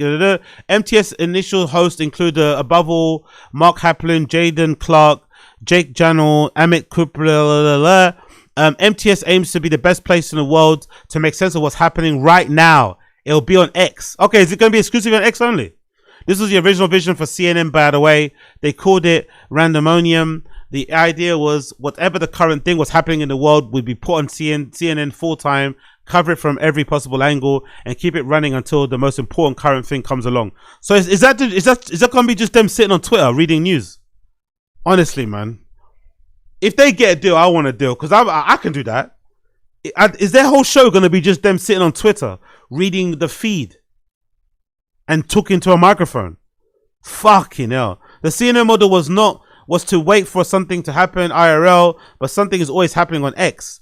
And of course, X is and has always been the real world. Or at very least, it's a place where the people who run the world would make sense of what's happening. I'm excited about MTS because there's something deeply human around trying to make sense of what's happening. A great term of sense making essentially was the hell is happening and why. Figuring out the occupation of MTS to monitor. Honestly, how many times are they going to say monitor the situation? P.S. MTS is looking for hosts, guests, and sponsors, other monitors to help make sense of what's happening. Reach out if that's you. Feel free to join MTS Discord. Fucking hell. So yeah, it's an actual show called Monitoring the Situation on fucking X. And it actually looks like TBPN too. That's a funny thing too. It actually looks like TBPN. Monitoring the Situation X. It actually looks like TBPN. I swear to God, it does. Monitoring situation. Honestly, where is it? I think I shared a post of them 1 minute ago. Let's see. I think I shared a post. There they are. MTS Live. Introducing real life timeline native news. Advent of computers and the subsequent accumulation of incalculable data has given rise to a new system of memory and thought parallel to your own. To monitor the situation means to watch history in the making. 5, 10, 15, 20 years away. I think it's now. I think we've achieved internal. 12, but don't play games. 11, don't play games 10, with this president. It's a scary idea, but I mean, that's the world we live in. 5, 4, 3, this is one victory feels like. Did you get all of that? Yeah, big up Monitor Situation. Love to hear it. Love to fucking hear it. Let's see what else they've got on there. But it looks exactly like It looks exactly like fucking TBPN. It looks exactly like TBPN, mate. What's that? Defines the concept of randomonium, a term adopted by CNN, describes a fluid chaotic mix of content that filled the early 24 news schedule. What did you find so interesting about the founding or the history of CNN and how it could apply to what we're doing here or this broader media moment? Yeah, so I'm old enough to remember when CNN started, although I didn't actually have cable TV at the time, so I didn't see it. But look at that fucking head. Big up Mark Andreessen. Look at that fucking head. Look at that fucking dome. Billionaire, you know. You gotta rate him, by the way. He's a billionaire many times over. Could probably get a full head of hair installed in that fucking dome, but keeps that weird shaped head open and bare like that. God damn, bless him, man. Bless him. I remember it and the impact that it had. And then because I'm an obsessive, there's this book at one point that nobody's read, but the book is called Me and Ted Against the World, which is a great title. So it's the founder is this guy, Reese Schoenfeld. He's actually the guy who convinced Ted Turner to go into the satellite business, which sort of created essentially modern cable TV, satellite TV, and then led downstream to streaming and everything else going on today. And so this has been kind of lost to history, but Ted Turner was like a great, amazing example of exactly the kind of great founder that we work with. Just this incredible will to power, very controversial character. Like every other thing out of his mouth, horrified. He generated a huge number of headlines of like, I can't believe Ted said that, like over and over and over again. So one of these real characters in the history of the media business. And then this guy, Reese Schoenfeld, who was originally the lawyer that wired up Ted's first satellite deal. And so the two of them came up with this crazy idea, I forget, like 1981 or something. And they said, how about having a 24-hour news channel, right? This at the time was just a completely loopy idea. Turner wanted to be a 15-hour-a-day news channel because he assumed that there would be nobody watching overnight. And Reese was like, nope, 24 hours. People are going to stay up all night to watch this thing. And the idea was, by the way, completely alien to what CNN is today. The idea was this concept that Reese Schoenfeld came up with called randomonium, which basically says at any point in time, there is something happening in the world that is the most amazing, interesting, controversial, bonkers, compelling, transfixing thing that you can imagine. And the current thing. The current thing. At any moment in time, there's the current thing. And so what should a 24-hour news channel be? Obviously, it should be the thing, right? Obviously, what it should do is it should lock onto the current thing. It should then cover the current thing continuously, right, for as many minutes, hours, or days as that thing is the current thing. And then he called it randomonium because he basically said for that period, you just put whatever you get, you put on screen. And so you get whatever fragmentary reports or man on the street interviews or whatever it is, you just slap the thing on the screen. And if you get it wrong, you apologize later. This is your real time. It's live. And then people are just going to be glued to this thing. So that was the original CNN business plan. They took a while to get up and running, but then they actually did implement this. And for our older viewers will remember, it was the real breakthrough point was the 19... It's a lot of words to justify just copying TBPN. I'm not going to lie. A lot of fucking words, a lot of fucking revisionism just to fucking justify copying the TBPN model. Even all these fucking graphics as well. Jesus Christ. Tech is a weird industry, man. There really is not a lot of innovation. Just a lot of fucking copycats. A lot of fucking plagiarism, a lot of fucking copy. You do something well, you know you got like a year or two to enjoy it on your own. Someone else is going to come along and just fucking jack your idea. Jack your fucking idea. And try and make it their own. Pretty fucking crazy. Let's see how it goes, man. Let's see how it goes. They're currently live at the moment. Let's see how it works out for them. Big up monitoring the situation. But my heart, I'm still loyal to TBPN. I'm still fucking loyal to TBPN. They're the main dogs. They're the alpha, the supreme, the number one when it comes to this daily news tech stuff going on. Obviously, MTS is going to be more, I feel like, long form. Maybe more, you know, maybe more hours streamed, probably. I think for the most part, TBPN focuses on like 4 hours or so. So maybe MTS will do way more. Maybe it'll be 24 hours with correspondents all around the world reporting on things. Who fucking knows? But I'm still going to rock with my guys, TBPN, until the wheels fall off. Until the fucking wheels fall off. Continuing on. Have you guys heard about the Onion buying InfoWars? Have you guys heard about the Onion buying InfoWars? Have you guys heard about the Onion buying InfoWars? Yes, I'm not lying. The Onion has bought InfoWars, and I think the idea behind it is that they want to take it over to kind of screw over fucking Alex Jones. And if I'm not mistaken, they also want to use some of the profits that are made to actually pay back some of the victims of Sandy Hook, the families at least anyway, because I don't think they've actually been paid anything since that ruling or since the fucking in court, where obviously Alex Jones lost and he had to pay many millions, but he obviously doesn't have it, and none of them have actually been able to kind of basically get any of that payment kind of paid to them. So they're trying to kind of make good on that promise, or make good on that fucking judgment or law or verdicts and stuff. And also, I guess, screw Alex Jones in the process. So it's pretty kind of random. It kind of came out of nowhere. But the Onions are now owners of InfoWars. So much so, I think they've been posted on the InfoWars site, if I'm not mistaken, right? There's an InfoWars site, and it actually says, at long last, InfoWars is ours. And it's got a flag here, InfoWars and the Onion. Let me tell you a story. When I was a child, it says here in the article, I suffered from night terrors. It was always the same dream. I could hear my family and neighbors wailing in the street outside as they were pursued and then destroyed by nameless, malevolent forces, something neither I or anyone could control. Today that childhood dream is finally coming true. So I can finally say that the sweetest 9 or 10 words in English language, Global Tetrodon has completed its plan to control InfoWars. I've had a lot of time to think about InfoWars in the last year and a half. As the seasons never change, my ambition for the project have grown grander, crueler, and better aligned with the market data. Come, friends, and imagine with me. Imagine a roaring arena packed with rafters with pathological liars. High above you in the nosebleeds are podcasters screaming at you that you'll die if you don't buy their skincare products. Below on the floor, imagine demonic battalions of super influencers physically forcing themselves into home fitness devices designed to dismantle your body bone by bone and reassemble you in a grotesque statue of yourself. Out of the throngs, an extremely sick looking man approaches you. He puts his hand on your shoulder. He explained that he is your life coach and that you owe him $800. Such as InfoWars, I envision an infinite virtual surface teeming with ads. Not just ads, but scams. Not just scams, but lies with no object. Free radical misinformation, sentences and images so poorly thought out that they are unhealthily even to view just for a few seconds. The InfoWars of old was only the prototype for the hell I know we can build together. A digital platform where, every day, visitors sacrifice themselves at the altars of delusion and misery, their minds fully disintegrating on contact.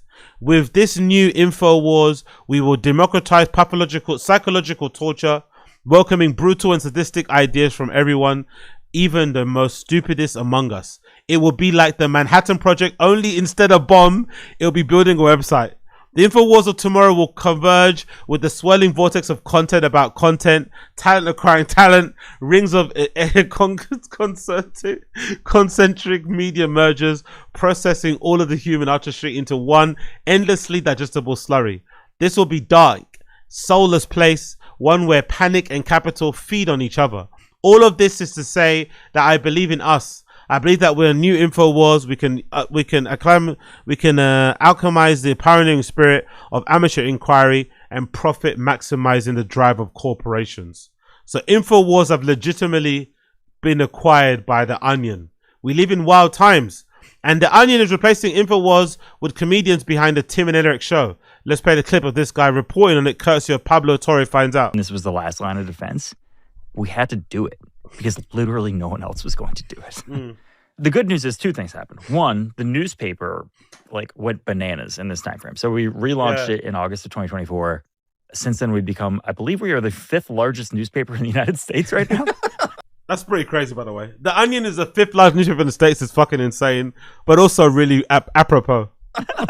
Which is insane. We have over 70,000 subscribers. So that was just cooking as this was happening. So that was really helpful. And also, it gave us some time to figure out what to do with this asset, right? Because initially we were going to, put some of our favorite old Onion writers in charge of it and just do a bunch of scams. Send us $100 and we'll send you your grandson $20. That was the kind of thing that we were going to put on the front page, which I think we still might do, by the way. And then we were like, well, is that really doing this justice? Could we do something much bigger and better? So the good news is over the last 18 months, and the bad news for Alex and everybody else involved on the other side is it gave us a lot of time to think about what this could be and make some phone calls. And then a couple weeks ago, Alex Jones shows up on Tim Pool's show and they say that he smells like alcohol. And he says, they're shutting down InfoWars next month. Damn. So I called my lawyer. our bankruptcy lawyer, who He spoke too much. He spoke too loose lips sink ships, as they say. Loose lips sink ships. They had no idea it was going under, and Alex Jones inadvertently alerted the Onion of InfoWars' current, fragile state, and they swept in there and bought it. we've had this whole time. And I was like, I know he says this like once a month, but again, he says that they're shutting down InfoWars next month. So what's the deal? So he called the receiver and he was like, yeah, we're shutting it down. Like the receiver said, we don't have enough money to pay rent on this $75,000. Right, exactly. Let alone pay for utilities and internet and the staff. So we can't keep the asset moving. The rub is, yeah, you can sell this to Alex Jones's ideological enemy, but they got to figure out a way to make money with it. Yeah, exactly. So we called the receiver and said, well, it has considerably less value to us as a dead property. We'll pay to take it over. And I can almost guarantee you with the plans that we have, like it will increase its value over, the boner pill company that it currently runs. And by the way, and this is not part of the deal, but the whole time we're giving a cut of merch sales to the families. Like we want them to be able to get paid for real at some point with actual human dollars as part of this process. So we've come to an agreement with the receiver. That's pretty cool, man. That's we pretty get cool. To take over this asset pretty much immediately, in a couple of days. Wow! Yeah. Wow! Wait, so wow! just to be Wow! clear, Wow! then, Wow! the actual big exclusive announcement here is that the Onion has finally acquired InfoWars. Yes, we have. We've Amazing. Taken over the InfoWars studio and the IP and the website and all that stuff. Yeah. So we started hiring in the background. And That's crazy. The very first person we hired is a guy who reached out maybe like 20 minutes after the first announcement. And that's Tim Heidecker from Tim and Eric and So Adult cool. Swim Days and Office Hours. And he's currently on tour. That's incredible. Yeah, he's an incredible fit. And we didn't know this until one phone call, but he does a great Alex Jones impression. We also hired this woman named Mia Di Pasquale who was in charge at, Nathan For You. She was in charge of duping all those companies into participating in that show. And all of them have deep Rolodexes. People we've hired for this, I could not possibly be more confident it's going to be a big deal. So fucking cool. And I think Alex Jones is probably going to be so gutted about it too. He's going to be so gutted about it. And this is Tim Heidecker announcing his new role as creative director of InfoWars. Tim Heidecker from the Tim and Eric show is the creative director of InfoWars. Honestly, we live in wild times. We live in wild, wild times. Hey everybody, I got some breaking news for you. It's looking very likely that global tetrahedron will seize control of InfoWars in the coming days. Great fucking impression too. The folks at Global Tetrahedron have asked me to step in as to run the show over there and become a big part of the future. So we're exploring. Sorry. My name is Tim Heidecker. I'm just here to let you know that I am now in charge of InfoWars. It's an honor to take over the reins and chart So cool. a new path towards the future. We're looking forward to relaunching the site soon in the next coming months, and we're not really sure what we're going to do with it. We're talking about all sorts of ideas. We were playing around with it being a real estate broker service or a cryptocurrency exchange market, a place to store pictures, almost like a Dropbox account. Not sure. A lot of ideas, but very excited to take this on. And just want to wish everyone, extend a hand of friendship and grace as we proceed through this process. It's not going to be easy, but I can assure you that we have our best intentions in mind. We are in the city of brotherly love, and I want to extend that sentiment to all our friends over there, longtime fans and consumers of the InfoWars products. We've got some exciting products coming as well. We're working with a company that will enable you to turn your urine into gold. So stay tuned for more information about that. And stay with us. Stay updated on InfoWars for more information as this story develops. Yo, big up Tim Heidecker, man. That's going to be fucking brilliant. Honestly, such a random story. Such a random occurrence. But I'm sure my man Alex Jones is not going to be happy about it. I'm sure my man Alex Jones is not going to be so happy to see his beloved InfoWars be acquired by The Onion and be stripped of any type of seriousness or relevance it once seriousness it once has, and be turned into a complete factory of fun and frolic and everything else in between. You imagine you're probably going to be doing original programming. There's going to be all sorts of fucking hijinks going on there, because people at The Onion are very creative, very funny people anyway. So I'm looking forward to that. And of course, the great thing they're doing is they're giving money to the Sandy Hook people, if I'm not mistaken. That's a really, really cool part that they're actually doing, is the ability to be able to repay some of the Sandy Hook members. The site is limbo because of I think the part of the article on the New York Times says the site is in limbo because of a series of defamation lawsuits against Mr. Jones filed by families of the victims of the mass shooting in 2012 in Sandy Hook Elementary School in Connecticut, where Mr. Jones falsely claimed that it was a hoax. In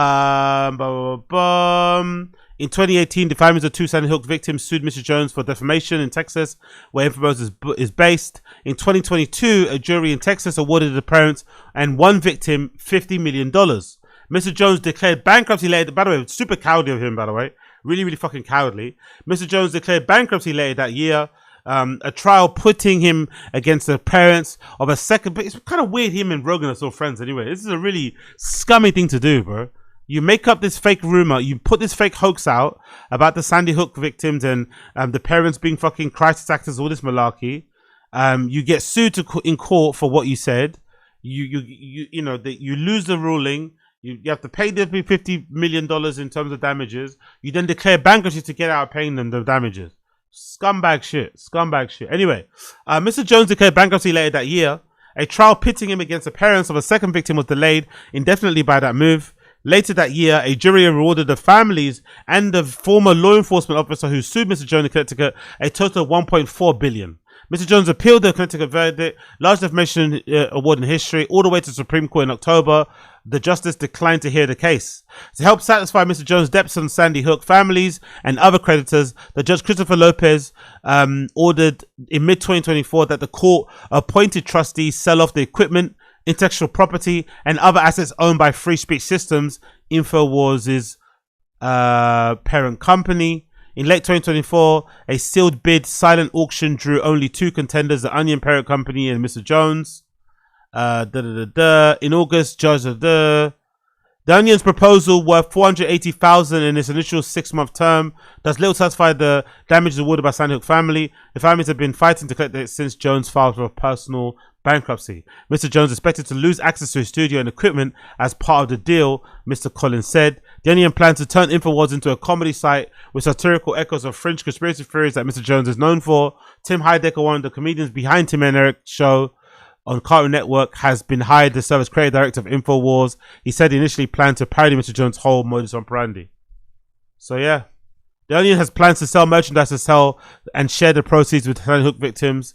We're excited to lie constantly for cold, hard cash, but this time in a cool way, and we'll make sure some of it goes back to the families. So yeah, they're doing a good thing to kind of get money back to the families, but wow, what a crazy turn of events. Big up everybody involved. Cool. Let's get into some streetwear news. Before I jump off and head over to do a bit of a random show in a bit. Let's get into some streetwear news. So, number 1 streetwear news. Big up Over and Under.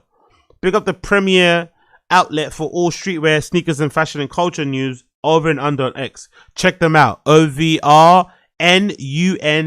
I'm sure you know who they are. Check them out. OVRNUNDR. The main site that I go to, main account that I go to when it comes to all things concerning sneakers, streetwear, fashion, and culture. Big up them. They said the Adidas JellyFish, the Pharrell Adidas JellyFish, brown and yellows, the ones he wore at the end of some Louis Vuitton show, they're coming out summer 2026, $300. Now, I'm still on the fence with these shoes. I'm not gonna lie. I don't get the hype. I'm so surprised because for the longest time, so many sneakerheads, so many fashion people were telling me that my beloved Balenciaga Triple S's were horrible. They were ugly, they were awful, they weren't nice. I'm only wearing them because they're Balenciaga or because Demna designed them. You don't really like them, you're just a slave to fashion, blah, blah, blah, blah. But in actuality, these Adidas JellyFishes are the same thing. They're just an Adidas version of a fucking Triple S. They're just an Adidas version of a Triple S, obviously made with lighter materials. They maybe don't look as crazy as the Triple S's because they don't have triple shells on them. They're still fairly chunky and clunky, but I'm surprised they've become so popular. I'm surprised people are so on them. I really am surprised people are so on them because they don't really look that great. No, sorry, they look great. They don't look that dissimilar to the fucking Triple S's. Maybe the jellyfish sort of like fin things from this angle, they look quite cool, right? How they kind of protrude, right? And I'm sure some of that stuff is kind of it glows in the dark and whatnot. But in terms of shape and silhouette, they kind of, in terms of the overall structure, they kind of look very similar to the Triple S's. So I'm surprised at all the hype. I really am surprised at all the fucking hype around these because they don't look very, very, very, very, very similar to the fucking Triple S's that I have. But this particular colorway is quite nice anyway. I'm not gonna lie. Apart from the actual OGs, the white and green ones, the white and blue ones, and the all black ones. These are actually a good color, a good like colored, you know, version. Especially with the different brown midsole, because most of them came in white, and obviously without the black, and mostly darker colors on the upper too. So it's a really cool color combination with the brown and the yellows. But I'm actually surprised. I am really surprised that these are popular, more as popular people have made them. They're not really that great in my personal opinion. But let me see what people are saying. Let me see. Has anyone got a short? Let me see a short. What do they look like here? For Adidas Jellyfish on foot review. Yeah. So I don't know. Oh yeah, big up my guy. Big up my guy. Is that Frame God? Yeah, big up my guy, Frame God. First and foremost, thank you to Pharrell and the team for blessing me with these, because I've been hyped for these. That's so cool. Yeah. To be fair, that angle they look way better. That angle. Let's be fair. Big up my guy, Frame God. They do look a lot better from that angle. From that like top down angle, they do look a lot better from that angle. I'm not gonna lie, they look fucking brilliant from that angle. They kind of look like you know what they kind of remind me a little bit of. You know those illustrations. You know those like industrial design illustrations where you kind of have the object exploding to show all the different components of it. They kind of remind me of that. They've kind of got a little bit of an explosion about it where they kind of, every bit is kind of like, you know, exaggerated and kind of, you know, popped out a little bit on the side. That's what they kind of, but they do look really cool. For them to finally come in, dog, I damn near did a dance when the UPS man came. Wow. They look pretty cool. This is up there for sure the year for me. Yeah, they might look. It's ridiculous. This is. I didn't realize they had the kind of off-white, kind of somewhat stained midsole as well. I didn't realize that too. They look pretty cool. I'm not gonna lie. I think I'm starting to come around. That's the thing. When people start wearing shoes often, when people wear shoes often, it kind of makes you want them. You know, you don't want them at first, but the more people start wearing them, the more you start seeing them on a timeline, the more you get influenced, and now suddenly you want the shoe that you said you originally hated. Damn, I hated my life. This ain't a normal shoe. This is something cartoony. They are big as hell on foot. They look massive. But they're so light and comfortable. Yeah. All right. I'm glazing, but dog, these go crazy. They look really good, though. I have not been this excited for a shoe in a long fucking time. And they feel amazing on foot. They look amazing on foot. I mean, you're walking around stomping like a goddamn cartoon character, but I'm not gonna lie, I think they might be a good look for a festival or a rave, you know. They might be a good festival shoe. Thinking about it. They've got the chunky look that you'd want when you go to a festival. You go to a dance, especially a techno festival, you want to have like a bit of a chunkish shoe with a bit of fucking, you know, meat behind it. But they're light enough for you to wear all day. They can be worn with big cargo pants. They can be worn with short shorts. I think this could be a perfect Berghain stomper. A perfect fucking festival rave stomper. Perfect field rave stomper. Do you know what I mean? They work pretty well. Damn, these is hard. I actually made clothes to go with these. That's how good these are. And when it gets colder, with the right jacket, some black pants, woo! Pay the money. Pay resale. Do what you got to do. Fight a nigga if you got to get these. Big up Frame God. How much are they actually going for on StockX? Let me see. How much are they actually going for? Because he's got me hyped now. He's got me hyped. How much are these fucking shits? Oh, fucking hell. $600. £600, sorry. What's my size saying? What's my size? My size 11. Oh my god! If I want to pay, I have to pay £1,726 for the what? This is the what you call it? The olive and orange. It's a nice shoe though, isn't it? What's the cheapest one? The blue ones are the blue cheapest. Are the blue the cheapest ones? Yeah, the blue I can get for 600 in that color. But obviously the standout color is that orange or the green one. I think the standout color is the orange, or there's a green one, right? Let's see if I can find. There's a solid gray. Yeah, that's the one. The best colors are definitely the orange or this one, or this green one here. Oh, really? The green one's actually way cheaper. The green one's 800, nearly half of the 1,000. So yeah, pretty decent shoe. I'll take it back, man. I might take it back. I might have to take it back for once. I'm not allowed to fucking throw my fucking toys out of the pram, but I might take it back for once. That actually might be a decent shoe. Big up Pharrell. Big up Pharrell. Big up Blood Clot Pharrell. Talking about big ups. Big up Lil Yachty, man. Lil Yachty's previews some Air Force One mids coming out soon. I really like them. I'm a fan of Lil Yachty's Air Force Ones. I'm not going to lie.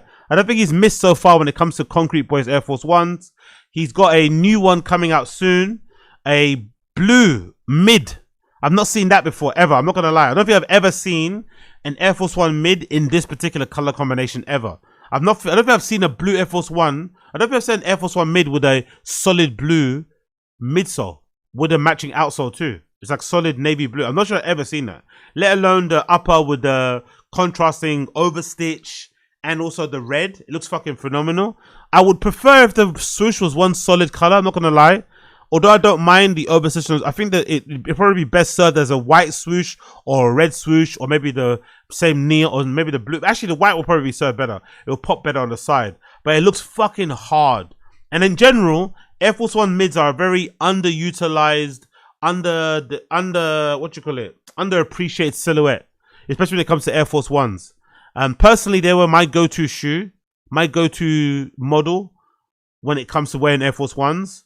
I feel like in recent years, loads have become obviously more prevalent, but I always thought Air Force One white, the white Air Force One looked better as a mid than it did as a low. Because with the mid, you could wear it with shorts, you could wear it with jeans, with cargos. You had the extra strap that gave it another dimension, another kind of like look. And also, it was that perfect size between a high and a low, because you got the addition of having a little bit of height with the added benefit of the strap without it looking too bulky and crazy. So, and also, what I remember when I used to wear mids, you could lace your shoe all the way up to the top, and if you want to stick your tongue behind the jeans, and it wouldn't look super mad.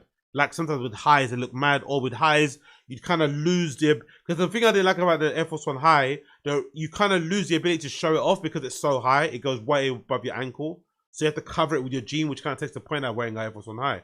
But with the mid, you can show it off because the strap was already there. So I fucking loved wearing Air Force One mids. I fucking loved them so much. So I'm really looking forward to these to drop. Not sure when they're going to drop. We're not sure when they're going to drop.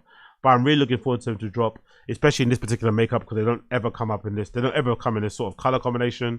So as I said before, it's mostly a blue and red color scheme. You got a solid blue midsole with a matching color of the outsole. So you got solid blue there. You got blue paneling on the front panel, mudguard, I guess, or front mudguard here on the heel, and also on the swoosh, and on the lace stays lace stays here, and the strap at the top.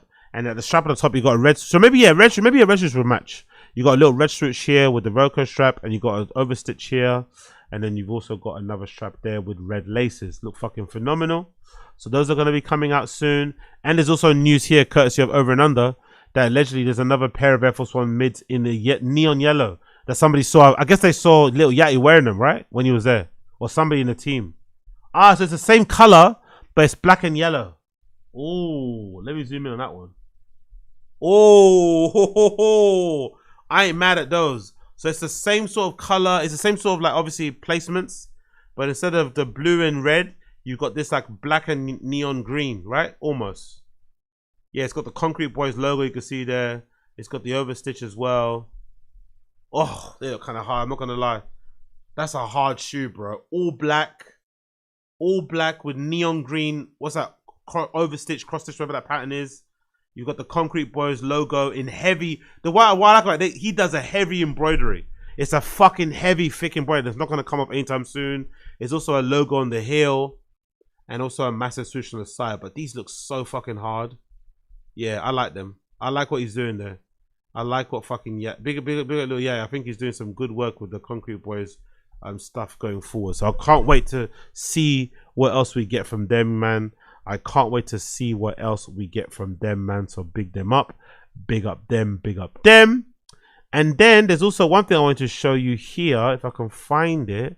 Where are you? There you go. There's also news of a Supreme box logo coming out. I'm sure this means, I'm imagining this means that we're going to get a Supreme store in Brazil opening soon, I'd imagine. This is courtesy of Modern Notoriety. It says here a person called, oh, let me do something. Oh, I've got to stop recording there.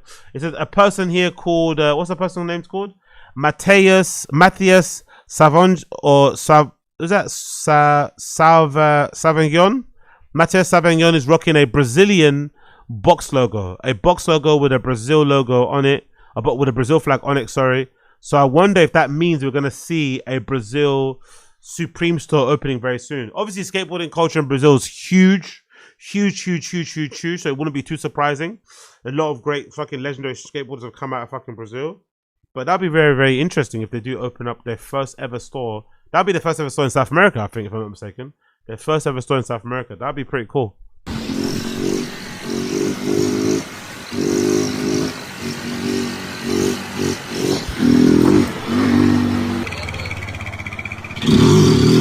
Wow.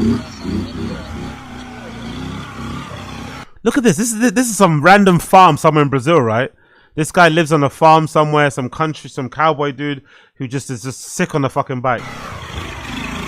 Look at the fucking background. Look at that. Look at that. Look at that background. Look at that landscape. Yeah, that's kind of hard. Look at that. That's kind of hard. That's very fucking hard. That is the fucking coolest way to introduce a Brazilian Supreme box logo hoodie. A Supreme box logo, sorry. A Brazil Supreme box logo. Yeah, so that's you see the Brazilian flag superimposed inside the Supreme box logo, with white font. Looks fucking phenomenal. And also you got at the back here it says, what's it said? Does é fil. What does that mean? I'm not, my Portuguese isn't the greatest, so let's see what does this mean in Brazilian Portuguese. What the fuck does that mean? Portuguese to English. What does that mean? Let's see what does it say. God, it says, okay, does it feel, it means God is faithful. It means God is faithful. So oh, Dieu. It's not does, it's Dieu. Dieu et fil is God is faithful. So looking forward to seeing what that looks like, man, when that ends up dropping. That looks fucking hard. That looks fucking hard. I can't wait to see when that drops. Big up fucking Supreme. That should be dropping very, very, very, very, very, very soon. So keep your eye open for that one. Keep your eye open for that one. And then I wanted to jump over and say something kind of nice for once about somebody that I don't say something nice about usually. The person's name is Sara Landry. Big up blood clot Sara Landry. I'm not the biggest fan of Sara Landry. I have to admit, not the biggest fan of Sara Landry, but I do have this set. I do have a set of Sara Landry playing from Coachella saved that I'm going to be reacting to on my Patreon very, very soon. So keep an eye out for that. I've watched the majority of it. It was really fucking fun. I'm not gonna lie. And I was kind of converted a little bit. I didn't know Sara Landry was good. I'm not gonna lie. I didn't know Sara Landry was actually a decent DJ. I thought she was mostly hard dance and shit.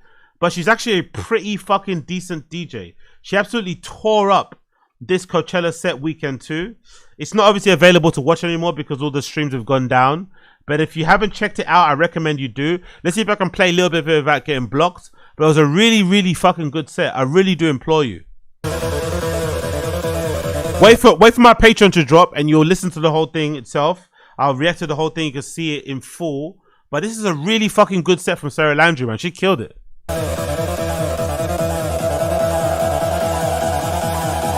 Sara Landry and Blood Oath. Big up Blood Oath. Sara Landry up as well, by the way. She had people turning up. So Sara Landry might not be as awful as I thought. Sara Landry might not be as awful as I first thought. She actually destroyed this Coachella set. Bit clangy. That mix is a bit clangy, but I recommend you check it out. Like I said, reactions coming very soon. Reaction coming very soon on my Patreon. I'll react to the whole entire thing if you want to see it on there. And there was also news regarding Sara Landry's performance alongside Amelie Lenz. There's an event happening very, very soon that they've announced with Sara Landry playing alongside Amelie Lenz. that looks somewhat interesting. Now, would I ever go? Remains to be seen. I'm not really too sure if that's kind of like my scene. I'm not too sure if that kind of would attract me. I'm not going to lie, but I am open to being convinced. I am open to being turned. I'm open to being kind of converted, because I have been a very strong and vocal hater of Sarah Landry. I feel like a lot of the stuff that she, I like her as a personality. I think she does some good shit online. But in terms of her quality of DJing, it's not the greatest for me. The production also, it's almost like a John Summit thing. I like John Summit as a guy. I think he's a fucking super top dude. Comes across really well, treats his fans good, really respectful. He's always really fucking generous and open and whatever else it may be. I especially love his communication and stuff with girls on Twitter, especially the ones that ask him for guest lists. He never comes across very creepy or weird or sex pesty. He's always very kind of generous with giving them guest lists and following up and resharing them, their posts when they say they're in the club, and just generally being a good artist and actually treating his fans with respect. I fucking love it. So I think I look at Sarah Landry the same way I look at John Summit. Like them as a person, just wish I could like their music or their DJing, just wish I could be into it so I could be a proper fan. But I'm open to be convinced about Sarah Landry. I'm hoping to be convinced. This was announced recently. It's an open air event here happening in London at a place called Magazine Open Air. Never been there, don't know where this fucking place is. It's controlled by Baldrick Live, so I'm assuming it's a fairly decent venue. I'll check it out in a minute. It says Amelie Lenz back to back with Sarah Landry with SPFDJ, Dax J, Grace Dahl, and Hyperdrive. So it sounds like a Nightmare blunt rotation a little bit. It's got the tinge of a Nightmare blunt rotation, but it also could be a Dream blunt rotation. You never fucking know. Let's read the blurb here. By the way, Sarah Landry's always pouting, isn't it? She's never not pouting. Now that she got the fucking allegedly got the buccal fat, removed and shit, may have jumped on a bit of Red True Tide. She's now fucking always pouting and giving us the fucking cheekbones. Salute. I remember when she wasn't always looking like this, by the way. I remember there was a time where Sarah Landry wasn't always, you know what I mean?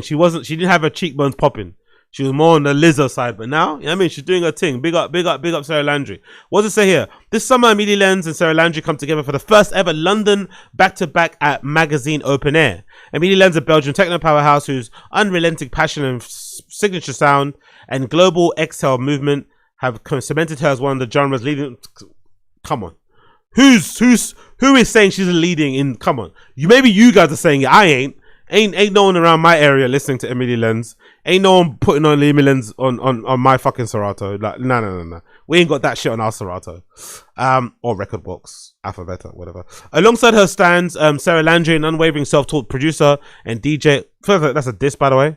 Self-taught producer and DJ feels like a diss, delivering dark driving and divinely feminine industrial techno. All right, whatever. Unapologetic with force. The UK exclusive beneath London's skyline on Friday, the 21st of August.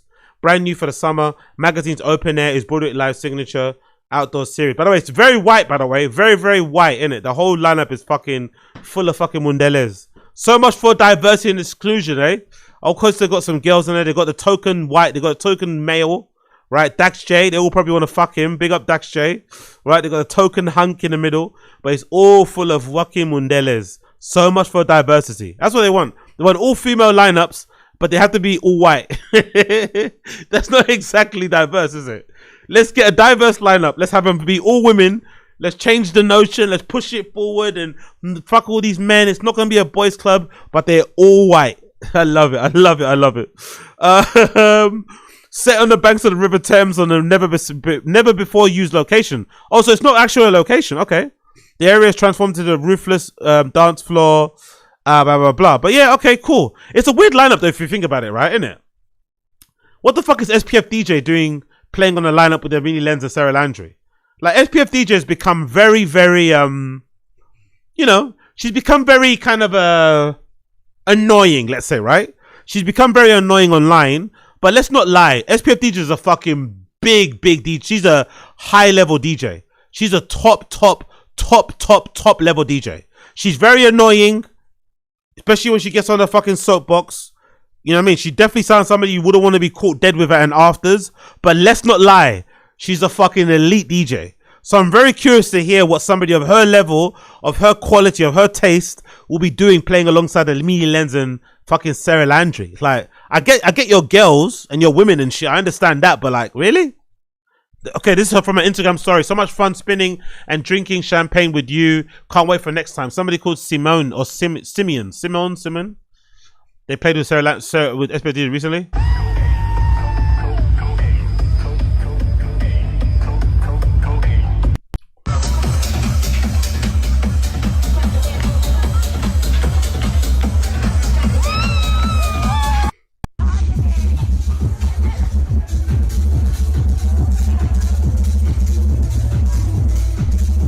And a person called, what's her name? Someone called Helena Lauret was also there playing with her. I don't know who this person is. Someone called Helena Lauret was also playing with her. Again, all this sounds, the stuff fucking in the background sounds really good. So I'm curious to know, how the fuck are they going to perform together? They don't really look like they vibe together, innit?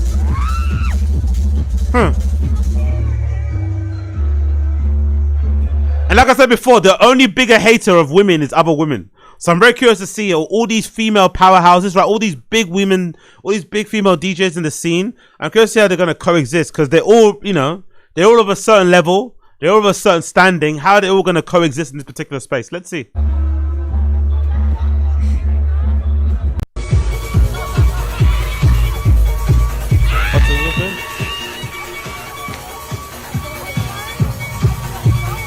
Oh, by the way, okay, who's this? DJ Gigola. Yeah, but she's terrible now. She's another one. A lot of these girls have kind of gone shit over the years, man. She's terrible now as well. She used to be really good, DJ Gigola, but she's kind of shit too. But they've kind of gone down that. I don't know what lane they're gonna go down. She was really good. I remember. I think I might have found out about DJ Gigola from Whore. I'm pretty sure I stumbled across her from Whore's Berlin streams. I'm pretty sure. But she's gone pretty shit too over the years. It's kind of sad how it ends up. But hey. But she's probably making more money she's ever made, you know? She's probably richer than she's ever been. Living life, so, you know, salute to her.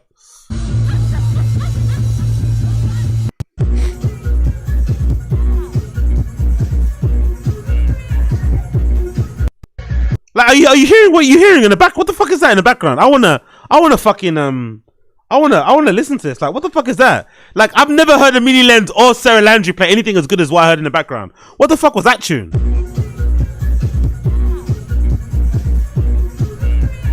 Ooh! What is that? Yeah, I need a tune ID on this. I need a tune ID on this. What the fuck is this?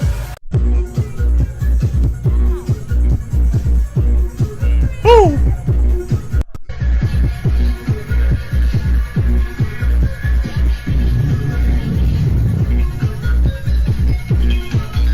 Yeah, that's hard. Okay, one for the books. What did they play? Where all these people were at one place. They were at some place recently. Someone called Jameson was also there. Where the fuck was this, by the way? Where the fuck was this? What? It was in a green. It looks like it was sweaty, and it was in some green. What the fuck was this venue?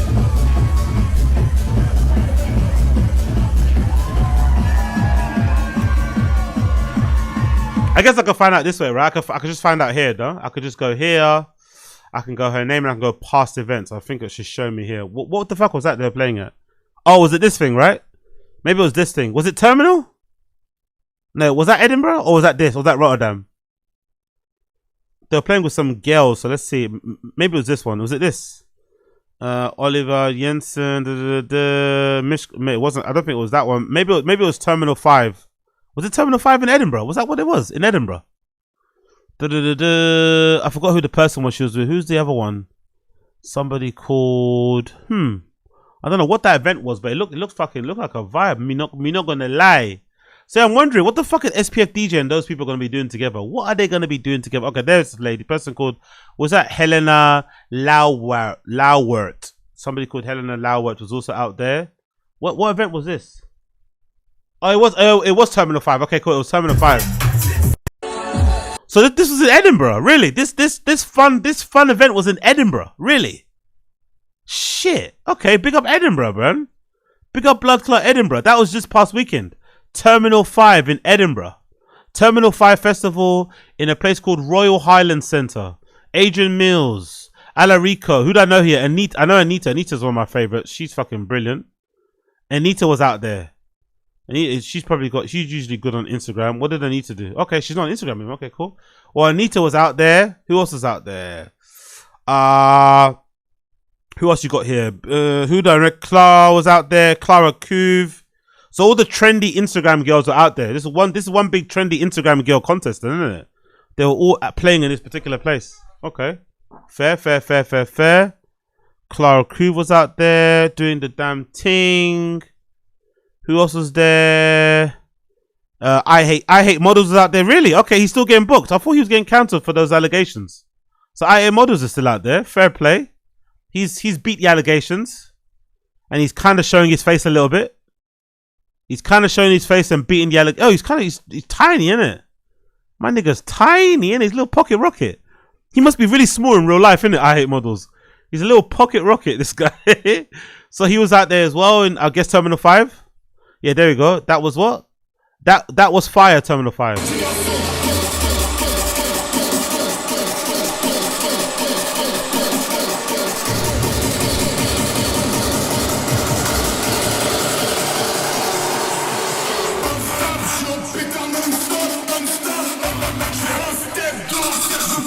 Proper showman. Such a show. He's a funny guy, isn't it? He's a funny guy. He's a fucking funny guy. So much stuff to be doing on the fucking behind the booth where you're just using a mixer. Really, it's a lot, but it's good. I like it. It's showmanship. You know, he's putting on a show. He's not just there for to muck around. He's putting on a fucking show. Fair play. Okay, so I Hate Models was out there doing your damn thing. Who else was out there? At this fucking Mall Grab was out there. Mall Grab, I feel like it's kind of fallen off as well. A lot of these people have kind of fallen off when they've gone down the fucking commercial route. What was Mall Grab doing out there? Was he jumping around too?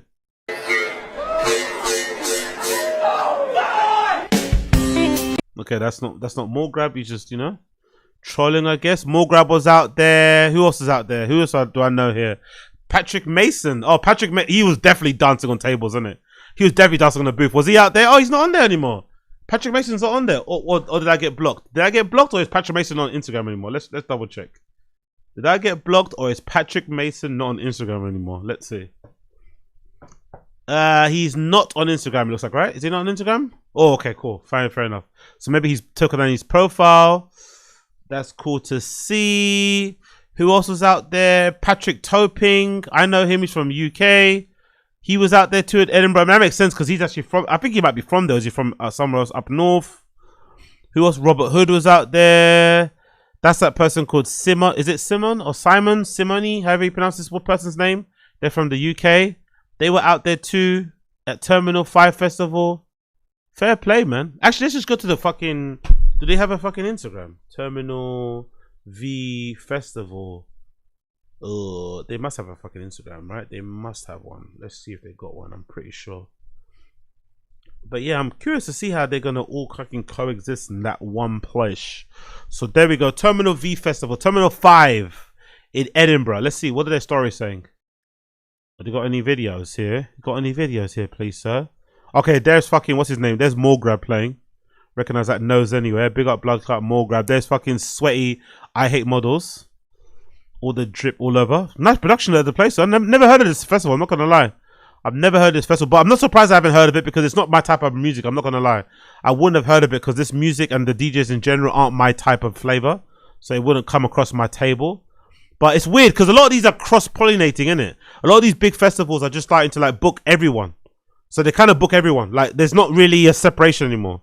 People that you wouldn't expect on here are on here. You know what I mean? Like Yana Master is another one. I mean, I would not expect to see Yana Master playing at a festival like this. I'm not going to lie.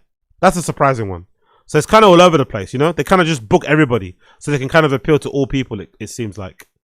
No? Really interesting how that fucking works out.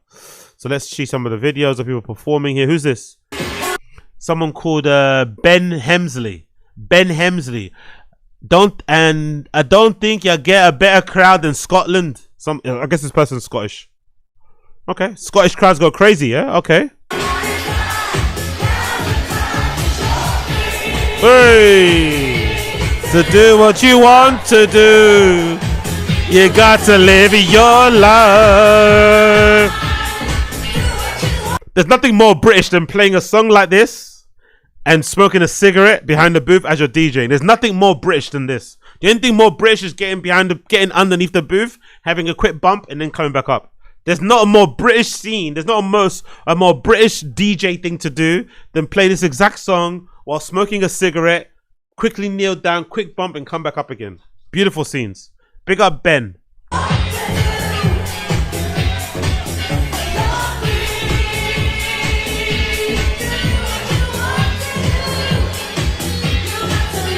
Your love. What's it?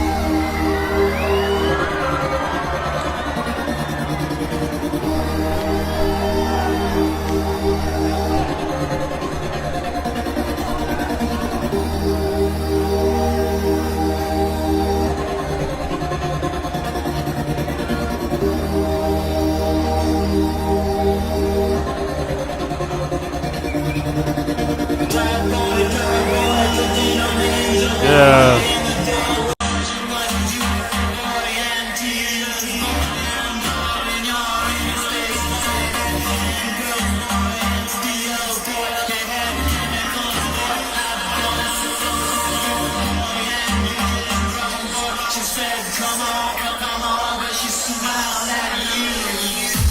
Oi!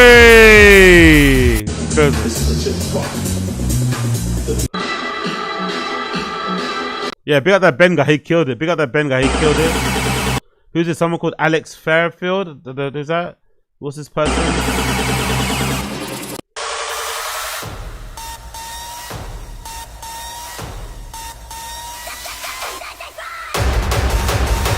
Yeah, I hate this shit. Whatever this shit is, I hate it. Whatever this shit is, I fucking hate it. Who's this person called? Chloe Fama. Big up Chloe Fama, do your thing. But I hate, whatever this genre is, I fucking hate this genre.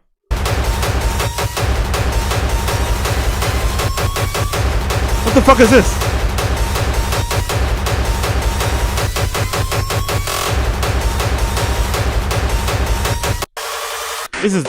It's fucking Mephedrome music, isn't it? This is fucking Mephedrome music.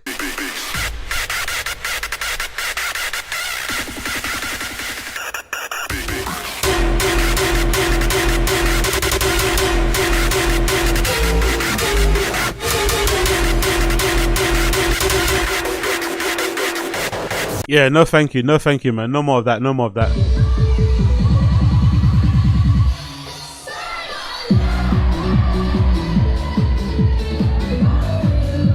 Fair play, man. This festival goes off, innit? This festival goes fucking off.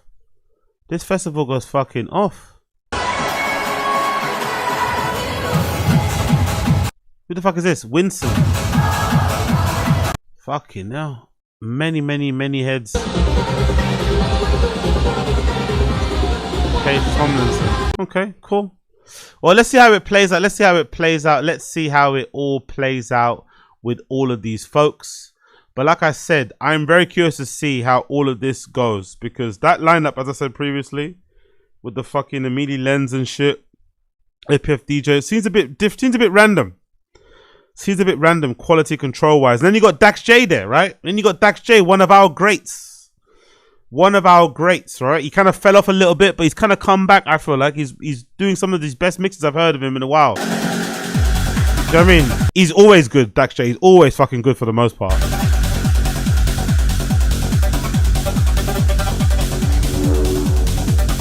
So he's going to be fucking killing it out there, I'm sure, right? He's going to be fucking killing it.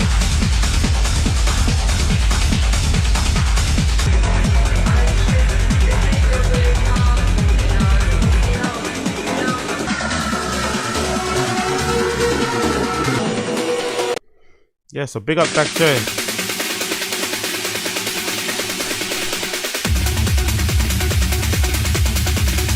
Yeah, I don't know how it's gonna mix, man. Like, I don't know. Him and fucking Amelie Lens in one lineup together.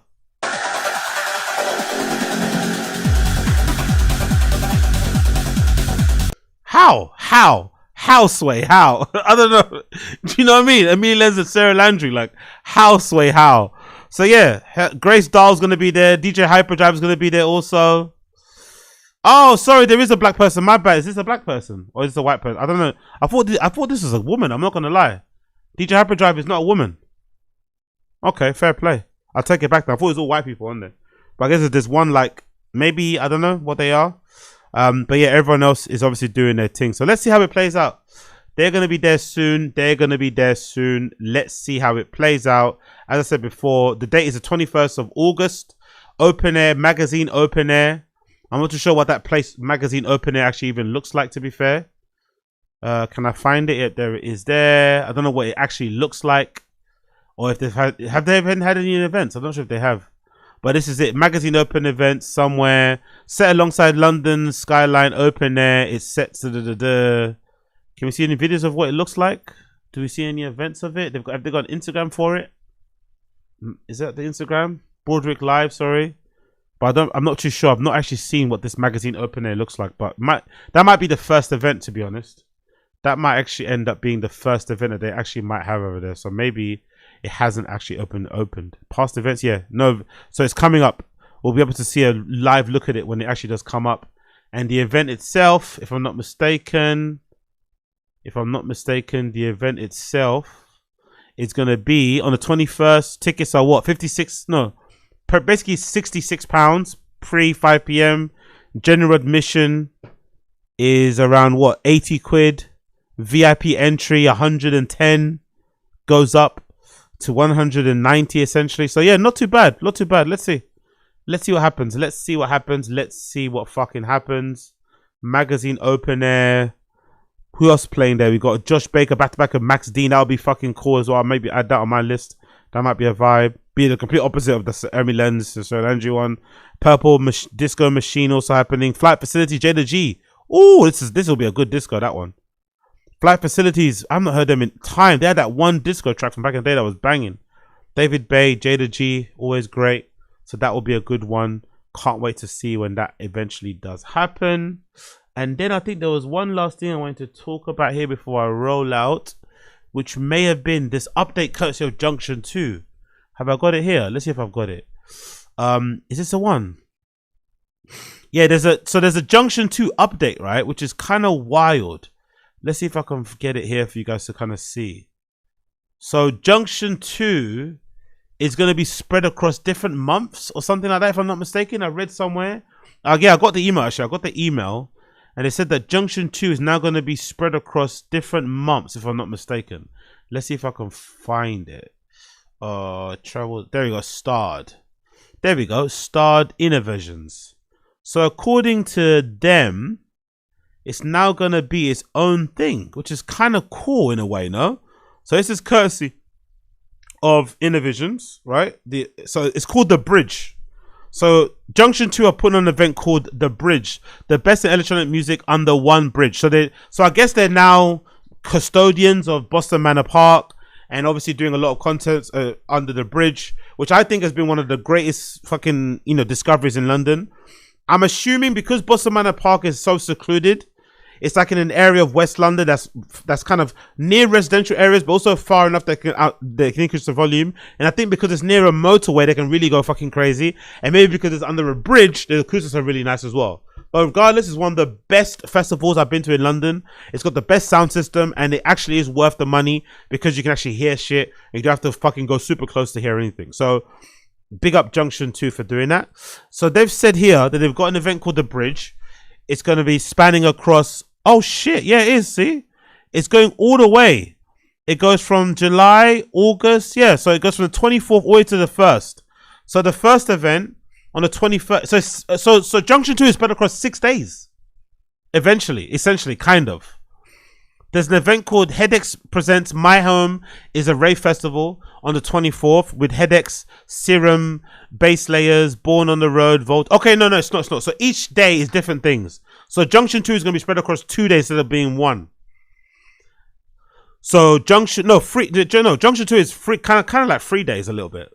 It's going to be on the Friday, 25th, the 26th, and it's also going to be on the 1st and the 2nd of August, which is pretty fucking cool. So anyway, the HEDEX Presents on 24th. You've got HEDEX, Serum, Base Layers, Born on Road, Voltage, Tono, Disruptor and Co. Junction 2 on the Fabric on the 25th, the following day of July. Nina Kravitz, Jeff Mills, Marcel Dietman. Woo! That's a crazy front three. Nina Kravish, Jeff Mills, and Marcel Dietman as a front three. Crazy. Francesco Delgado, Gabrielle Carrington, who I love, back-to-back with Peach. That'll be a great back-to-back, by the way. That's going to be a real fun back-to-back. On the 26th of July, you've got Junction 2, 10 years of Junction 2, courtesy of Adam Bayer. I can miss, fuck him, really. He's fucking boring.